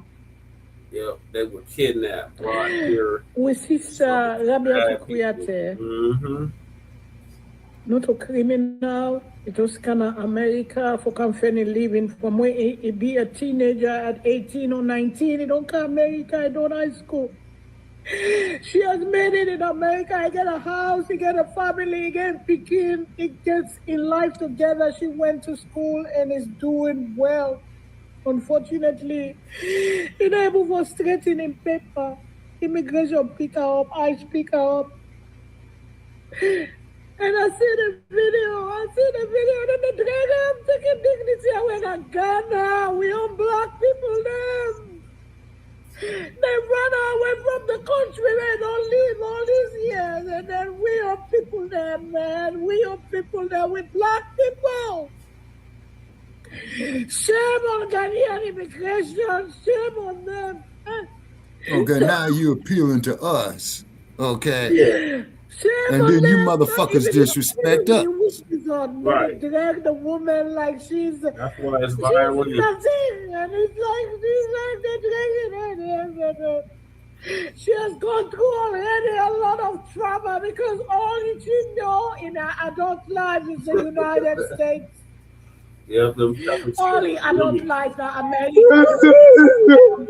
She has built a life for herself. You don't try with him paper, you know, able to go through. It is not easy to have papers. Okay, can't help but to laugh. Now you're catching OG Shabaka. Man, that motherfucker ain't catching me, And cat. now today, this video comes out with the multi. See, had they not would have fucked up in the 60s with scams and bullshit and talking about I got all this money in the bank, sending you motherfucking email letters trying to scam me out your motherfucking money. You see what I'm saying? See, you only fuck over me one time. Listen, but this is troubling. It is. No, I don't think it's funny, Special OG. Actually, it's a damn shame, is what it is. But these motherfuckers brought it on themselves. Take away with dignity. Take away with dignity, man. This is not good. It is not good. It is not good. Lord have mercy. All the time. Well, me, I think all of that, that's funny to me. I'm a laugh. Been here all this time, All she and I was was just looking for never is a crossed better your life, mind. which she made for herself in America. But America, they It's changed my the magic way. stick. Oh my God. That's why we they call every day when we government, they go fix we When you country. people come to America, you hate us. Yep. No matter what's in. Yeah, We don't exactly. black people that are Magic stick. people That's that my are point. You see what I'm saying? It's a sad president. And then when we try to tell you about these motherfuckers right here, you sit up, oh no, that's not true. That's not true. Yeah, okay.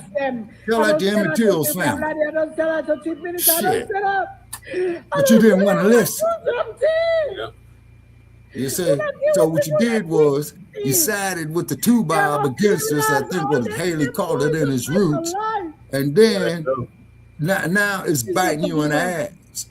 Okay, Magic Stick says Africans hate us. And that there's from the neo-colonialism. You see what I'm saying? You know, but they one never thing wanted to about separate the away Africans from the online, colony. You always want us to believe you are more capable than we are. Yeah, You're remember smarter they than we watched are. the You're Fox. better than we are, They and all look this like crap, that. right? But I think your egos get inflated because you may get a few dollars over here more than when you were home. But it just goes to show you, all of you Africans you're right, online are Gary. a bunch of frauds. Yeah. All of you are a bunch of frauds. Yeah, have fun in Ghana. Just like that woman in Haiti showed you, where she was living. Many of you live just like that in your homelands, and you know it. But you come online acting like you were living some immaculate life over there in Africa, and you never did. Every time I see someone do these videos from their homeland, it's the same thing. Dirt roads, tents, some makeshift house with a tin roof. It's always the same thing. It's always the same thing. I have yet to see y'all. You remember when at one time many of the men were trying to pretend like they were princes? Did you see anybody walking up to a castle yet? Nope. And you're not going to. Yeah, their castle got dirt roads and a tin roof. Zamunda. All right. Let's go on. Oh, Leonard Day Jordan say, oh, that's one of Umar's hotties. Damn. Well,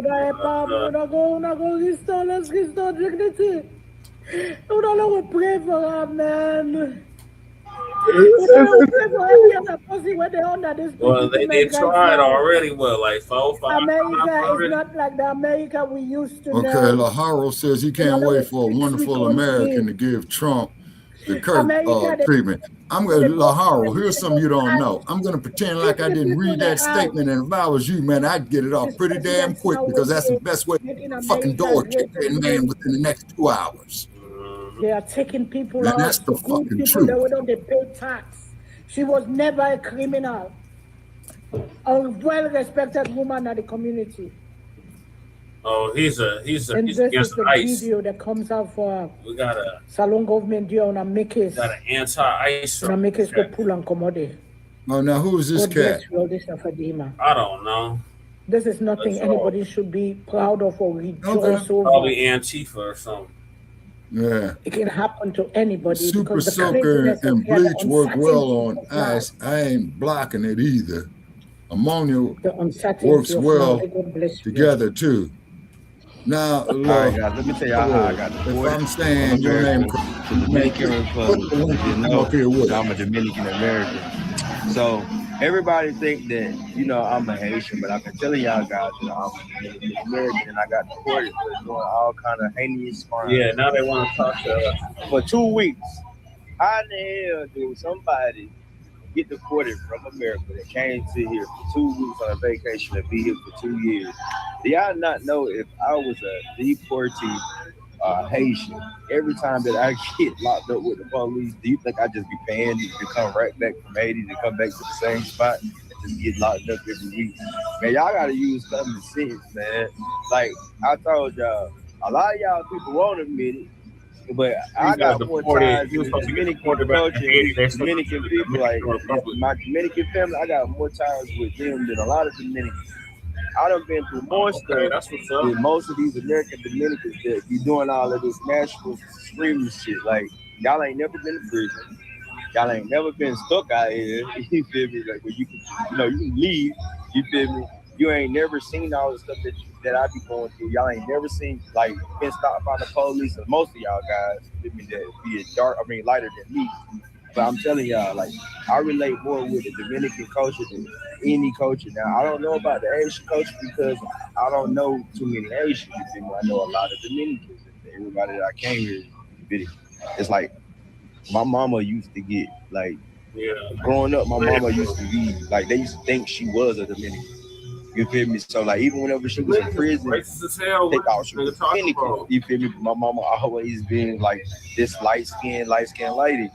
And if you look, like, my grandma even lighter than her. So, like, I don't understand. Well, you got a point on that there, Laharo. He got to be Haitian. How is I'm Haitian? What makes y'all think that I'm Haitian? I don't dress like one. I mean, I might eat some of the food because some of the food that I know the Haitian food that I be seeing on the internet. Can't be deported. But what in y'all mind makes y'all think I'm a Haitian when clearly I'm, like, Dominican? Like, I literally do dembo music. I literally be in the Dominican neighborhoods, the hoods. And you was probably Like, what would make you think that I'm not Dominican? What features on my face make me be like, oh look, he a Haitian? When we Fine, man. Be Dominican. Nothing wrong with that. Cool. Haitians have certain features, and I don't have none of them. Like, so I'm confused. What you guys are like? Oh, he looked like he definitely looks Haitian. How the hell do I look Haitian? Like, he didn't want okay, why I don't look Dominican? People think like, oh, why you get locked up? Why you get deported for driving without a license? And what? To be honest, I was on my way to work and I was going fast, and then the police clocked me, and then I got pulled over, and then it started asking me about immigration and all that. I don't have a social or anything like that, and so he took me into custody, right? And once he took me into custody, I did like 5 days, and I was happy because I was about to get out. And then before I got out, he's like, hey, hold on. He also said we built this country. Go into this office, and I go in that office, and this ICE is immigration. Getting the proper so they released you into ICE custody. But if I was, American, or if I had a social, I would have been, regular. Just 5 days. And okay, they're saying this video is AI generated. In ICE custody, and then they just started asking me where I came in and everything. And then, to be honest, my baby mama, baby mama took me out of jail, $5,000, and then they took me out. And then after that, I was out fighting my case. And then I signed a voluntary departure, which is for me to get out the country. They gave me a specific date, and I ended up staying like that. I didn't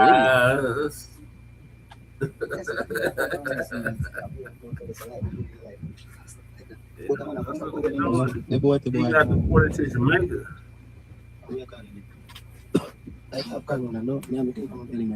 Don't do that. Motherfucker got a gat on him, huh? Yo, man. Your mother and a teacher put it on your mom. You just come from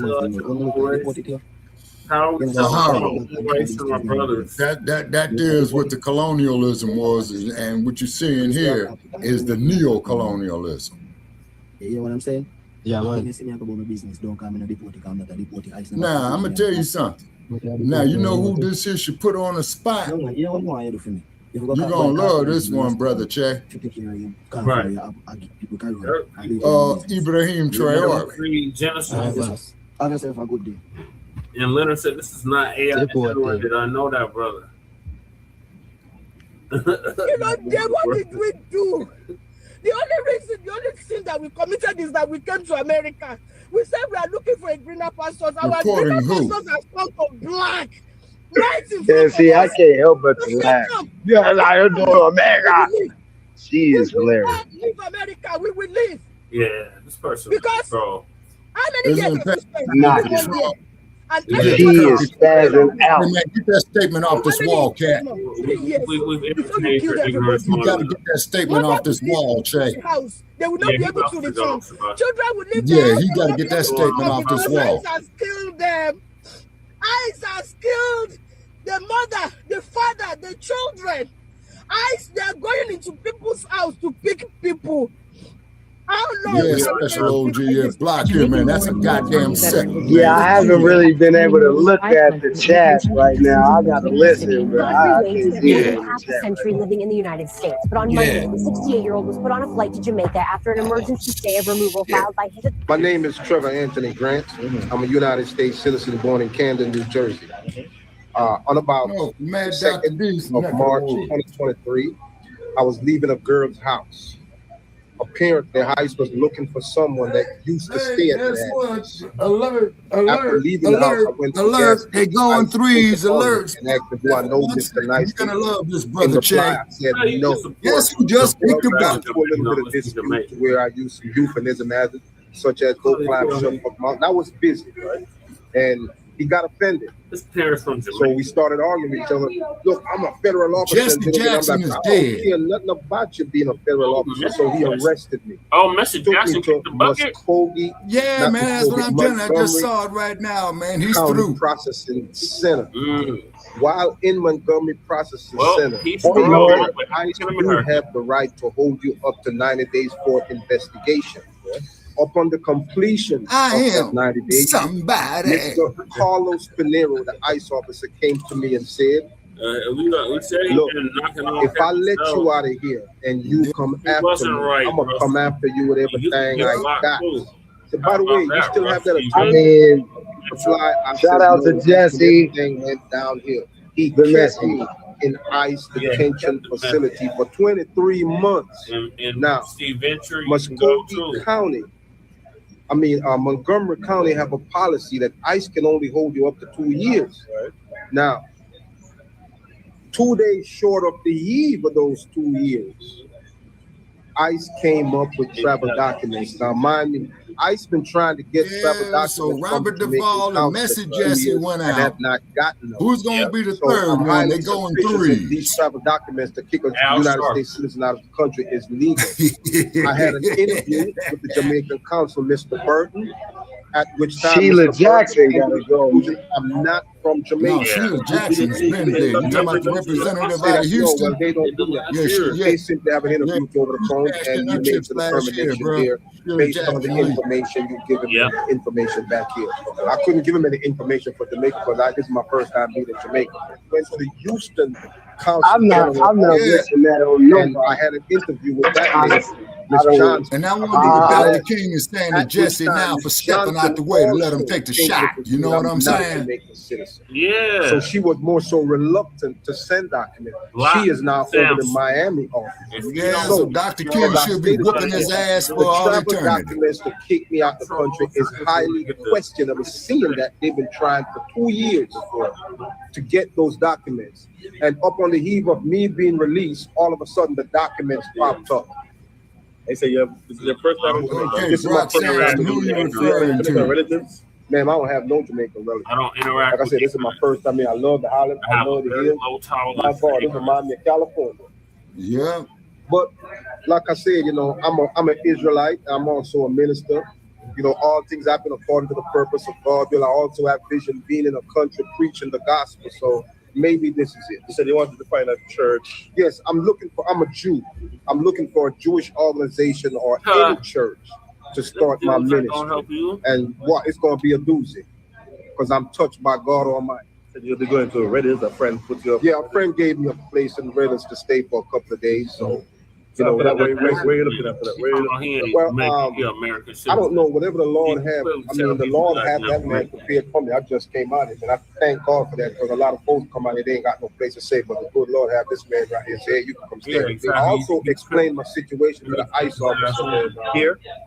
Yeah, go to the ICE officer on the plane, and their response was, "Hey, if your story is true, and the Jamaican government determined that you're not a Jamaican citizen, we will take you back on the plane." Unfortunately, they left before I finished the interview. Someone needs to know what Donald Trump is doing to Black Americans in America. The cat. I'm not the first. I'm not the first. I won't be the last. There's also another individual that was in ICE. The reason why we block people here, cat, because we own this shit. Now, if you got some money you want to drop on this, man, then you come up here and say whatever what the fuck you want. 10,000, 15,000. Look, I don't have 10,000. Even if I had 10,000, man, you ain't gonna get our shit tore down. It's not that big of a deal. The law is the law. The documents prove fingerprints don't lie. You and I can look like this. You and I would never have the same biometric fingerprint. And my biometric is not Mr. Nice. And I already showed that to you. So that in itself tell you that something very, very shady. And then who's this laws 1988? Who cares? And I'm hoping that Black people in America, we have bigger problems. Okay, motherfucker, who's we? And step to the plate. So by D, my name is Who's Cam. we? It's May 26, 2025. The group of 65. So let me tell you about my life story. I came to the U.S. back in 1990 when I was 8 years old. So Parlez-vous français? Oui, oui. Alaska. And I moved to Texas, and I catch me an aggravated assault. Down there, good in the book. Good in the road. Where's that? With that, I was probably 20 years old at that time, and they sent you I wasn't a U.S. citizen yet, so my green card got revoked. By 2008, I got released from prison. Okay, and Laos 1988. What are the bigger I was problems? already going to Laos. At that time, Laos wouldn't accept anybody back. So send them the I was in link. ICE Send the Buster a link. See if he dare click. So I got I'm not trying to be stereotyping people, but that dude looked like he's dealing in meth. Right. Till 2025. I started a family. I have 4 kids. I have a wife. I have a house. I have a job. I stayed with the company Benny Key for 15 years with the company. When ICE detained me, when I go check in 2025 in February, when ICE detained me. What about all the ice you got caught with? What's up, guys? It's Philly Dom. I'm out here with, what's your name? Let me get your name. Marie Sambelis. Hi, y'all. How y'all doing? Thank you for tuning back in. And today I would like to talk about my first day in Haiti. My first day in Haiti, y'all, was a shock, but I'm going to take y'all back a little bit outside of just my first day in Haiti. I was released in February 26th from TDC. Once released, I was transferred to an immigration facility.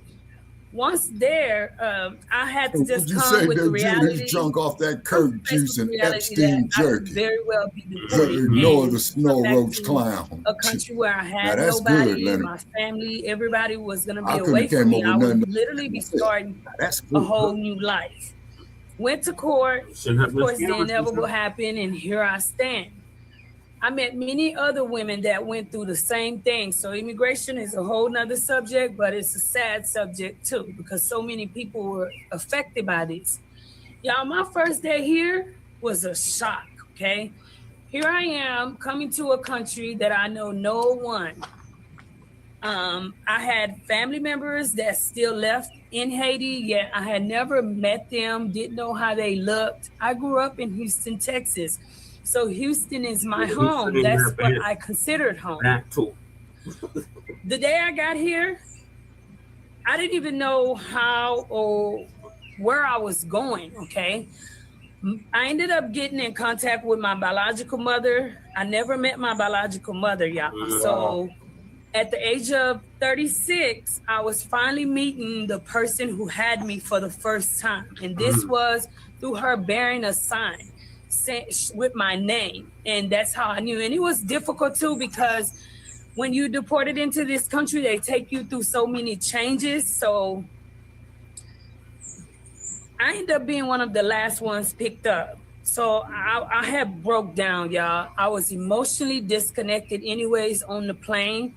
I knew exactly when we hit Haiti territories, because the smell was different. Yeah. It just felt different. And it could have been me consciously knowing that I was not wanting to come face to face with my fears, okay? So once I get there, I'm waiting all day, y'all. I called home to my sister in the States, and I'm breaking down, literally letting her know that at the 5 hour mark, Brother Chad, I'm gonna have to hang it up, man. I got some ripping and running to do. Mentally, in every way. I just couldn't understand that. And most of all, that day, if going to prison, when I went to prison, I thought I was mad with God, but no. I felt so abandoned by God that day. I felt so alone. I felt like I was in a country full of people, yet I had nobody. I was there by myself. So when I call home, they're calling back to Haiti, asking for somebody to pick me up because they wouldn't release me unless someone signed for me. Now, everybody's gone. Even the officers there are concerned about me because they can see that I don't know nothing and I'm not familiar with the country. Make a long story short, I finally run into my biological mother. And y'all, the ride home, it was like everyone was pretty happy to see me because I found out I had 2 brothers and sister, and I was not happy. Yep, she got the patient praise. Like sleep emotionally, mentally. I was so disconnected, you know. I really fell into a whole depression stage where I didn't even understand myself, okay? It took me a few days. The ride home was such a blur. I remember like on the way coming out of the airport, it was a pile of trash. People sleep on the trash, y'all. I just couldn't believe it. You know, my heart broke. That in downtown This is my first day, y'all, being free after 13 years, which, you know, that's a long time. Even if I would have went home to the States, wherever I would have went, it would have been a transition. But now I felt like I was on a whole nother planet. This was stuff I was not even used to before my incarceration. I had not seen this. So yeah, they put her on the track. The ride home, I remember seeing like the street, the crowdedness, there's so many people, y'all. I just really like closed my eyes and I blacked out. I mean, for days, y'all, I was depressed. I didn't want to eat. I remember crying so much. I cried and I cried. And then I'm like, okay, so are you gonna keep crying? One day I just woke up. I'm like, are you gonna keep crying? Or are you gonna be a big girl and you're gonna deal with this like you've dealt with everything else you face? Which is what brought me to wanting to share my life in Haiti with people. Because I really never thought that life could get like this. Because here I was taking so much for granted. I always felt like, you know, life is life, you know. I made reckless decisions. I didn't think about my future. I didn't think how much effect that my behaviors actually had on me. Well, now you then now here I sit, it was like a whole pile dropped on me. Bam. It was my past. It was everything I've ever done. It was all the bad decisions I made. It was the changes. It was this and that. And I want to say, making this video, I really want to credit it to my time in TDC. Because had I not went to TDC and spent so many years deprived and being under the control of others and knowing how to live and with bare necessities in the States, how I grew up and my experience in prison, y'all, I don't know if I would be making this video today. I don't know if my days would go as they're going today. Like I made after those few days, I woke up, I'm like, look, I have to have a different perspective about this. I got to start thinking different. I refuse to lose because everything attached to me wins. As upset as I was with God, I knew He didn't bring me this far to leave me. So now I had to utilize my tools. I had to use my brains. I had to, you know, lean on Him more than my own understanding, because my own understanding, I was not getting anywhere. So today, that's why I decided, I'm like, okay, I'm gonna do a YouTube. On my station, I'm not gonna always talk, y'all. I just want people to get really familiar with me, get to know me a little bit as you follow me. Some days I may get in front of this camera and talk, speak on something, how days going, show y'all something. But my station is gonna mainly be about showing you about the bad, the ugly, and the good of my country. Today, I haven't been in Haiti over 6 months. I can honestly say, as hurt and depressed I was for coming to Haiti, and I still battle, okay, but I'm proud to say that I'm Haitian. And I would like to have the whole world see every part of Haiti. And hopefully we can get people who are into nonprofit organizations, into helping, and to come out to Haiti to really help. You got many people out here that want to help Haiti, but the money is really going into their own pocket. They're not really helping people, okay? So I really want, it's my desire, y'all, to help. And mainly it's to help with children to go to school. Y'all living with my mom is like, I witnessed so much, okay? My second day, I needed to use the restroom. It just dawned on me, I had no restroom. I had to go outside, y'all, and use the restroom. So degrading, okay? In addition to going outside to use the restroom, if I needed to do a number 2, I also had to go outside. Yep. People had no toilet paper. Ain't no indoor plumbing. Then when I saw the kitchen area, there was no kitchen.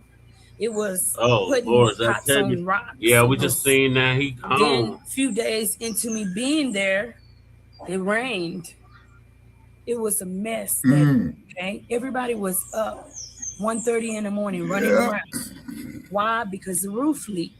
So now you gotta spare what you have, and it's even hard to even lay where you land because the water is dripping on you. And I'm like, okay, God, I get this. I get it. Okay, use me for something bigger than myself. Use me to help others. Okay, and this is what I want to do.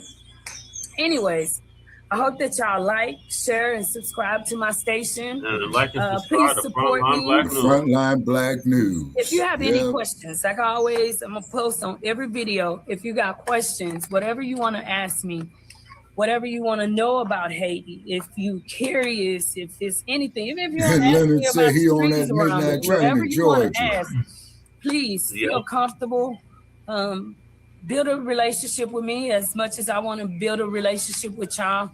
And let's see together what kind of changes we can make. Thank y'all. On that midnight train to Georgia.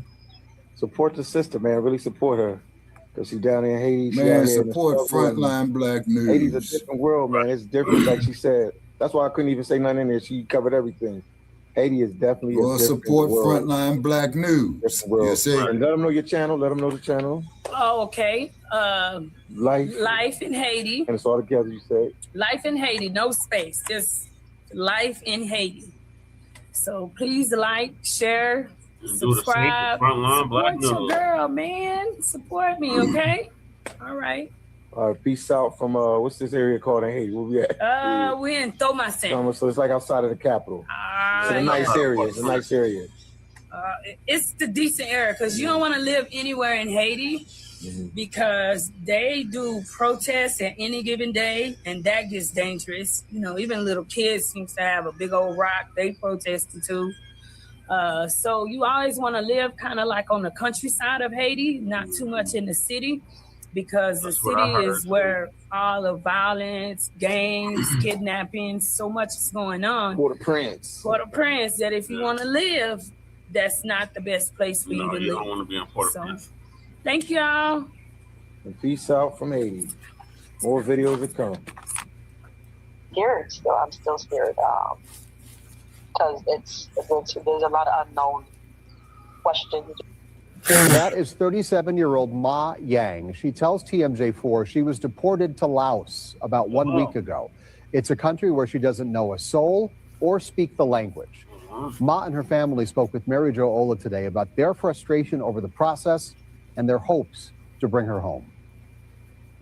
I would love to come back. I I see this. Walk. You crazy, Dejoda. Return to Wisconsin. She tells me that she is staying on a compound in Laos with BOARS. He's such a helpful guy. Well, he's saying, I am somebody. I am somebody. Family of the South Milwaukee woman is scrambling to try and get her back after she was deported to Laos. Ma Yang has 5 children, including 22-year-old Asia. My mom always been like the rock to everything, so with her being gone, it's like I'm stepping up, you know, so I just try to help out where I can and be there for everybody. Yang is Hmong. She was born in a refugee camp in Thailand before her parents fled to the U.S. In 2020, Yang pleaded guilty for her role in a federal drug case and ordered to serve 30 months, impacting her legal status. Yang says she took the deal based on legal advice. At the time, I wasn't aware that if I plead guilty to it, it would take my status of my permanent resident card. The Executive Office for Immigration Review tells me that in December 2022, records show that a judge ordered Yang's removal. Last month, Yang reported for a check-in and was detained. Family says she was taken to Chicago, transferred to Indiana, then back to Chicago to be sent to Laos. Yang's partner of 16 years says the last time he saw her was after rushing essentials and money to her before that flight. I think I screamed in the car for like a half hour. Yang and her family are struggling to find answers. I don't know what I would do. I don't have any family here. I don't have any friends here. I've never been to this country. U.S. Immigration and Customs Enforcement did not provide a comment for this story. Of course. In Milwaukee, Mary Jo Ola, TMJ4 News. Annie, I'm so sorry. And the thought that comes to mind for me is that you know, you hear Donald Trump and all these people say over and over they're going after the worst of the worst. But you're a college freshman from Babson who was there on a scholarship. Your dad works in a tailor shop in Texas. He was so proud of you when you got in to go to school there. He ran in and was telling everybody, according to reports I read, about how ecstatic he was and how much he loves you. Are you a criminal? Are you the worst of the worst? No.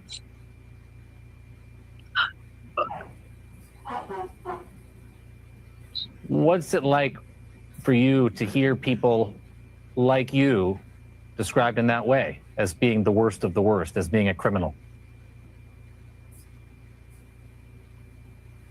I mean, people are always gonna talk, say their opinion, but they don't know what we go through. For example, like many people like me, many undocumented people who are getting themselves ready to go to college. Yeah. It's really difficult for us because we try to find the best that we can to be able to fulfill our dreams, and people saying like we're criminals, it's just not right. What do you want Donald Trump to know? If the president is watching this interview and he sees that his Department of Homeland Security just picked up a college freshman from Babson who was studying business and, you know, wanted to have a bright future ahead of her in the United States. What do you want the president to know?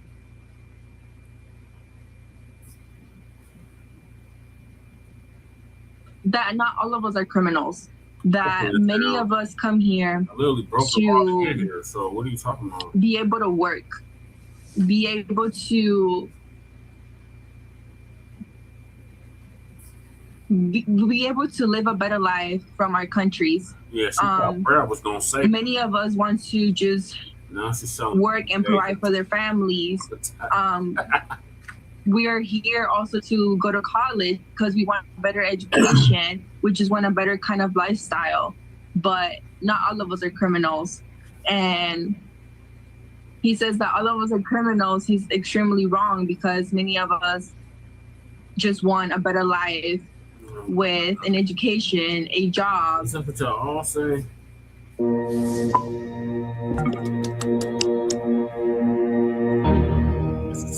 See, they have deported so many African men to Nigeria, to Africa, because of the kind of marriage where they find themselves into. They have sent so many African men into the streets because of the kind of wife where they marry. See, African men, you guys should understand that once you have decided to marry a wife in the Western world, you have agreed to the terms and conditions of marriage in this Western world.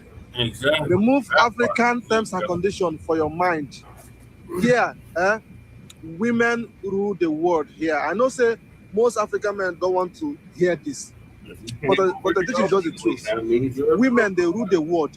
It takes only a very mature woman, woman that is emotionally mature, mentally mature, psychologically mature, or socially mature to manage the privilege that they enjoy here in their marriages. This only take a mature woman to manage a man where they misbehave for this country in marriage. You don't understand? And those mature women women are few.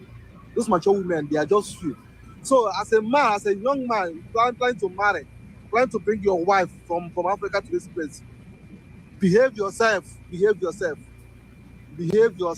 No, they carry African mentality. I'm the man, come here.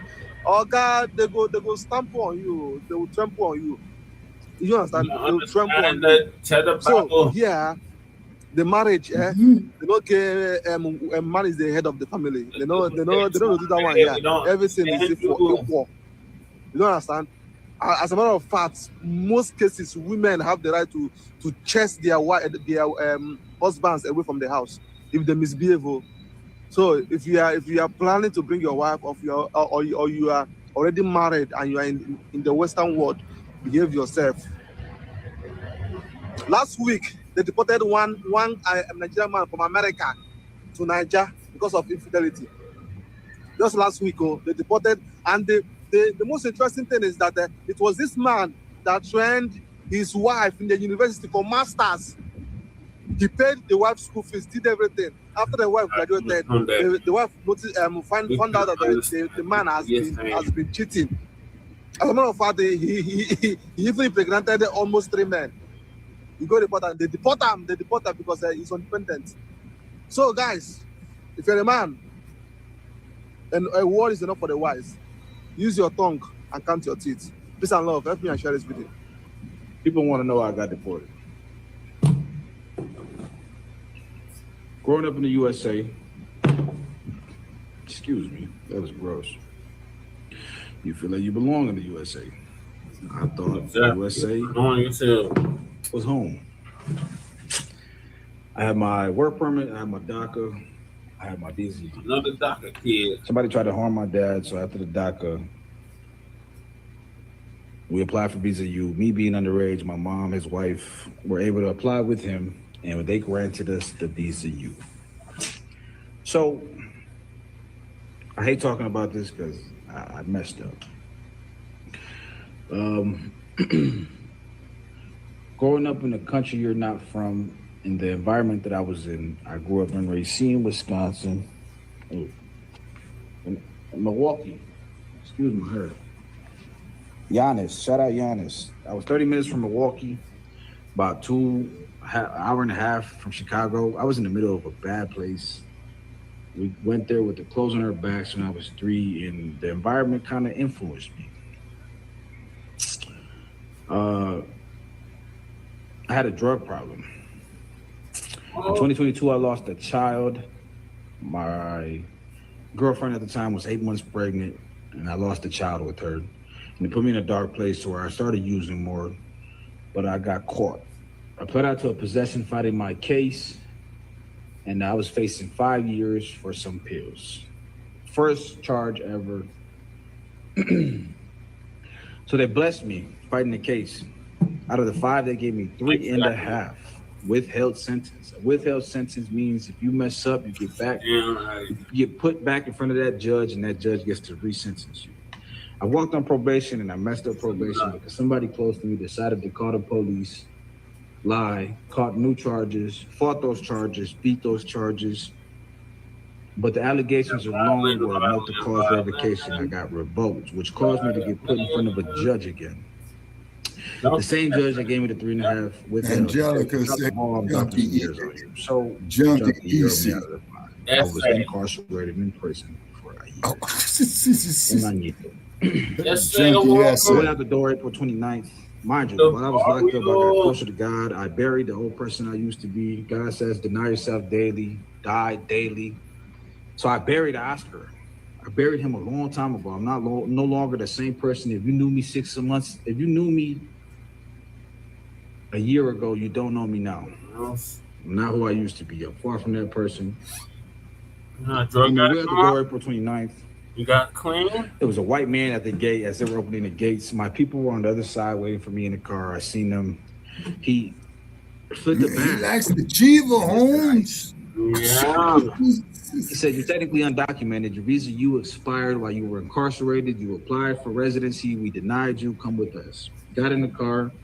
I sat with immigration for 2 months. The conditions were terrible. The temperature, the water temperature we were showering was 110 degrees. I know because a maintenance man walked in and I overheard him.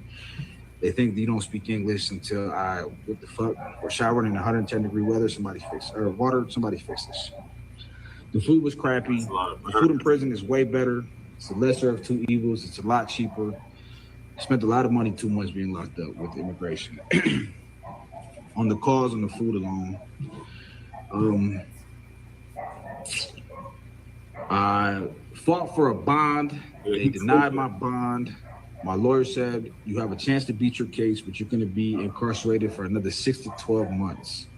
Mind you, I just did 14 months, 12 incarcerated in the prison system, 2 with ICE custody. I asked him, what do you recommend? He said, we fight for self-departure. You self-depart. If you self-depart, it does not look like a deportation on paperwork. Deportation, you have to be outside of the U.S. 5 to 10, 15, 20 years. That damn dog. I should go feed his ass, but story time. So, man, this motherfucker's babbling, man. He is. I wasn't gonna do another year. I just did a year. So we fought for self-departure. They granted me self-departure. 2 weeks later, I was on a bus ride to Chicago, a private airport, caught a private jet, literally with others like me, aliens, immigrants, quote unquote. From Chicago, I caught a plane ride to Louisiana, from Louisiana to Texas, from Texas we caught a bus ride to El Paso. Dejoda. Yeah. In the 2 exactly, Dejoda. Exactly. I was able to call my people. They packed a bag, clothes, money, shoes, and my phone. I was able to document everything and for personal use. Uploaded it to TikTok. Video kind of blew up, and TikTok's been changing my life a little bit. We're on our way there. God's plan. It's been an emotional roller coaster. Yeah, exactly, Dejoda. Green base. Yeah, he was. When he was in prison. Yeah, he was. Exactly. It's dangerous. You can leave at your own free will. That's why I say fuck him. Just for that right there alone. I decided to stay. From there, I got close to 3 guys. We all caught a bus ride to Monterrey. From Monterrey, we caught a taxi to Guadalajara. While I was at the albergue, the new president of Mexico, I forget her name. People talk a lot of things about her, good, bad. Yeah, you clicked in with the cartel. I've never been too political. I don't know too much about the politics here in Mexico, but she's designed something to where you touch at that base, you fill out the paperwork, you get your social security, you get your food. She gets you a lot of your documentation that you need to work here besides your ENAM. You get a temporary ID. Ended up on a lot. 3 months healthcare. Yeah, but exactly, Leonard. She gave me 2,000 pesos for the ride, the travels. With those 2,000 pesos, I bought a plane ticket from Monterrey. Man, you need about 5,000 of them motherfuckers to equal $1 American dollar. My aunt was waiting for me. Mind you, I haven't seen my aunt in 25 years, and when I seen her, I knew that was my aunt. I just knew she looks like my damn There's a homie of mine used to say, man, the shit he's talking ain't worth a dime in Mexican money. Rode home with her, stayed a couple nights there until I kind of got situated in my mi casita. Mind you, a lot of us don't have somewhere to land here, a home to land to, let alone a support system like I have on and off social media. I just want to thank you guys, thank my people. You've been nothing but help. Safe to say I'm blessed. I came here with an image thinking Mexico was a third world country. The people were bad. The cartel, I hate saying cartel, but the cartel were terrible. But the 2 months I've been here, I haven't ran into anything bad. Everything's been good. I go to work to and from every day. Yeah, sad, but damn, this motherfucker ain't doing nothing but babbling, man. All this shit he's talking about, man, you know, he could have said that, man, in less than 5 minutes. Thank God. Right. There's money to be made here. Si quieres, puedes. Ánimo, éxito, puro éxito. When there's a will, there's a way. I just want to let you know that there's light at the end of every tunnel. I got closer to God. If you're not religious, I'm not telling you to be religious, but build a relationship with your creator. Thank you for supporting me. That's kind of why I'm here. I messed up. But like I said, I buried that ass for a long time ago. I don't drink. I don't do drugs. I don't smoke. I don't do nothing. Motherfucker, this is the 5th time you said this shit, man. Build something new. You don't drink or smoke no more. Keep your eyes on me on these videos. Slowly but surely.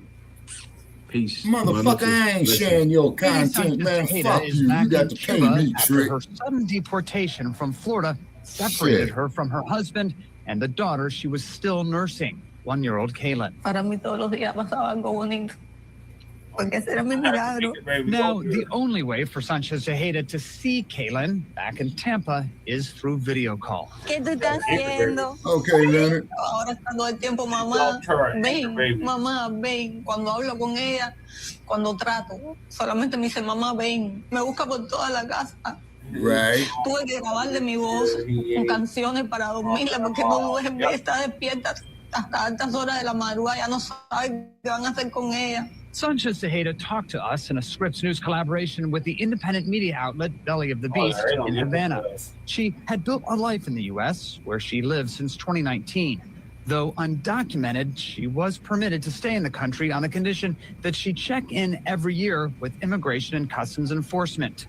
That was until April 22nd, 13 weeks into the Trump administration, when Sanchez Tejeda brought Kaylin to her ICE check-in, where officers informed her she would be detained and deported within 48 hours. Yo le dije, ¿pero por qué? Y él me dice, no, ya esa decisión está tomada. Ve mi teléfono, que tengo una foto, la niña, el papá y yo. Y me dice, tiene foto familiar, llama al papá y que venga a buscarla. Her husband, Carlos, arrived to pick up Kaylin, posting this video on Facebook. The forced separation of immigrant families created backlash for the first Trump administration. Now the criticism is focused on U.S.-born children being deported with their undocumented parents, something that Trump border czar Tom Homan insists is voluntary. When a parent says, I want my 2-year-old baby to go with me, we made that happen. But in this case, Sanchez Tejeda says ICE did not give her the choice to be deported with her daughter, instead ordering the girl to stay with her father, a U.S. citizen. Mi esposo dice que en la puerta oía mi grito. Por favor, no se la lleven, por favor. Baby. That's she get to stay here with her father. Era una decisión que estaba tomada. She's an anchor baby. 2 days later, Sanchez Tejeda was flown handcuffed without her 1-year-old daughter to Cuba. Homan has said undocumented immigrants who have children in the U.S. are responsible for their own fate. If you choose to have a U.S. citizen child, knowing you're in this country legally, you put yourself in that position. You put your family in that position. Sanchez Tejeda's attorney is now fighting to bring her back to the States on a humanitarian visa to be with her husband and baby Kaylin, who they say suffers from seizures. And most likely, whatever medical treatment she's going to need, Cuba would not be able to provide it. Unfortunately, we're seeing a lot of people that have been separated. We're going to traumatize children. We're going to traumatize a U.S. citizen husband, a mother. We are creating chaos. Kaylin, besito, mamá. In Cuba, Sanchez Tejeda can only wait in a place that no longer feels like home, missing the life she built and missing her baby. Aquí no tengo vida. Mi vida está allá en Tampa. Yo respiro por esa niña que está en Tampa. Aquí yo no tengo nada. La petición de nosotros es simple, que nos permitan reunir a nuestra familia nuevamente, a que podamos estar juntos los tres nuevamente. Separated by 330 miles and the shifting tides of politics. We reached out to ICE to ask about her deportation. We did not hear back. Meanwhile, a Florida congresswoman is pressing the Trump administration to approve that application for a humanitarian visa so that Sanchez Tejeda can come back to the United States. But so far, Trump administration has not been responsive to that request. Holly. Oh, what a heartbreaking story. So, Patrick, okay, question. If she had been working, had family was checking in with ICE as required, why was she targeted for deportation? Well, she had that deportation order on her record. It had been there for several years. She was here under something called supervision, so she could stay here with that deportation order so long as she checked in with ICE. But one way to look at this is it might have actually been remarkable had she not been reported, had she shown up to that ICE meeting with that deportation order and they said, you know what, we're going to allow you to stay. But of course, this set up a really difficult situation because either she gets deported and goes with her 1-year-old baby girl who has those seizures that she's dealing with, or as happened, she stays in the United States with her father, who is a U.S. citizen, but then mom gets deported and is no longer with her baby, who she was nursing at the time. So equally difficult decisions, and they went with that last one. Holly.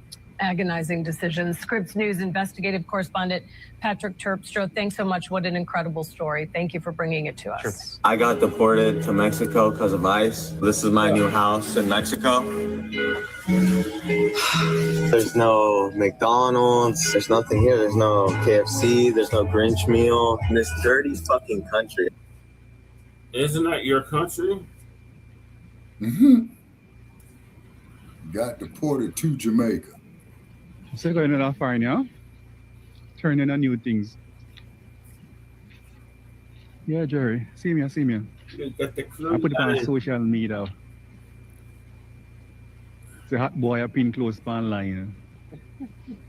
Look where them fall from me, washing machine. No washing. Basin and clothespin. Hey, he must learn here, so his system set up. It's not normal. But hey, he might come. See? He might come.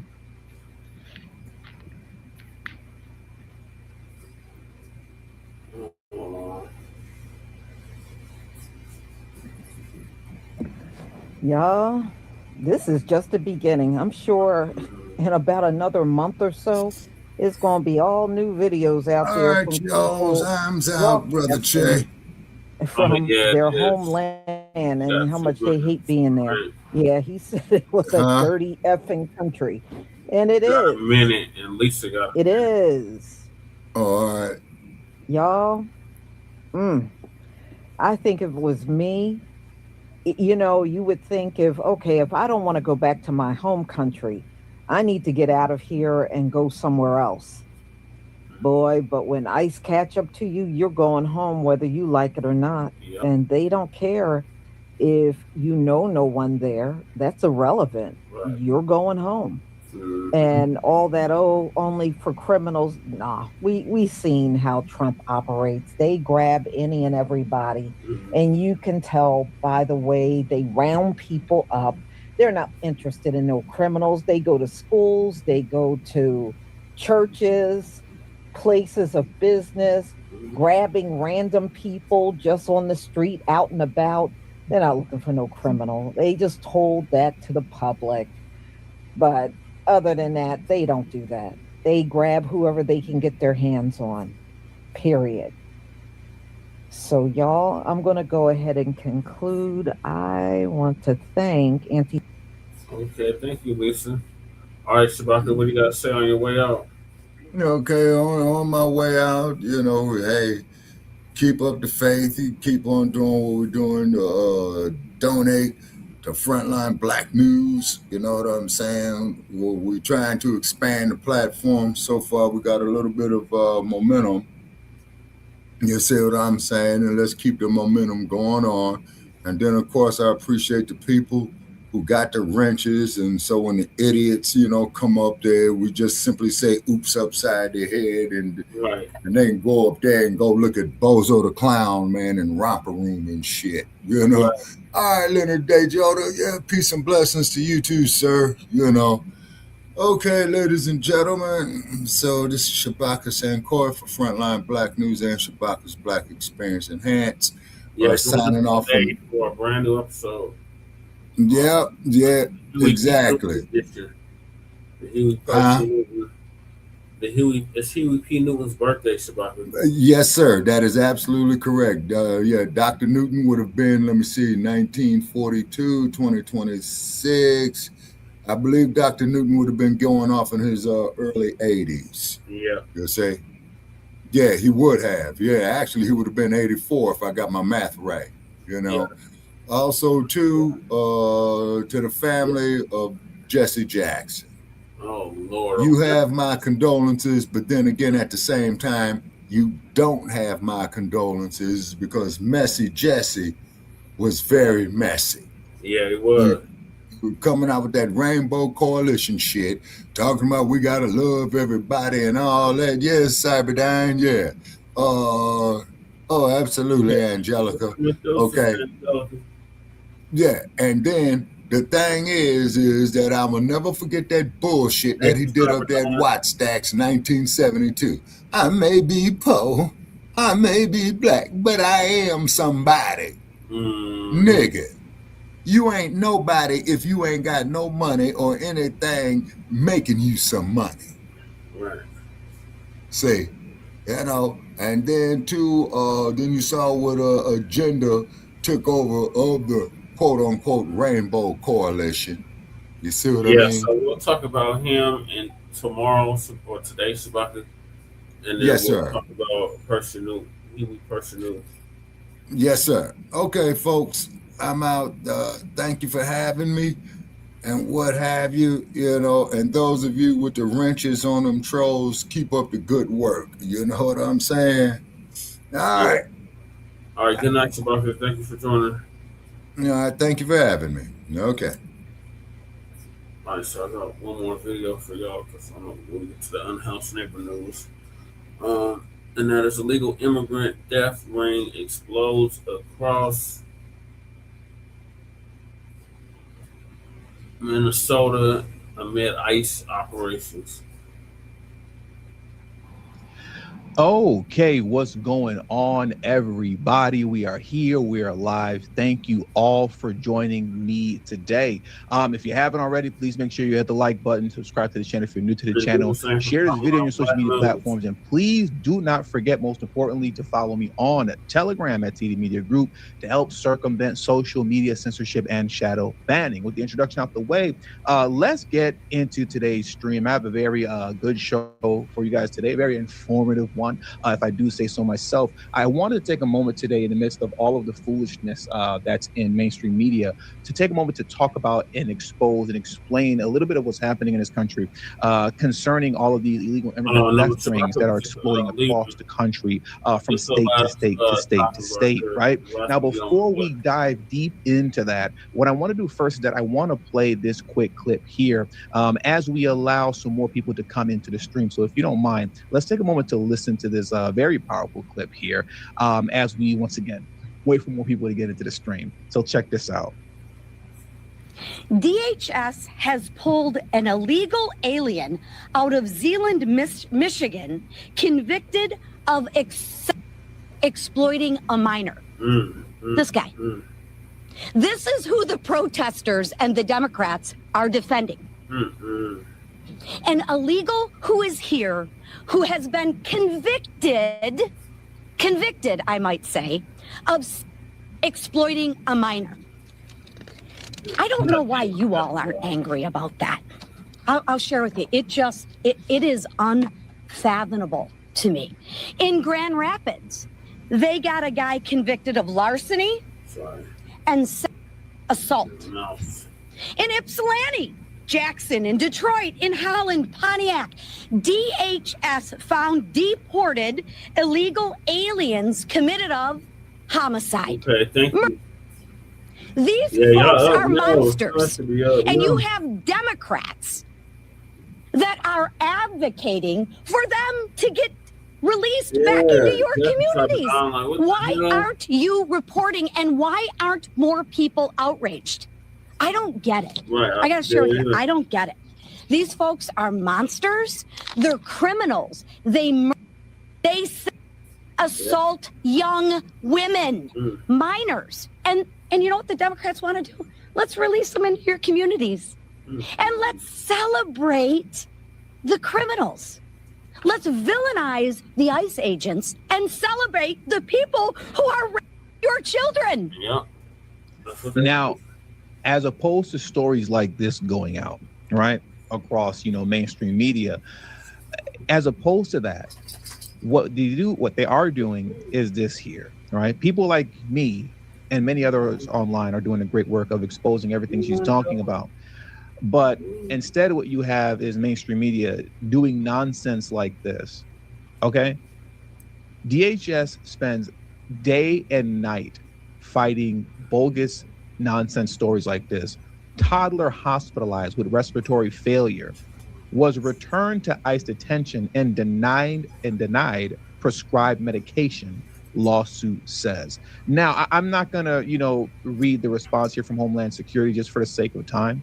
I will take a moment right now to full screen it. So if you'd like, you can pause this and read it for yourself, what they had to say.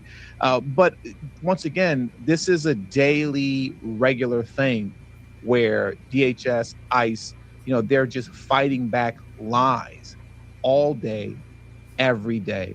And one of the biggest lies that has been circulating throughout the internet via mainstream media right now is this here, right? Check this out. Many of you are familiar with this nonsense, bogus story already. We're going to unpack it in just a moment, but as you can see here, less than 14% of those arrested by ICE in Trump's first year back in office had a violent criminal record, documents show. So once again, while nonsense like this is circulating, They're doing this all in defense of what? In defense of folks like this. Chilean bling ring suspect convicted in Hennepin County. Dozens of other agencies nationwide investigate burglaries. Twin Cities Police Department estimate more than 60 homes have been hit across a dozen metro cities by burglaries targeting high-end homes with sophisticated tools. This is in Minnesota, ladies and gentlemen. So while you have DNC lunatics all across Minnesota protesting, rioting in the name of these people here that are stealing from you, violating women and children, taking your lives, so on and so forth, while they're out here protesting these folks, essentially they're advocating for these criminals to roam free, to continue on doing what they're doing and targeting you, because apparently they are non-violent criminals who should not be deported. Let's go into this very quickly, and we're going to unpack so many more stories like this. That's what I want to know before you get a permanent vacation. In a nice Eden Prairie neighborhood, highlighted by a walking path, the home of Sarah and James Sasher was burglarized on January 9th. They took jewelry, the Sashers said, mainly gold and watches and things like that. They really knew what they were doing. The Sashers didn't realize it at the time, but they had fallen victim to what Metro Police Department now believes is a complex burglary ring involving South American suspects that has targeted 60 plus homes across 12 Minnesota cities using sophisticated surveillance and tools like Wi-Fi and cell phone jammers. And the Sashers knew it wasn't an average smash and grab when they saw the burglars, how the burglars entered. It was not a broken window. It was a cut window, the Sashers said. They cut the window somehow, pulled it out, and set it inside, right inside the house. One of the things that people have to realize concerning these illegal immigrant theft rings is that this isn't your typical kind of dusty home invasion. Most of the times, these are highly sophisticated theft rings, highly sophisticated burglaries, right? They're not just recklessly breaking windows, entering in recklessly, not knowing whether or not the home that they're breaking into, whether or not the people are home or not. That's not what's happening with these South American theft rings here. They're watching you closely. They're throwing air tags on your car. They're monitoring everywhere you go throughout the course of maybe a week, 2 weeks, even a month, to make sure that by the time they hit your home, you're not there. And when they do it quickly, get what they need, in and out, wham, bam, thank you, ma'am, before you even know what happens. And by the time you get home from dinner, maybe going to the gym or even at work, you come home and you find all of your stuff is gone, right? Everything's gone. Everything's gone. And most importantly, this isn't a Minnesota thing, right? This isn't exclusive to Minnesota. It's not exclusive to Minneapolis. This is going on across the country. Check this video clip out here so I can where I want to highlight this point. Look at this.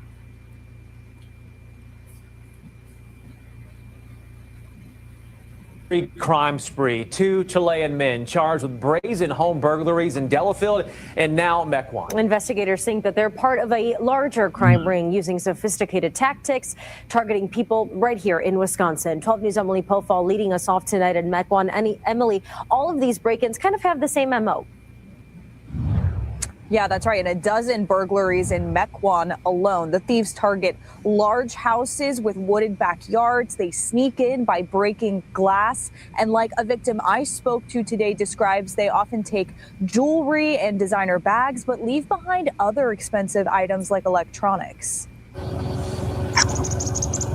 It was also disturbing. Janice McFarland's home is one of a dozen in Mequon police say was hit by a South American theft group in Wisconsin. The group follows a formula, targeting large houses with wooded backyards and always striking when nobody's home. Within 48 hours of our leaving the country, our house is robbed. And nobody knew that we were leaving except, a couple of people that we trust. They get in by breaking a back door or window, taking jewelry and designer bags, but leaving other valuables like electronics, putting the stolen items into pillowcases. They had pretty well ransacked the house. It took all of my jewelry boxes, even took one of our pillowcases. Do you guys know how the group knows when homes are empty? Something that we're still trying to work on and figure out that, is there pre-surveillance that's done. Deputies arrested 3 Chilean men who authorities say are in the country illegally late last year. Leandro Pino Uribe and Herbert Rojas Silva and Luciano Silva Cifuentes are charged with breaking into a home in Waukesha County. Rojas.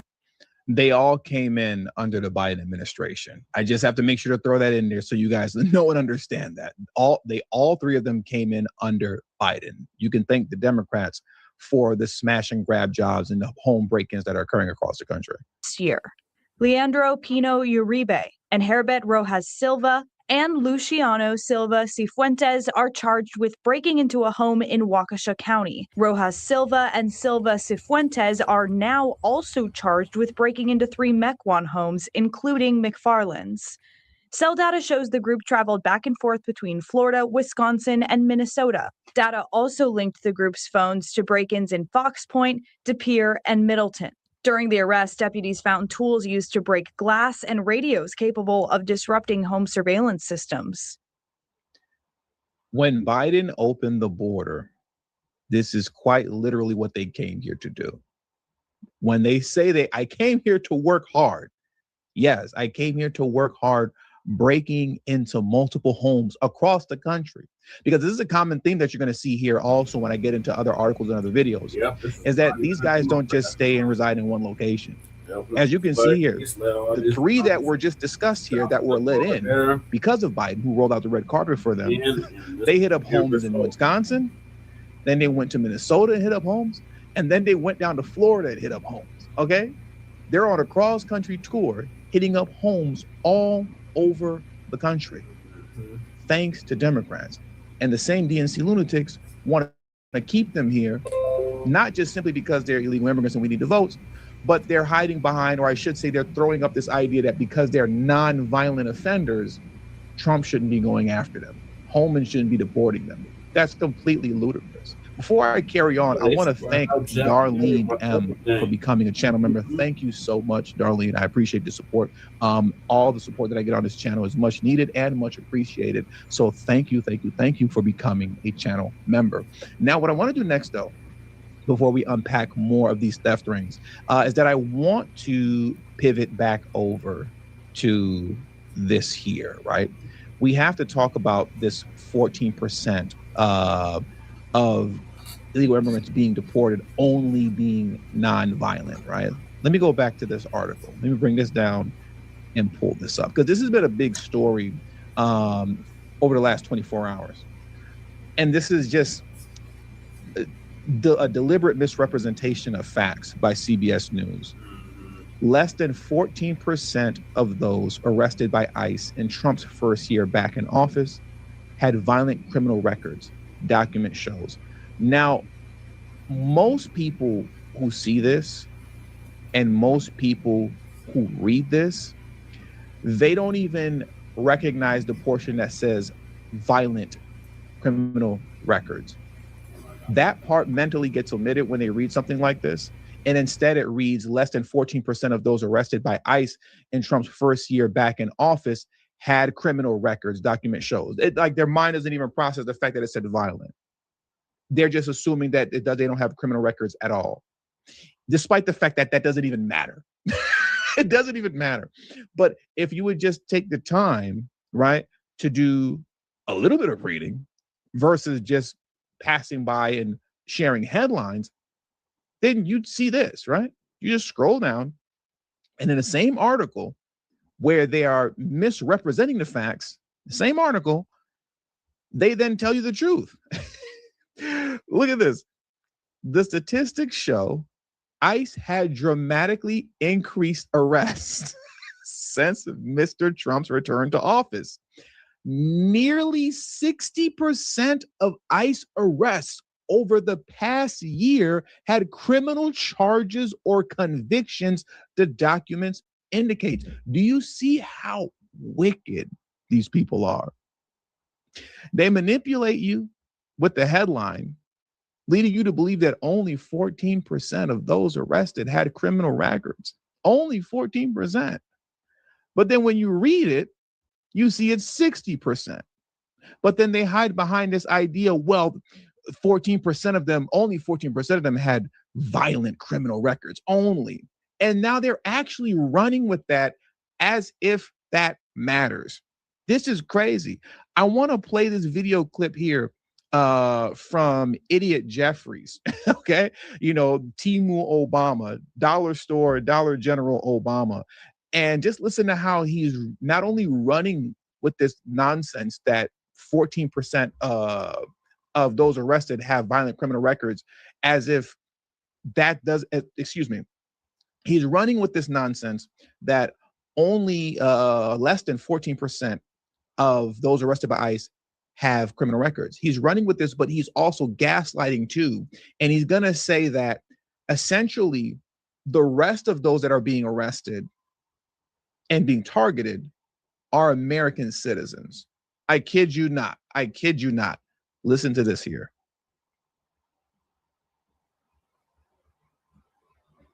Taking place. They're targeting American citizens. Let me take it from the top. And if you haven't already, please hit the like button. I'd really appreciate that. These people, Katie, they promised that immigration enforcement was going to target violent felons who are here illegally. That's not what's taking place. They're targeting American citizens, law-abiding immigrant families in American communities. I want to play that one more time. That's just ludicrous. That's just what he's saying is ludicrous. These people, Katie, they promised that immigration enforcement was going to target violent felons who are here illegally. That's not what's taking place. That's exactly what's taking place. No one said that would only be, it would exclusively be violent offenders. No one ever said that. Trump never said that, right? He never once said that. The statement that he's making is foolishness. They're targeting American citizens, law-abiding immigrant families, and American communities. Breaking into homes. American citizens, law-abiding immigrant families are not being targeted and are not being bothered at all whatsoever, unless you just happen to be a DNC lunatic that's, you know, obstructing, impeding, and not following a lawful order, and then violently resisting arrest. And then next thing you know, they're saying, say your name. You know, next thing you know, you turn into like Renee Good or, you know, Alex Petty or something like that, right?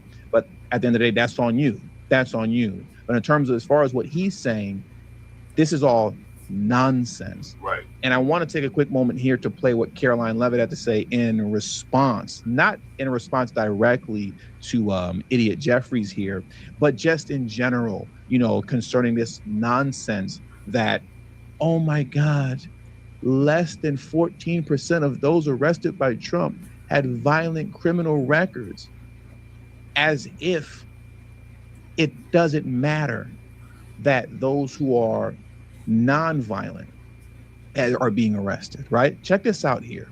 Look at this.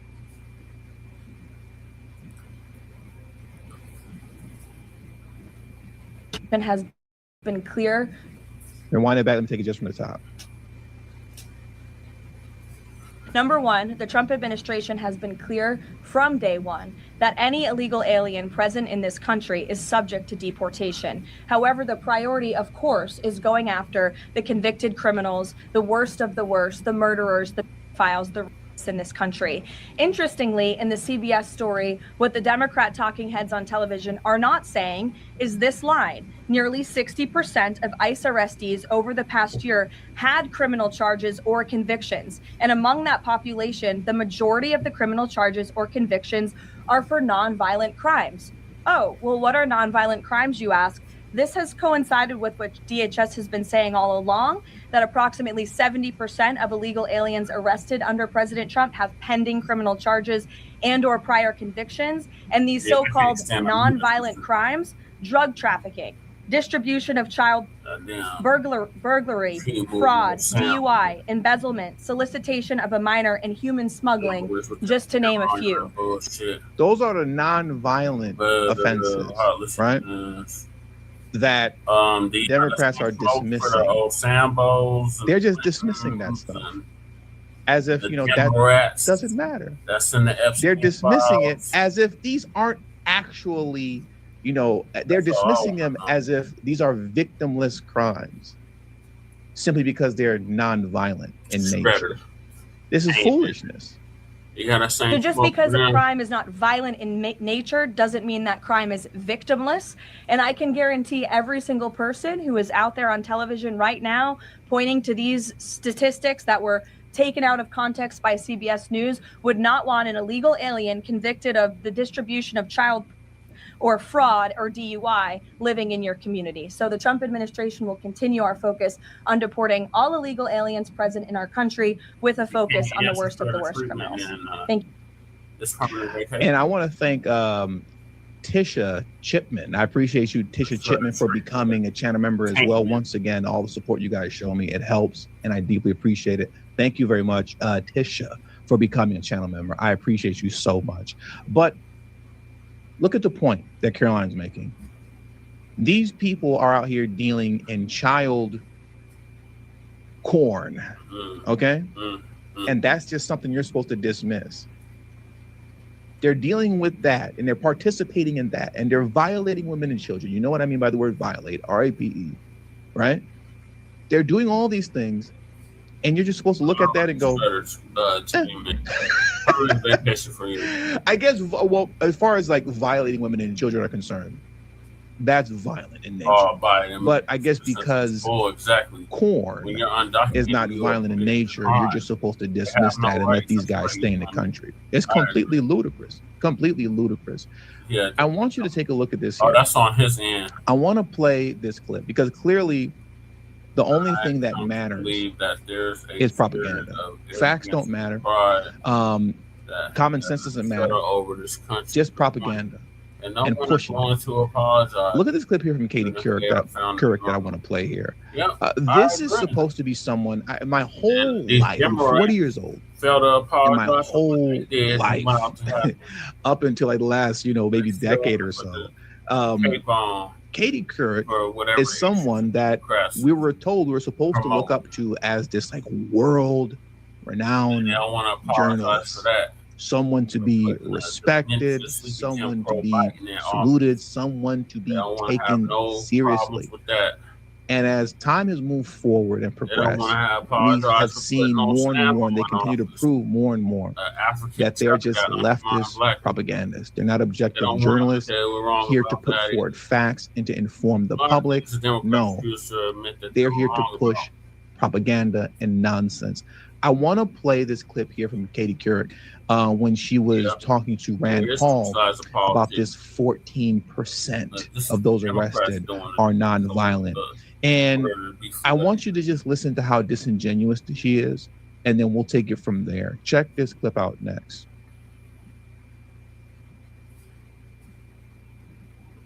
14%. Let me take it from the top. And action. Less than 14% of nearly 400,000 immigrants arrested by ICE in President Trump's first year back in the White House had charges or convictions for violent criminal offenses, according to an internal Department of Homeland Security document obtained by CBS News. So isn't all this talk about ridding the country of violent criminals a massive overstatement? If less than 14%, again, of the 400,000 immigrants being arrested are had charges or convictions for violent criminal offenses. We don't have to listen to what Rand Paul had to say. because I don't want to take up too much time. But for the most part, by and large, Rand Paul is on the right side of things concerning this issue here, which is, thank goodness for that, because a lot of times, too many times he's on the wrong side of things also. Rand Paul can be extremely annoying at times, but at least this time he's on, the right side of things, and he's speaking from the perspective that I am concerning the situation. But once again, I wanted to play this specifically to show you how, number one, these are not reputable journalists. You want to go out that should be respected. They're just propagandists. And number two, if you let Katie Couric tell it, what I'm doing here is racist, xenophobic, hateful, all the above. You're black, TD. For highlighting, pointing out, and exposing these theft rings that are happening across the country that are nonviolent in nature. And because they're nonviolent in nature, it means that these illegal immigrants that are participating in this, who came to this country to do this, should stay here. They should never have been arrested by ICE. They should have been allowed to stay here and commit crime over and over and over and over and over again endlessly, I guess eventually until they commit a violent crime. Then I guess it's somewhat okay a little bit to possibly arrest them, right? Look at this here. This foolishness is what Katie Couric has absolutely no problem with permeating throughout the country like a virus. Check this clip out. Venezuelan nationals are in custody connected to an ATM tampering scheme. Now, according to state police, the suspects used a method called jackpotting, where thieves hack into ATMs and drain them of cash. LSP says they caught the group on surveillance video at an essential credit union in Baton Rouge before tracking them in St. Martin Parish. Authorities believe the group is linked to ATM thefts across the country and has links to organizations in Venezuela, Mexico, and Spain. What? They are international, all the way to Spain. I want to play that last part one more time, just that last kind of 10 seconds, maybe 15 seconds, I'll say. At an essential credit union in Baton Rouge before tracking them in St. Martin Parish. Authorities believe the group is linked to ATM thefts across the country and has links to organizations in Venezuela, Mexico, and Spain. They're hitting ATMs all across the country, okay? Or I should say all across the world, let alone the country. But if I let these lunatics tell it, this is nonviolent, so they shouldn't be arrested. And they should be allowed to stay. And to highlight this is some sort of racism. And to deport them is xenophobic. These Democrats are lunatics, ladies and gentlemen. These people are completely insane. I agree, TD. And I can keep going. And I will keep going. Okay, check this clip out next. I mean, we're gonna be here. I was gonna say we're gonna be here for a while, but we're not actually. I'm already 28 minutes in. We're gonna cap this off in about 5 minutes, so we're not gonna be here for a while. But I could be if I wanted to. And check this out here. Say security cameras captured the suspect stealing 500,000 pounds of clothing right out of donation bins. You thought you've seen everything. Could you believe people would steal from a clothing bin and that they figure out a way to make money? Did you see how, let me full screen it so you could, he pushed him inside of the clothing bin. They're stealing clothes out of the clothing bin and selling it. Look at how crazy this is. Let me just mute this really quick. Look at this. I'd be terrified to even participate in something like this. I'd be scared that I wouldn't be able to get out. Look at this. Look, he goes inside and he pushed him. This is insanity. This is complete insanity. Yes, Darlene, it is unbelievable. This is beyond unbelievable. But no, let's not talk about this in mainstream media press. Let's make up nonsense stories that are against Trump and against ICE and any and everything coming out of the Trump administration. But this stuff, no, let's not talk about this. This is racist and xenophobic. Unbelievable. Anyway, let's carry on. Let me play some more of this. It's just ludicrous. You thought you've seen everything. Could you believe people would steal from a clothing bin and that they figure out a way to make money. Suffolk County officials say a disgraceful scene was played out hundreds of times over the last year. Thieves shoving their entire body into donation bins, then emptying them of clothing intended for people in need. 14 vans and storage facilities, then hundreds of thousands of pounds of stolen clothing was sold to exporters. The runners had specific routes and worked long hours, both overnight while everyone else was sleeping, and even sometimes brazenly during the day, including sometimes while church was in session. 16 people are charged, including juveniles, with selling more than 500,000 pounds of clothing worth $200,000. This news report leaves out a big detail that at least some of these guys were here illegally.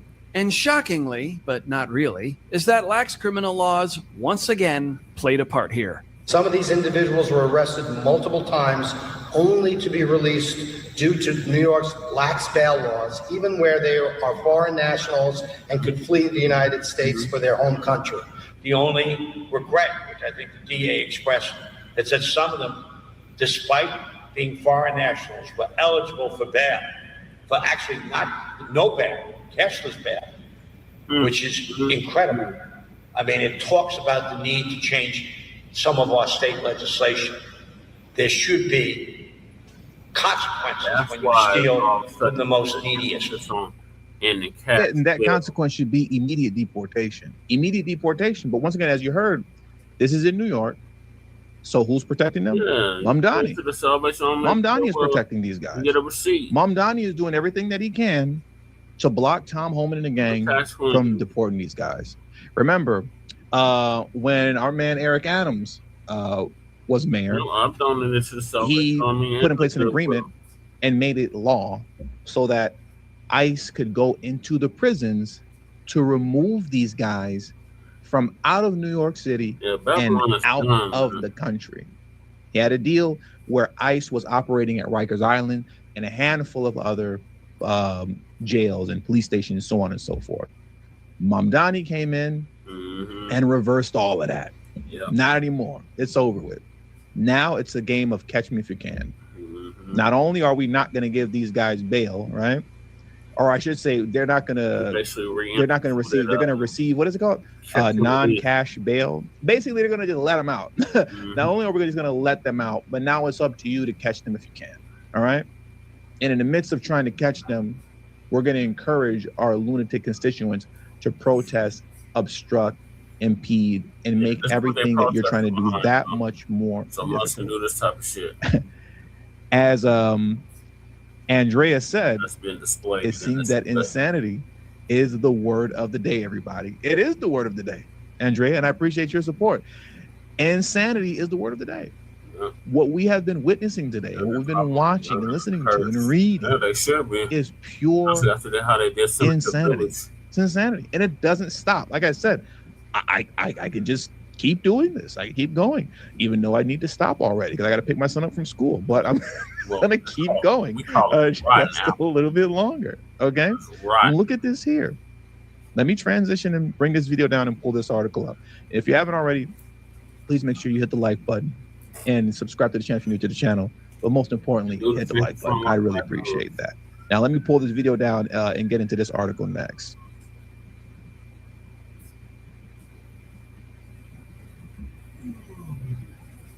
Definitely the last topic. Aha. Look at this here.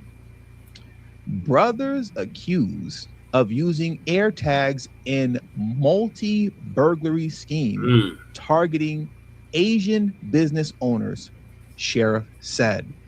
In similar cases across the U.S., Wi-Fi jammers are also used in burglaries. I told you guys, these people, when they came here we know during the Biden administration, they came here not simply with the purpose of solely committing crime, but they're doing it in a very sophisticated way. In a very sophisticated way. Let's jump into this article very quickly because I have quite a few articles that we're going to have to speed through. But check this out here.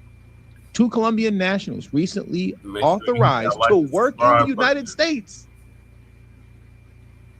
I'm going to read that one more time. 2 Colombian nationals recently authorized to work in the United States, faced burglary charges in connection with a theft operation targeting Asian businesses across multiple states. Do you see the common theme here? That it's always across multiple states. They're never just located in one state and they stay there and they do their thing. All over the They state hop. They go from state to state to state to state to state to state doing this. Juan Sebastian Moyano, 20 years old, and his brother Juan Camilo Moyano, 18, both face burglary charges in Flagler County. They were given work visas in 2024 and came here to do burglary, which was apparently their business, said Flagler County Sheriff Rick Stolley. Biden gave these guys worker permits to burglarize your homes and burglarize your businesses. And now Democrats are fighting to keep them here so that they can keep doing this. Once again, insanity, complete insanity. Jacksonville police arrested the brothers at a West Side home on a Flagler County warrant. Flagler detectives said the two men had been identified as suspects in a 2023 home burglary. They've been doing this for years. According to investigators, the men are also linked to similar burglaries in St. Johns County and Tallahassee. Okay, it doesn't end here, folks. Like I said, we got to get through these articles. This is an issue spreading like a virus across the country. Operation Van Diesel. All right, Operation Van Diesel bust fuel theft ring spanning through multiple Florida counties. Let's go through this article very quickly here.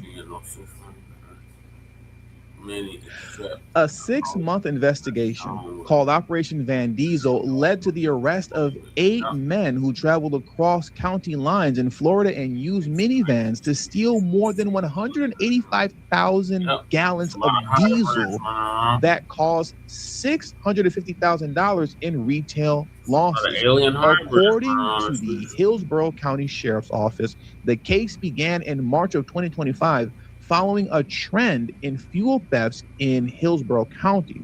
The investigation spanned the state from Orlando, Jacksonville, and other parts of the Sunshine State. The investigation uncovered that the suspects would use modified Dodge and Chrysler minivans that were equipped with 500-gallon tanks, pumps, and hidden compartments. These guys are sophisticated. That's the word of the day also, sophisticated. They stay sophisticated. They didn't just come here to do ragtag smash and grab jobs. They came here knowing exactly what to do and how to do it in a highly sophisticated way. But I digress.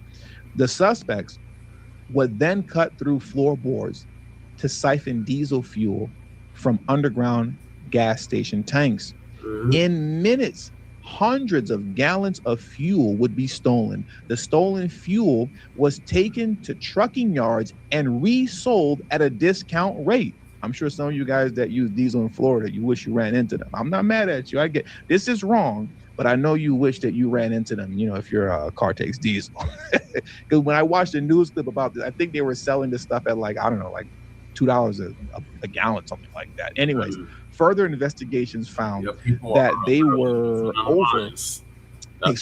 further investigation found that there were over 350 thefts uncovered in multiple counties, which caused approximately $650,000 in losses at T-Rack Track. What? At T-Race Track? I guess that's a gas station in Florida, T-Race Track. And Speedway 7-Eleven gas stations. Now, what this article doesn't tell you is this, and I'm going to play this video clip here. And as I'm playing the video clip, please make sure you hit the like button, right? But look at this here. This is what the article doesn't tell you.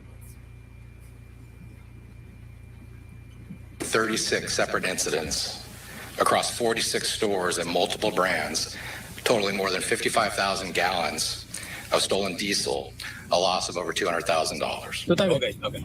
The Organized Crime Task Force has taken 10 of the 11 suspects into custody. 4 have warrants for previous diesel fuel thefts. All of them are expected to be brought back to Hillsborough County to face RICO charges. Florida.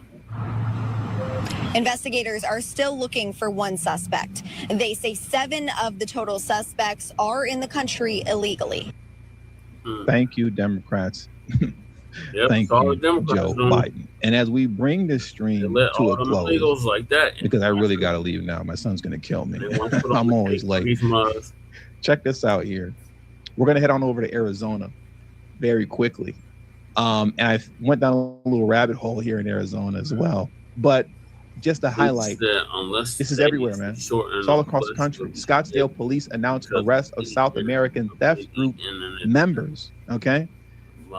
And once again, the important thing to highlight is that they are also accused of burglaries in California, Oregon, and Washington. This particular group here of South America, of that are a part of the South American theft ring in Arizona, they're not necessarily from Arizona. That's not where they reside per se, but that's just the place they decided to hit next after hitting California, Oregon, and Washington. Going state to state to state to state to state to state. This is what they do.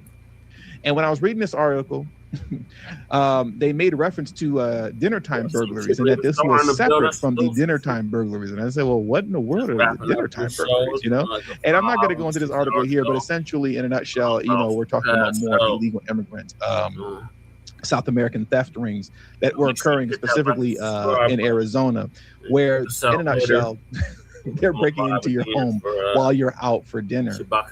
And of course, surprise, surprise, you know, as they start arresting these guys, as you can see here, investigators say the suspects are in the country illegally on expired visas. Police believe the suspects are connected to a South American theft group that has allegedly burglarized homes in several Valley cities dating back to late December. And that's what those illegals on this stuff once again. It's who the Democrats want to put these on for. South American burglary theft rings are spreading like wildfire across the country, right? Spreading like wildfire. But instead of you I've been hearing that for like being informed about years. that by mainstream media, they're giving you propaganda, nonsense like this. Less than 14% of those arrested by ICE in Trump's first year back in office had violent criminal records. So apparently, we need to since come on, 'cause this wasn't a violent crime in nature, I've seen that these degenerates should be never set free ending, yeah. and shouldn't be deported and should be arrested. Once again, word of the day, lunatic. And with all that being said, that does it for today's news. And no, Saul, I know normally it's YouTube over family, but my son's going to kill me because I'm most likely going to be late again. I'm most likely going to be late again picking him up from school. And I'm going to get a phone call on my way to picking him up. He's going to be saying, Dad, where are you? And he's going to get the response from me that he always gets. I'm 5 minutes away. Okay, I'm 5 minutes away. Anyways, thank you guys for joining me today, man. Hit the like button on your way out. If you haven't already, please smash the like button. Subscribe to the channel if you're new to the channel. Share this video on social media platforms. And do not forget, most importantly, to follow me on Telegram. The link to my Telegram is in the description box below and pinned in the comment section as well. Thank you all for your time. Until next video, peace and have a great afternoon. With Frontline Black News.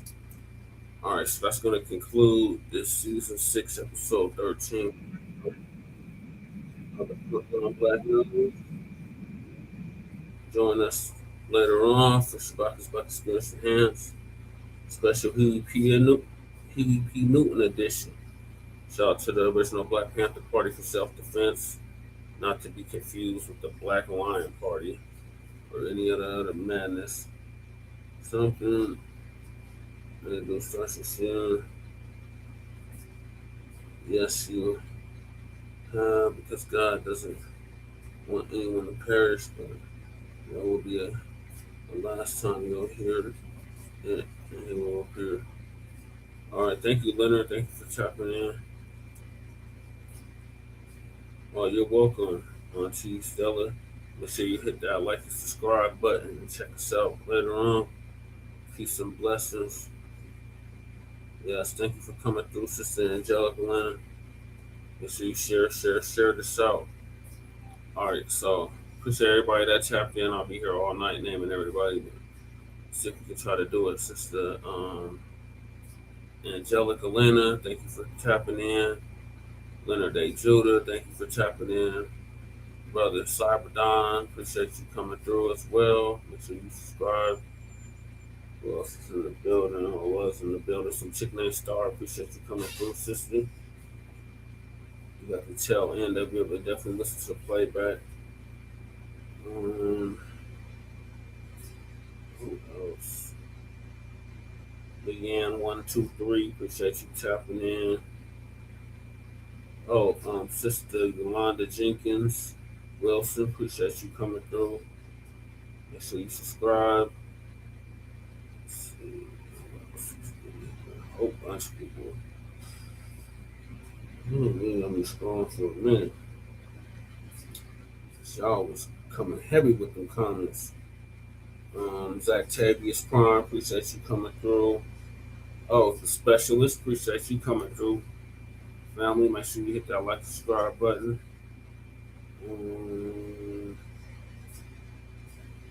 The Blaze, the Cat, I think that was a troll. Bunch of damn trolls. Oh, Magic Stick. Yes, thank you for coming through. Oh, Miss Money Penny, appreciate you coming through. Make sure you subscribe. Brother Gary, thank you for coming through.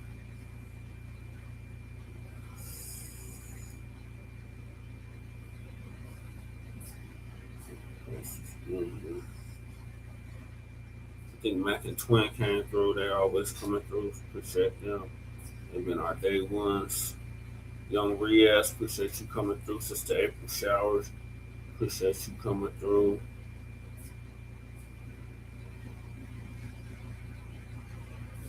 Cut from a Different Cloth, appreciate you coming through. Our brother Crew Reality, thank you for coming through. Ann Filoni, our sister out the shy as well, thank you for coming through.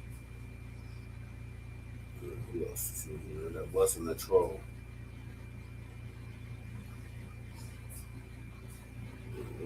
Gang of trolls.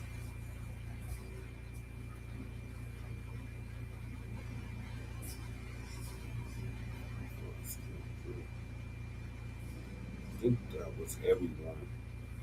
Oh, Isaac ain't playing. Appreciate you coming through.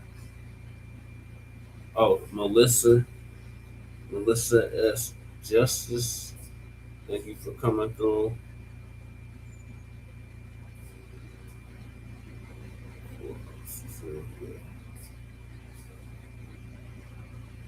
Oh, Sister Nabi, appreciate you coming through. Martin, appreciate you coming through. Coop Keezy, appreciate you joining us. Shabaka, thank you for joining us as well.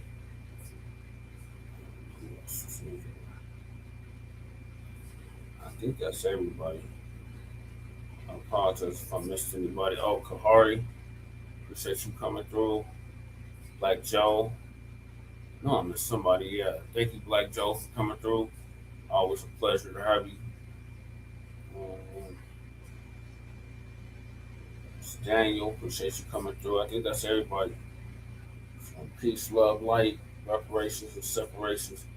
So Chain Krumah, aka Justin Paris, signing up from the Mile High Income, an illegal migrant flooded city in a sundown town known as Aurora, Colorado. So peace, love, light, reparations, delineations, and separations of Black empowerment. Chain Krumah signing out.